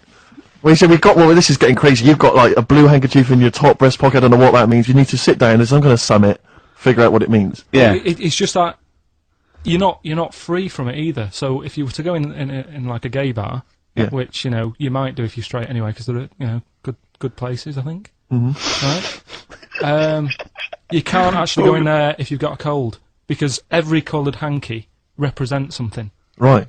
So if I was to go in, had a bit of a sniffle, I could get into all sorts of trouble. What, pull out a Marks and Spencer's white linen hanky, that means you like to be tied up and whipped. Yeah. There was another one, armpit freak we've covered. Yeah, armpit freak is done. We've covered. An armpit freak? I don't really know what that means. So, know. right, okay, yeah. But there was just one other thing, like a blue and white one, is if you're into sailors. To sailors? Yeah, if you have a little blue and white hanky, that's in your left pocket. Yeah. Right. Blue and white equals sailor. That's So I wanted to ask you something. You know, but again, we got to be careful here. You know when you wouldn't leave the building that was on fire because you were standing proud. Hang on, we need this. Some people now don't know what you're talking about. Karl, you're on holiday. Yeah. on holiday in Tenerife, right? Yeah. You'd had a moment of intimacy with your girlfriend. Yeah. Yeah. A knock on the door. You had to stop and get up. You peeked around the door. It was a fireman saying, "Get out," but you didn't want to leave because you had a. Yeah. Yeah. It was a little. Yeah. Yeah. But what I don't understand is you maintained that while looking at a Spanish man dressed as a fireman. Yeah. Is that true? Is that the fact? You maintained. I'm sorry to say you maintained arousal whilst looking at a gentleman dressed as a fireman. No. Is that these are the facts? And they are undisputed. What did But you maintain? I'm not a machine, though. Do you know what I mean? I can't turn it on, turn it off. Right? But you were talking. I just thought talking to a fireman, you'd have probably lost it. I don't know, but you didn't. No, but the other thing was, I mean, I was talking to Suzanne about it again, right? Yeah. She said, "What are you talking about that for?" Right? I said, "Oh, it just cropped up, right?" Yeah. And the dilemma was, you see, I wanted to try and make sure that it was a proper fire because that was the last condom we had, right? So it would have ruined the night. So Yeah. I didn't want to like. It was like, well, what's going on? Is it? Do we need to get out? Yeah. Is it a proper fire? Yeah. And you and talking to this man in uniform. Was he? What did he look like? Was he good looking? Did he look like Ricky Martin? Say? Was he good looking? Was he good looking in his uniform? I can't remember. Can't remember. Did he have a moustache? Better play a record, didn't we? Is this bringing it back? What? You look uncomfortable. What? Did you just switch this on with your hands? I'd want to go. I don't want to know about it. That's why I don't go to the doctors or anything. That's a good, Brilliant good approach. And he do you know, remember him saying he's going to die of cancer because he doesn't check his balls. He doesn't like the feel. Of course. What do they feel like, your balls? Like a wet chamois leather. With two marbles, two kumquats in a wet chamois leather. No, but I just Why are they wet? Sweaty. no, they're not. I'm just saying smooth. Are they smooth? Yeah, because a chamois leather's smoother when it's. Do you shave them? No, I don't. In case a fireman pops round, you want to look your best. It looks like your head. The fireman pops round, there you are, and he goes, "Oh, nice, smooth." So you never go to the doctors? What even? I don't like it. But if you found some buboes under your arm or something, I'd wait for a bit, and I'd say to Suzanne, "What do you think of this?" just see if it develops into plague. Well, yeah, because you know, don't you? You know Old bandages round your head, Yeah. and a bell. Yeah. Suzanne, wait out, can you get me a bell? Exactly. Brilliant. I don't. There was this kid at our school we took the piss out of for basically the rest of his time there, because when he was about 11, someone said, "How would you want to die?" Right, we do that thing, drown in fire or that. He said, "I want to die of old age in my mother's arms." How old was he? Like 11. Loser. Now, are you familiar with this thing that they can do if you're dead? Right? No, not if you're dead. It's like if you're ill and you know you're gonna die. Yeah. Right? I don't know what this is anymore. Extraordinary. Have a rest. Extraordinary. Himalayas. Himalaya. What? Listen, this is an interesting fact. Come on. If you're ill but you know you're going to die, Yeah, you can have this thing done in Detroit where you get put in a fridge, right? and if they work out, what's wrong with you in 20 years' time, they go, right, that fella is in the fridge. He had that. We can sort it. Let's get him out, and they sort you out. Yeah. Is this the first time you've come across this idea? Yeah, I read it the other day. I didn't know You've about never it. heard of this before? It's No, called have you? It's called cryogenically cryogenics. preserved. It's good, isn't it? They put you at sort of like sub-zero temperatures, so stop all cellular activity. So do you stop aging at that point? Yeah, it's suspended animation. So, well, what's the law on it, right? Because say if I had something, right, Yeah, and I said, oh, put me in a fridge, and when you've got the cure and that, wheel me out, sort me out. Say if they did that, yeah, and it was like 40 years, yeah. and in 40 years' time they get a cure for me. Yeah. Would I have to stay with Suzanne? Because she'd be 70. Do you mean what are the rules? Should you be allowed to date a younger woman? Well, it's not fair, is it? It's like good news, we sorted you out, but I don't think she'd mind. I reckon she'd have the best 40 years of her life. Yeah. And plus, they're never going to find a cure for what ails you. That is genius. That is brilliant. You come out, you're cured, and you go, oh no. I love the fact that's what he'd be lying there. If you could think while he was in that state, you'd be thinking, oh god. She's losing her looks. Yeah. Just, oh dear. But everything else as well, like my job wouldn't be here. No. No. Although the figures would have gone up a little bit. Flat's probably gone or knocked down or whatever. Sure. Yeah. Most of my family would be dead. Yep. So what's the point? What? How do you know about it? Who's done it? Well, famously Walt Disney, apparently. I mean, Walt Disney actually did die, but had his body preserved so that should they one day be able to bring back people from the dead, they need Walt Disney. hang on, who do we have? But with him, nothing is going to change because when he comes out, Mickey Mouse will still look the same. Sure. And plug and all that. Plug! Play a record! I don't know where your mind is. Play a record! It's brilliant, you just say words! It's the upper rest! Now, when we were talking to Karl in the week, the thing is we're talking to Karl is that you come up with something that's sort of like, quite innocent, and he goes, well, once, right? And you realise that it's comedy dynamite. He doesn't know it, but we want to go save it. And he let out, you were filling in a form, weren't you? It was all about your girlfriend thinking you're a div. And it's happened before, isn't it? Because she came home and you'd filled out a form to get a job once, hadn't you? Yeah. What was that for? Granada telly. And on it... Well, let Karl explain. Yeah. You see, this is what annoys me with job applications, because rather than just saying, do you want the job and what can you bring to this business? Yeah. Do you want the job is a good one. Because the thing is... That's sort of the one for the boys. No, listen, right? Because if they say no, I don't think they want the job. Yeah, but listen. Go on. I mean, I presume with what you do, you have to take people on and stuff. Well, in a fight, you mean? You know what I mean? Yeah. And I think it's more important that you're willing to graft and put the hours in. Sure. Than say that, you did well at school. Yes. Sure. Because if I wanted to, I could have done well at school. Of course. I just didn't want to. Yeah. So where's this going? So you had the application form. So when it came to the qualifications bit and that, I couldn't fill them in because I didn't have any qualifications. And it was also asking about your languages. And I put down English quite good. English quite good.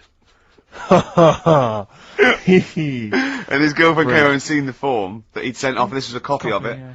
And so she went, oh, you know what I mean? So that's what started, the disappointment. So they're going to get that and think that you're not English. I don't think I've got it. It was ages ago. Right. How long ago was it? Oh, well, it was when I was still in Manchester, so 5 years ago. I don't think you've got to know. No, I think you'd... There could be a long list. I mean, there's probably a lot of admin problems in that organisation, but they probably...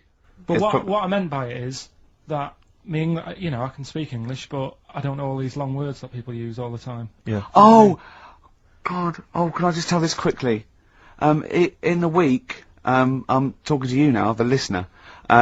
Usually I don't. Yeah. Karl said, about embarrassing him on air and that, and he's worried about his education, and he was worried about not knowing long words, like we come up with any long words. And he said, I was scared, you were going to ask me something about someone, and he's a Eastern European leader. His surname is Milosevic.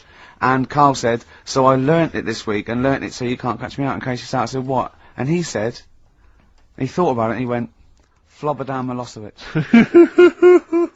Got the surname right though, didn't he? So what's his name? What's his name? That's how Bill and Ben would address this leader. How would they have said it? Slobodan Milosevic.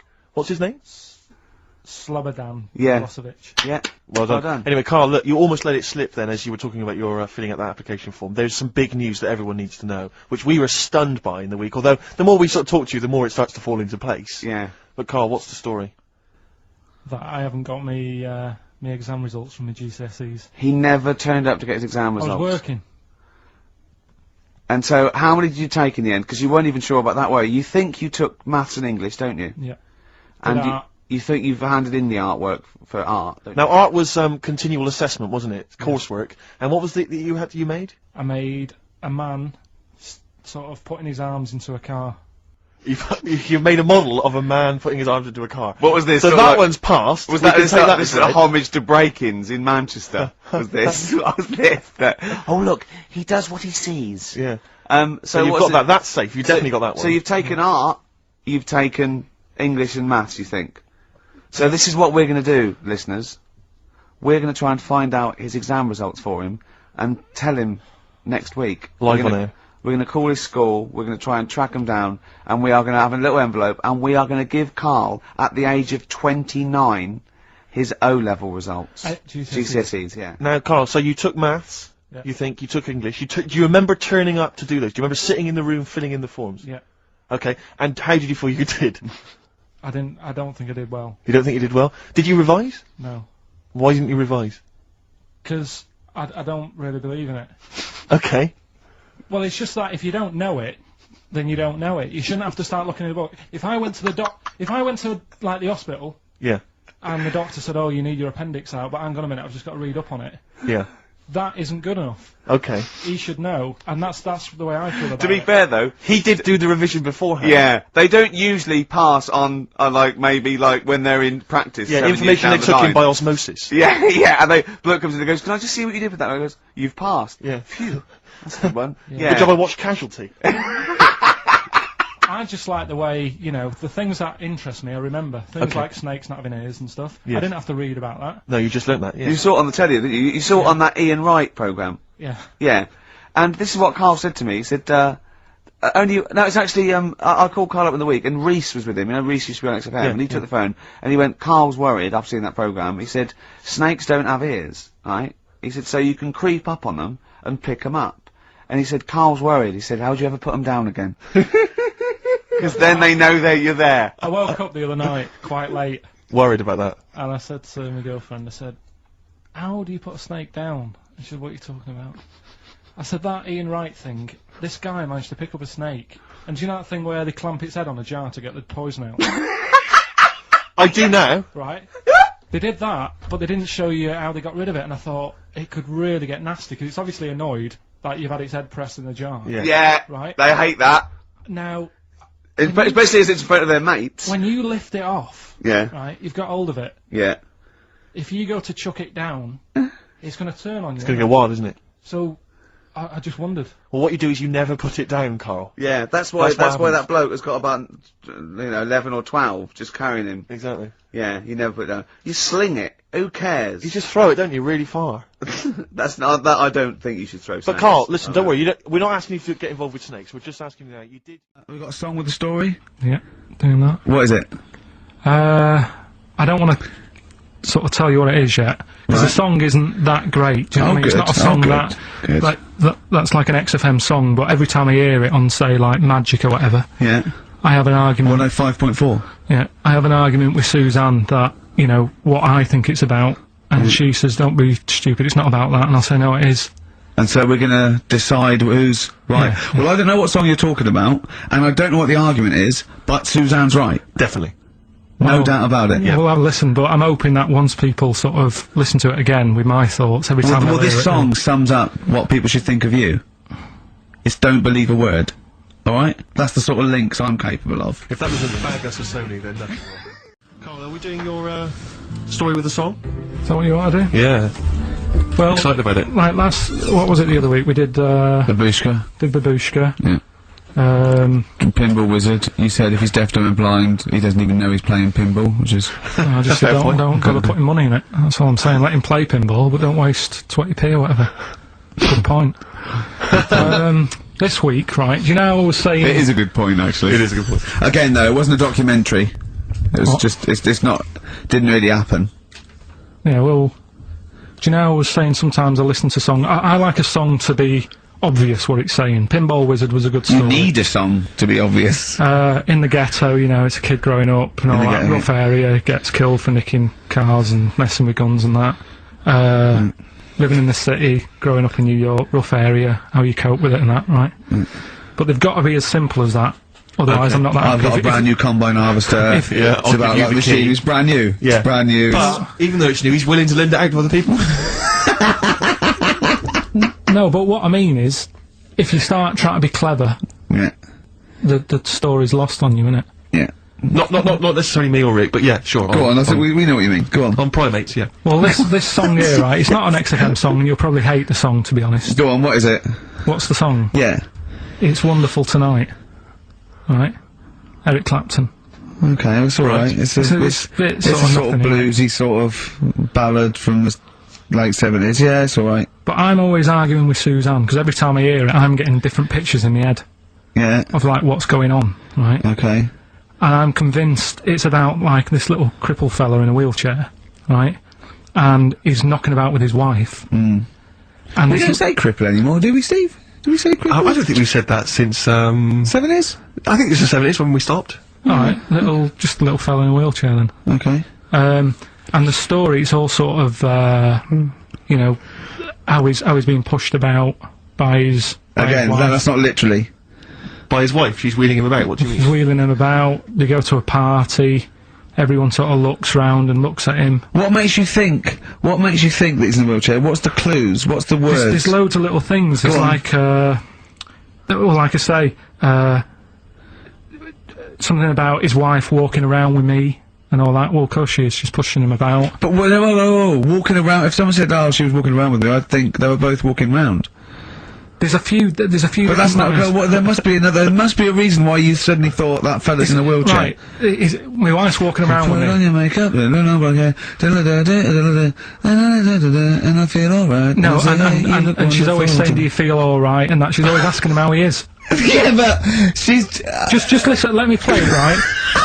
And try and picture the scene, right? But now I'm only thinking of a little fella in a wheelchair. We'll have a listen to it, and you know, just everything that's being said. Okay. Understand why I'm thinking what I'm thinking. No, never. Is that it? Yeah, there's no clue. But the thing is, that's what I'm picturing. But that doesn't mean it happened. You picture people that are half man, half moth. It doesn't mean it's possible. Do you know what I mean, Karl? What you think is usually not true. Suzanne is totally right. There is no reason. I have never ever thought that Eric Clapton was singing about a little fella in a wheelchair. And the one clue in that, there's two, isn't there? Are you alright? Oh, let me say that, little cripple. Right, and, I'll give her the car keys. Oh, why's she driving? He ain't got any legs. Pushing him around and that. No, pushing him around. So we'll do one more next week then. Okay. I'm just finding more and more things are annoying me. Really? Like, even... Like, at that Sony's night, right, you've got a lot of, respectable people going to that thing, you know, people who are high up at the BBC and that. Yeah. And just the way, you know, it's a posh night, there's people there with dinner jackets on and stuff. And then I went to the toilet for a wee. Old fella in there. I thought he looks like he's been in the, you know, the radio game for years, probably done loads of award-winning Sony stuff. Yeah. You know, all the BBC documentaries they do, in-depth stuff, and I thought, you know, I wonder if I'll be like him when I'm older, I wonder if I'm as good as him. Thinking all that, he's having a wee in the next urinal. Farts. I know. Yeah. He just farts.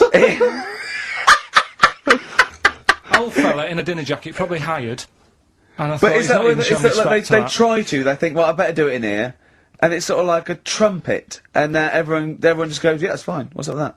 You know, yeah, I know what you mean. It's just the arrogance of doing it. He just did it. It sounded like a lost whale.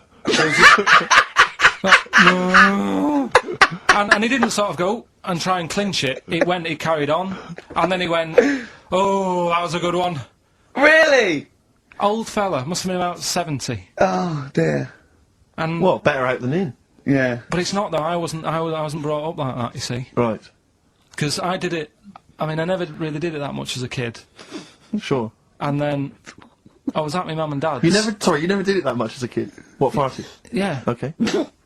Not just like as a joke and that. We are taping this for next year's Sony Award, aren't we? We're taping this, what we're talking about now, aren't we? To hand in, because this is, go on. But I was at my mum and dad's, right?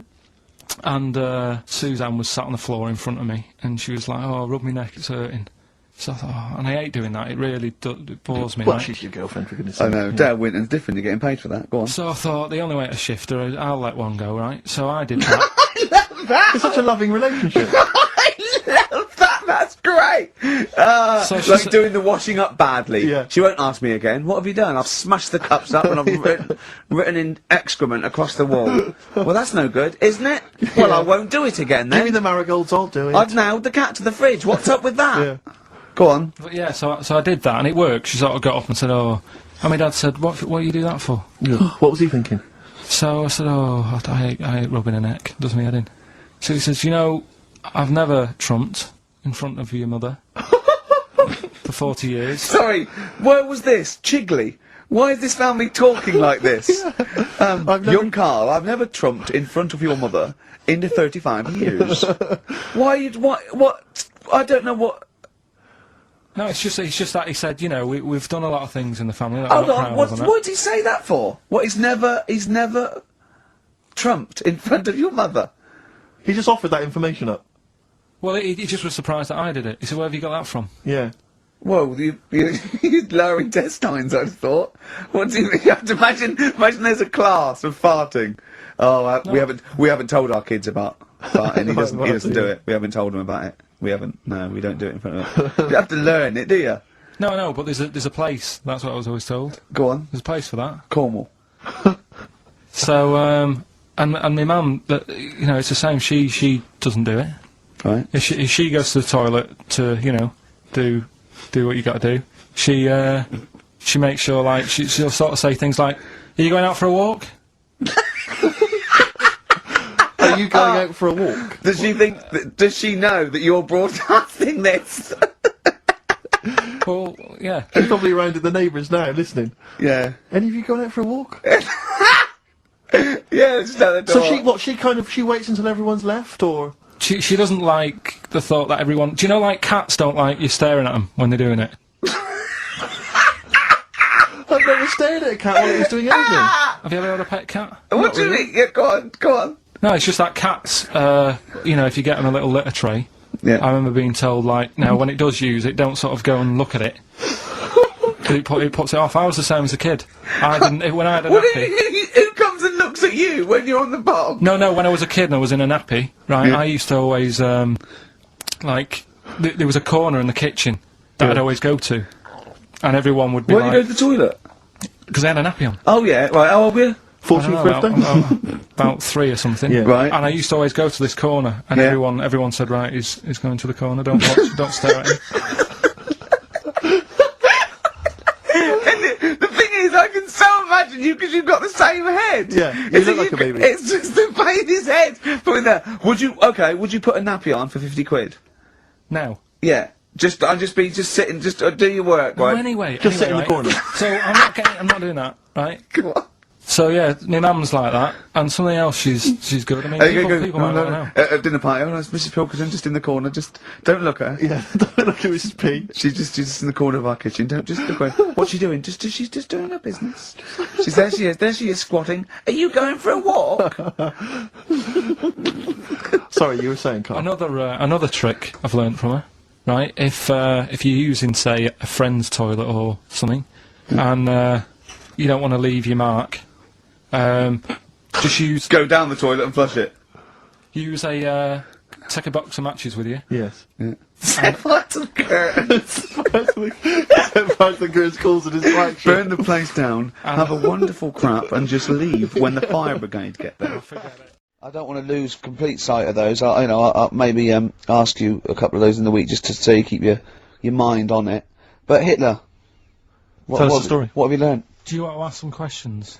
No, not really. Just sum it up in a minute. What do you Can't do it think? in a minute. Well, can I ask some questions then? Where was he born? Austria. Tell us about his early life. Right, he was a young lad. He, Brilliant. What in his early life? Okay. Yeah. what's the name? His mum was his dad's second cousin, which is a bit weird. Yeah. That is weird. They had 5 kids. He's going, yeah, it's usually first cousin where I come from. Oh, that's unfair, isn't it? There's no need for that. There Go was on. there was 5 kids, but only 2 of them, including Hitler, including him and his sister survived. The others died at an early age. Okay. Right. Anyway, so they grew up, and the mum died and the dad died and that, and he thought, oh, what am I going to do? Because he didn't do well at school, didn't have many qualifications. No. Liked art. Did he have a GCSE in history? Liked art, right? And then, so he said, right, I'm going to go to Munich. I missed a bit out, actually. Jewish people were in Austria, he didn't really like them. Okay. He thought they got, special treatments and stuff, and just didn't like them. So he went to Munich, and he joined the army. Right. Yeah? Yeah. And he was in the army, and he got injured. Right. So he went to hospital, and whilst he was in hospital, the World War One ended, and he was like, "Oh God, I want." I was enjoying that. Yeah, well, So don't, because you're breaking the concentration. Yeah. Sorry. I'm not even sure I want to join in on this one, just in case. Okay. Right, go on. Right. So He was in hospital. He's in hospital. He gets a bit better. He's never that fit though. He's one of these blokes who was always ill. That was on something like 30 tablets a day or something. Comes out of there, joins some other army. Right. God, I knew it all this morning.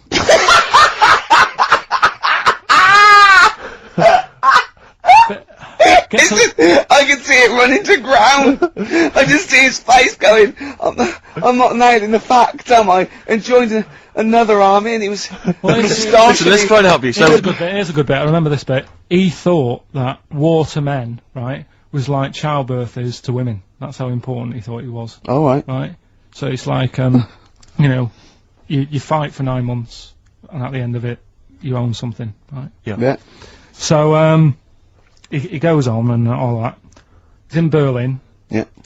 And, he's fighting his way through, trying to take over countries and that. And he does he do Berlin? Does he? sorry, wait a minute. Is he Chancellor yet? What year is it? 35? Let's Where are you? skip the kind of climb to power. Then he's now the dictator of Germany. Right, he's in charge, yeah.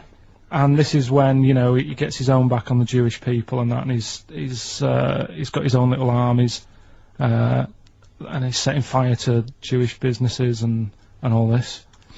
And anyway, cut a long story short, he Please do. when he came to fight in Britain, Yeah. came a bit sort of unstuck, Yeah. right? Started fighting. Not back. so easy, is it, this world domination, Adolf? Britain was there, France was helping out, Yeah. Americans were helping out. Yeah. So he thought, oh God, so a bit late, but yeah, go on. he goes into a bunker in Berlin, Yeah. and it's all kicking off, Yeah. and apparently Germany sort of surrenders, Yeah. says it's all over, forget it, we can't beat you. He was really annoyed with this, and he thought, oh, I can't show my face around here. So Because it would be embarrassing. he's with his missus, who nobody knew was his wife, Right. Eva, in this bunker, Yeah. and so he said, I've had enough of this. He shoots himself. Yeah. She poisons herself, and the chauffeur buries them or something, or burns them. Right. And in all the time he was in charge, 50 million people died. So that's 1918 to 1945. Yeah. Between It felt like that. between Travis and the Red Yeah. Hot Chili Peppers next week. That's fantastic. That's remarkable. I have to say that you sort of lost your grasp somewhere along the line because you started off confidently, but you lost your way. I've had a really busy week, and last night I was whizzing through it. Sure. And then this morning I woke up, and Suzanne had been away for about 3 days, right? Yeah. I hardly spoke to her. She's been busy, I've been busy. First thing to say when I wake up, oh, just ask me some stuff on Hitler. You so romantic. That's great. That's how stressful it's getting. But I knew it all this morning, honestly. No, but that's fine. The newest quiz in town. This is where Karl inserts himself into a seminal film. Last week, he was the little kid in Sixth Sense. You remember? To great acclaim. The critics loved it. They said a triumph.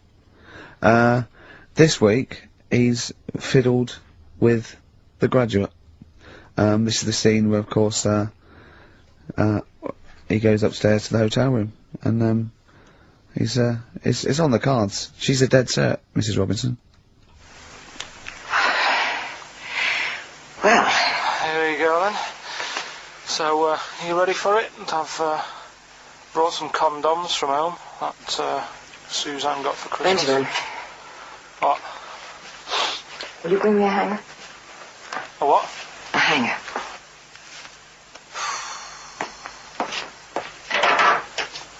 Tell you what, I've got wood. What? Just saying, I've got wood. I've got metal ones as well. What sort do you want? Either one would be fine. All right. There you go.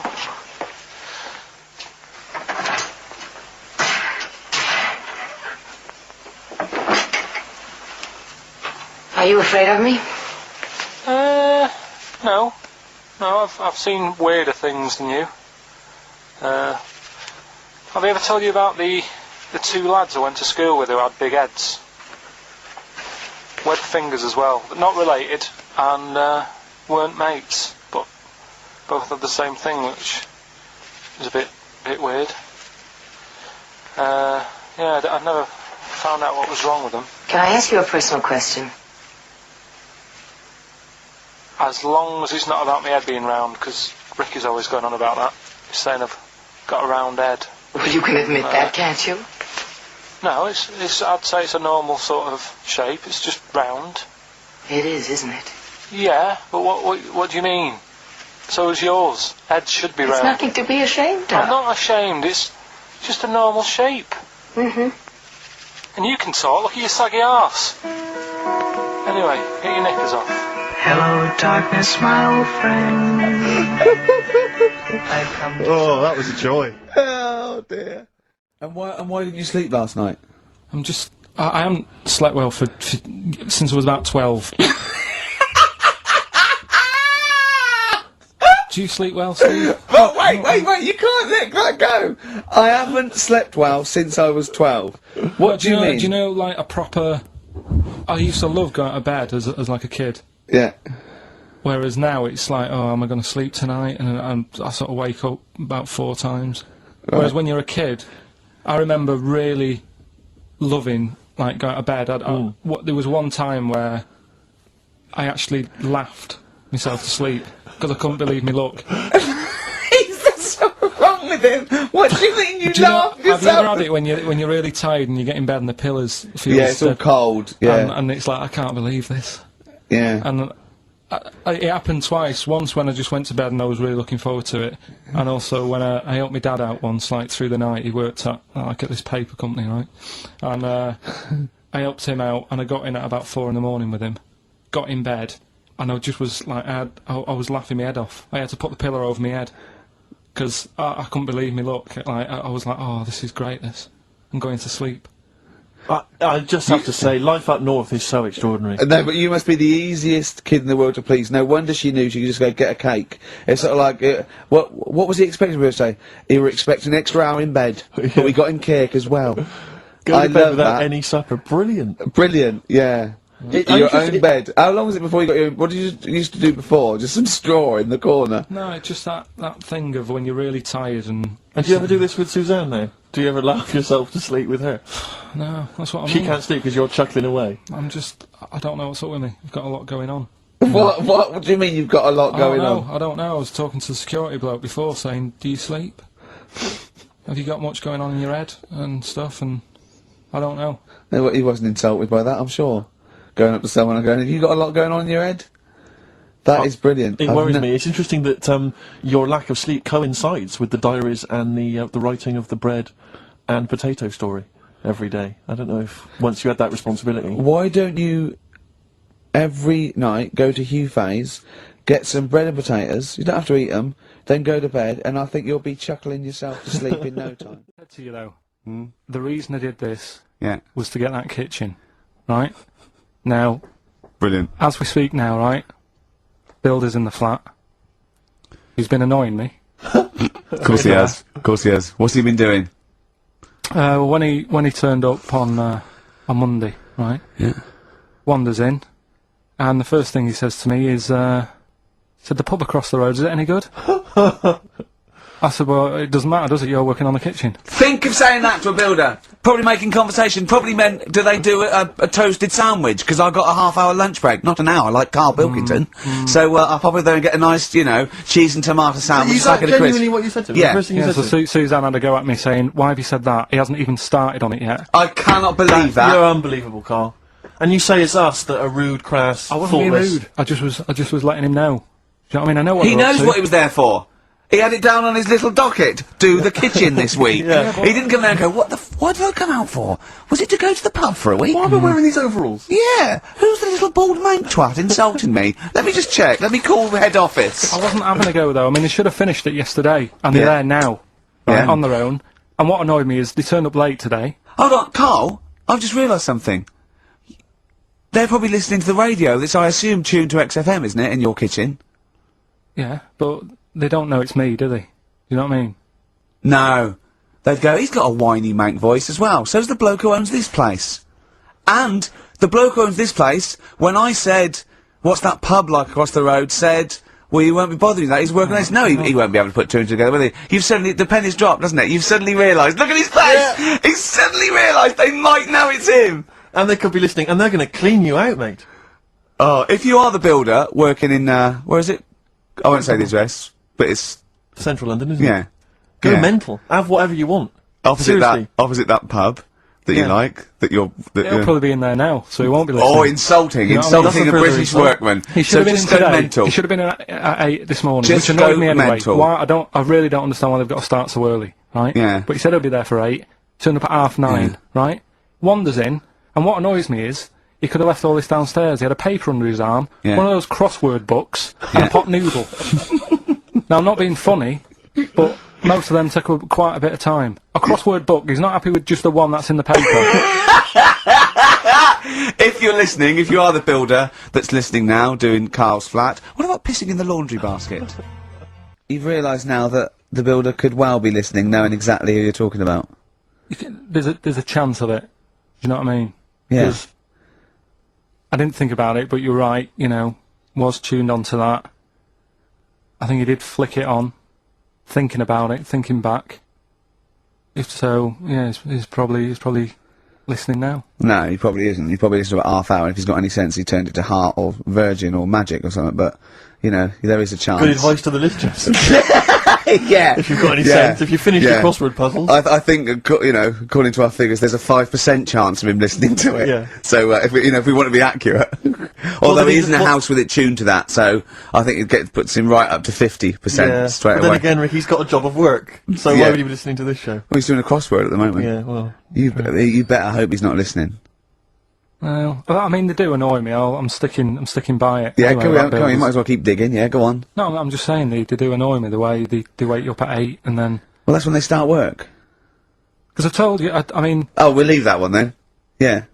no, but it's like the other day when they came in, I always like to test them. Do you know what I mean? When I had some work done on the last flat that was in, right, that was renting, the builders were in sorting the shower out and that. They woke me up about 7:30. Yeah. Right? Were you in the shower? No, Good thing about cleaning this shower, there's never any hair down the plug hole. Yeah. Right. So I left early to come to work, right? Sure. And I thought, I wonder what they're doing. I wonder if they have started. So I walked back to go back in. They'd left the flat and they were sat outside having a Starbucks. And it just annoys me that they couldn't do that first. Do you know what I mean? Have your breakfast first, then come and wake me up. But don't wake me up to then get me out of the flat and then say, right, let's go and have Well, breakfast. they've probably lads." got to get in, haven't they? Don't What they? for? What for? They can put all the tools in the little lobby bit. Do you know what I mean? Yeah. Just winds me up. Sure. Now the thing is, the guy today who's doing the tiling, that's narrowed it down a bit more, right? when I knew he was in there, I went out for a bit, had a cup of tea and a bacon butty, right, at a cafe. And I went back and I was really quiet, put my key in the door and opened it really quick to see what he'd be doing. And he had actually started work, so fair play to him. What if he'd just been exfoliating himself naked on the kitchen floor? Yeah. I'd say, right, caught you. Don't use my exfoliate. Yeah. So, yeah. Go through if you're listening, go through the wardrobes upstairs. Go through the wardrobe, get some stuff, yeah. They won't get anything. I've put everything in places where they wouldn't think of looking. For jewellery and stuff. So you're thinking that where have you put the jewellery? I'm not saying. Go on. So you're thinking that they're going to thieve from you as well? Okay, so if you're listening, don't think about the obvious places when you're looking for the jewellery. No. But I do things like, I would do things like, you know, just pop a little bit of urine, maybe in the salt cellar or something. Yeah. Just do something. I'd say what I do is I take the toothbrushes in the bathroom, just pop them in the toilet, flush it, and then take them back again, just pop them back in there. Leave them nothing, leave them out. When they were coming last week, I brought the biscuits to work. Suzanne was like, "No, you didn't really? No, mates. You no, brought your biscuits to work. No, it wasn't a tin. It was just a packet of good quality cookies. Good quality cookies. Yeah, you thought I'd be down to throw them. Oh God. But that's what Suzanne always says. Don't know, you know, why you like this? Because you know, it's not as if you've been sort of harmed as a kid or anything. But I like the fact that you once said to us that you don't need friends. You don't like friends because they're a bit of a pain. Because they call you up and they want to be with you. Yeah, but mates are a hassle. I woke up today, right, and I think it was might have been on 5 Live or something this morning in the bedroom, right, and they were talking about how it's Nelson Mandela's birthday, 80-odd, 20,000 people turning up at his party. I thought, I'm glad I'm not in. I couldn't be doing with that. 20,000 people. Think of the carpet afterwards. I mean, a good percentage of them were putting out fag butts on his carpet. Yeah, after Tommy Walsh and Charlie Dimmock, what's her name, did lovely patio and a water feature. He's gonna come back and he's gonna go, oh, it's ruined. And what's he doing for his birthday? Karaoke? Chinese meal? Bit of karaoke? I wonder what Nelson Mandela's birthday party is like. Big cake. Bit of an enormous cake. Yeah. The Spice Girls jumping out. Yeah, the Spice Girls, isn't it? Well, everyone. I don't know. Yeah. We are the only 3 people that hasn't met him. I thought everyone's file would have been in the cake. Yeah, yeah. Just in case, you never know. And if Winnie calls, I'm not here. Have you not invited her? No, of course no, definitely not. Poor Nelson. Happy birthday. How old is he? 85. Oh, well done. Imagine, oh God.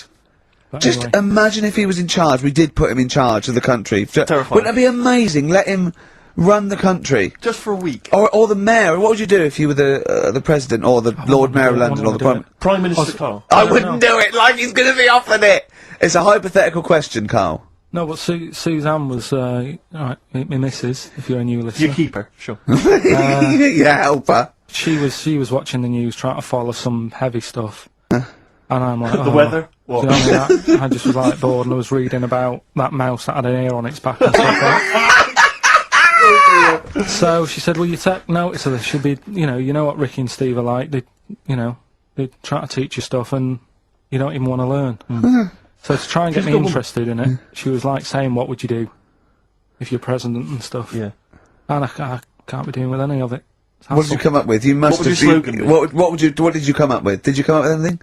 I had a little, the design of it, right? I said I'd have like red and blue, sort of, do you know what I mean? Both sort of major sides into one. Yeah. Well, that's broken the back of it. That's a pretty good manifesto so far. Anything else? What's on the second page? I had like, KP looks after me. That would be the badges, would it? Yeah. That's good. I'm a KP nut. Yeah. KP looks after me. Yeah, brilliant. That's about as far as I went with it. What would you do? What about, policies, transport, crime, just law and order? Yeah, what would you do with crime? What would your initial approach be? Would you introduce guns? Should police carry guns? Nah. No. Yeah. Would I have to worry about that? Okay. No, good point. Good point. No, what I'm saying is that, I mean, Tony Blair isn't sorting everything out, is he? No, but he has a say in most things. Does he? Well, go on then. What are the problems at the moment?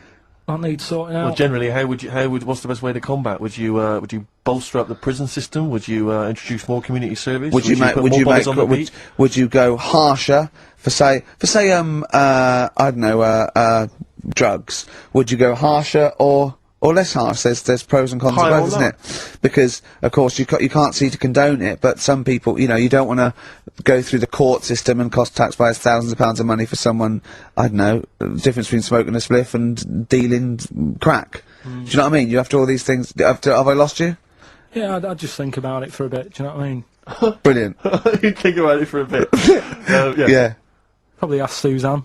Do you know what I mean? This is amazing. Get her help on it. Yeah. Now, what about the foreign situation? Would you have supported Bush in his war on terrorism? You're aware of this war that we had recently? Yeah. Sure. I mean, if I was new, though, couldn't I just say, look, new slate, do you know what I mean? Let's start again. Yeah, Right. of course you can. I'm in charge now, let's see if we can sort this out. What would you do then? Then see what happens. Just leave Brilliant. it. Just leave Suck it and see. Brilliant. Brilliant. This is excellent. Now, this is not really your jurisdiction.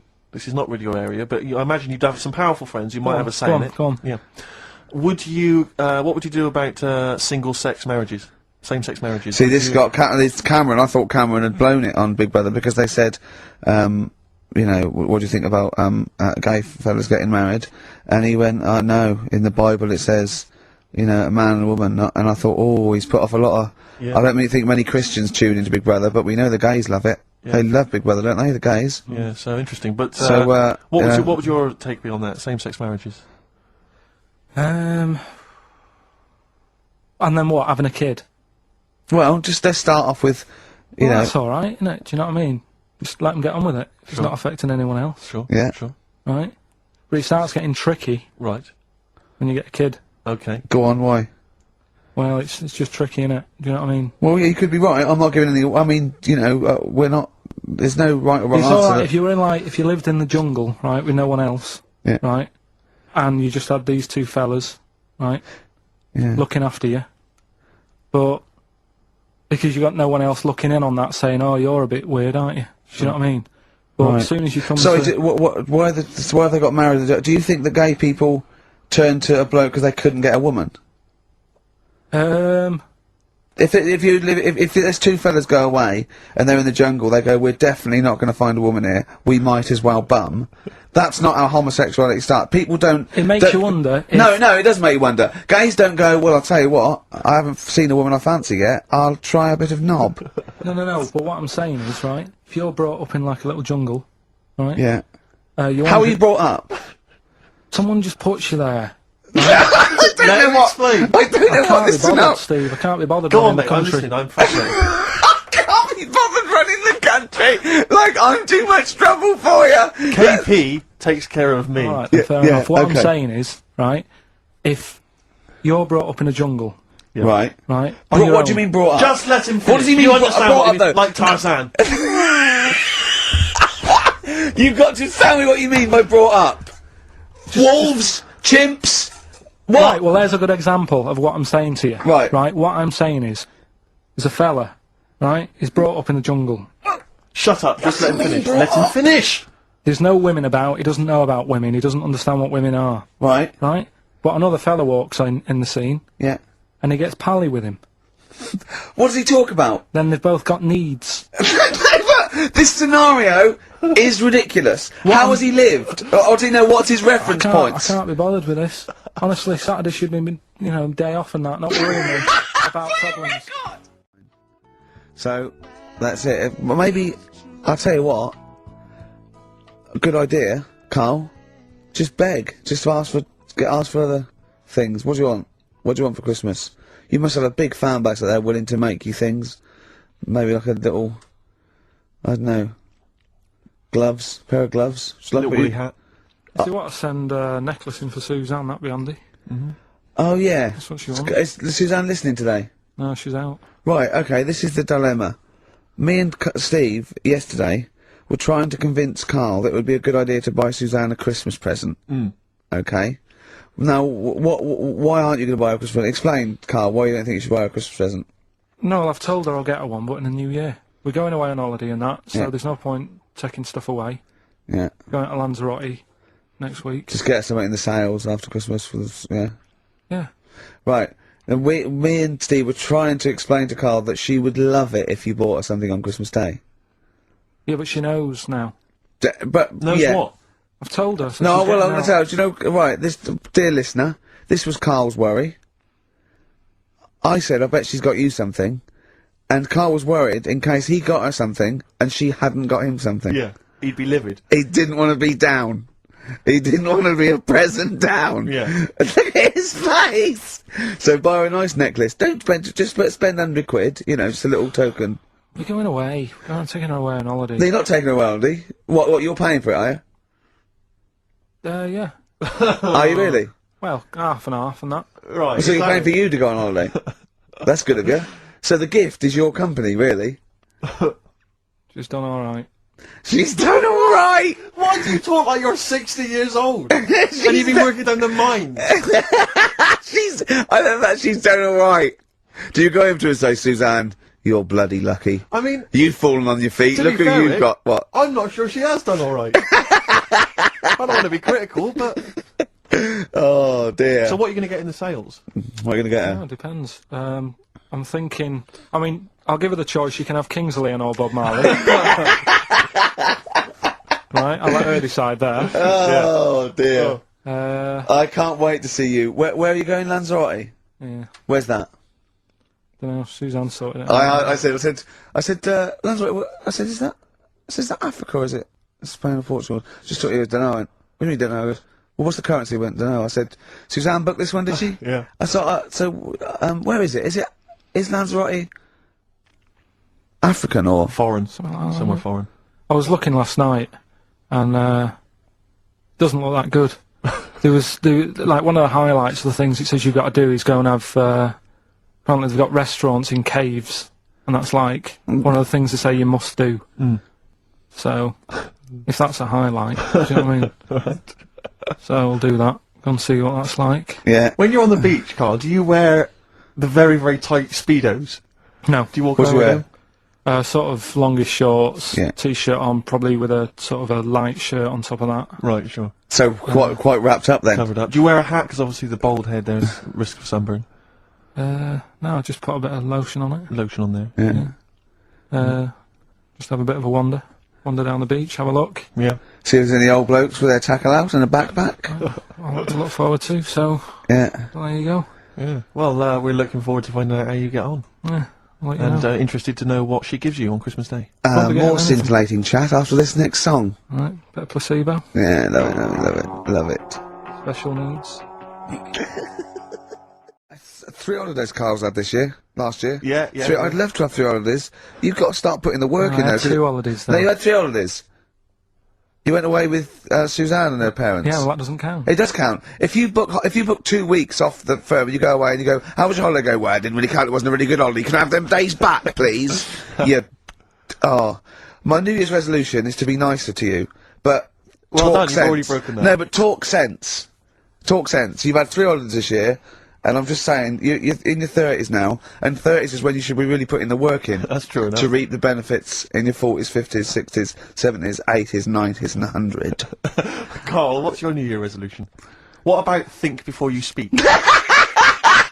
It's worth. I mean, See, I'm consider allowed to laugh. I'm allowed to laugh at things other people say, Carl. That one, that is a good suggestion. How was your holiday, Carl? It was alright. Right, brilliant. But that I don't see on the kind of on the ratio of good to bad in Carl's mind. That might be amazing because we never It might be hear him amazing, sing the mightn't praises it? of anything. I'll tell you what. Can we have a cracking little tune and then come back and hear about Carl's holiday? I'd love to do that, Let's Rick. keep it tight. Carl, you went to Lanzarote. People said don't go to Lanzarote. They told you it was Lanzarote. They told you were they right or They wrong? were right, yeah.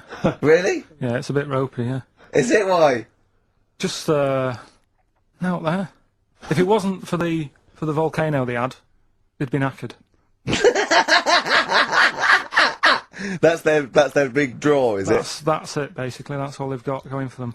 When you landed, was it really hot? Were you quite excited? You were thinking this is No, okay? it was warm. It's, you know, we can't complain about the weather. The weather was all right. Sure.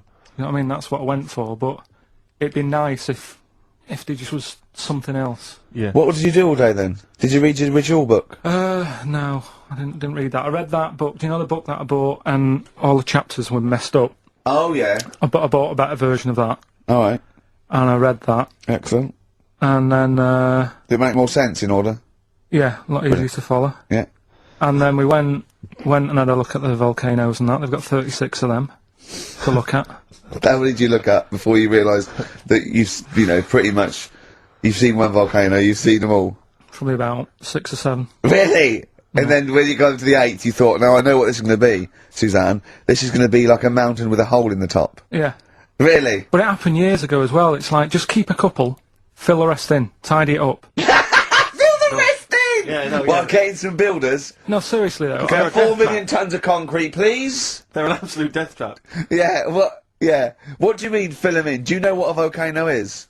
Just a hole, isn't it? That's happened. Well, it's more than the happened back hole. It's in- more a portal to the magma in the centre of the earth. Back in 1730 it happened, and they still haven't sorted it out. Well, when you say it happened, volcanoes were made a lot longer ago than No, 1730. but the one that did Lanzarote in. Right. Sort it out. What would you suggest?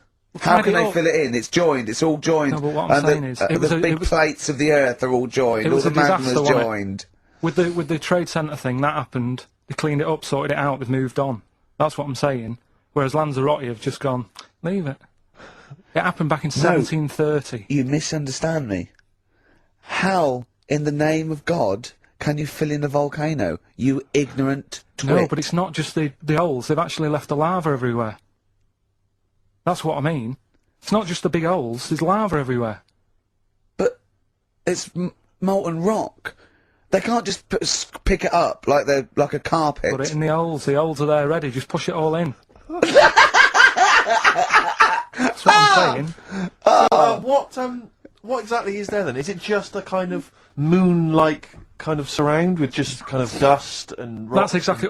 You see, I was there when the Mars thing went wrong. Yeah. I would have just sent a camera crew there, filmed a bit of that, right, and say, here we are. This is it. Ignore the little coffee shop in the background. Right? This is Mars, because that's where it's like just loads of dust. Yeah. Holes everywhere.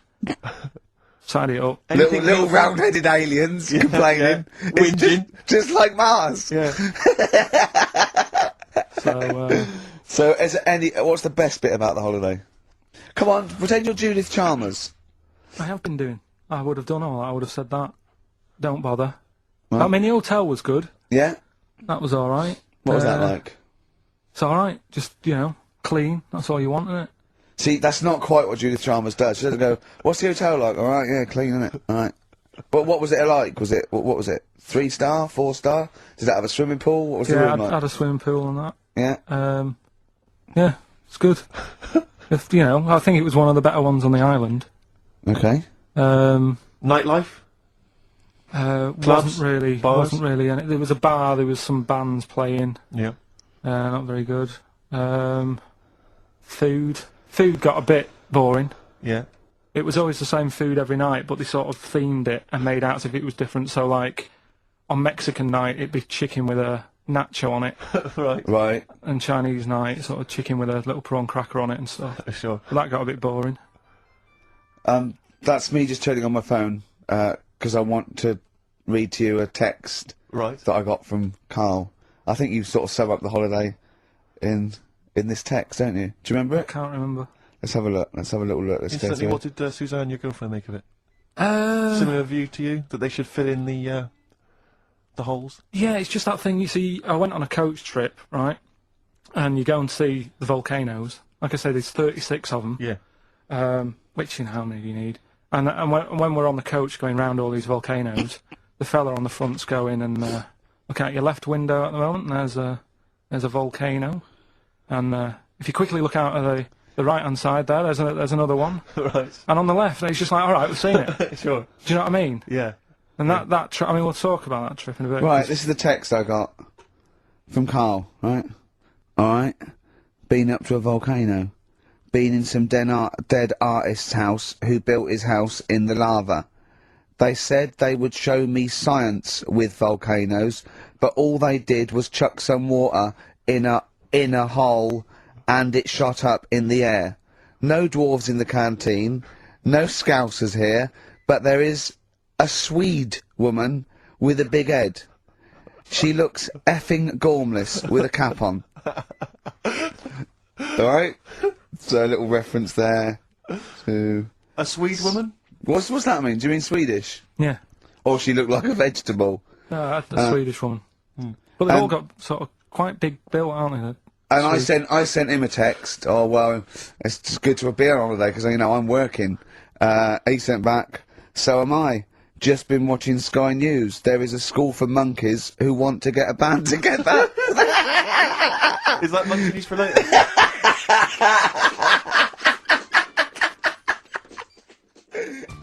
Well, but out of 10, then what would you give it out of 10? All in all, food, location, Right. relaxation, enjoyment. Yeah, that's 6.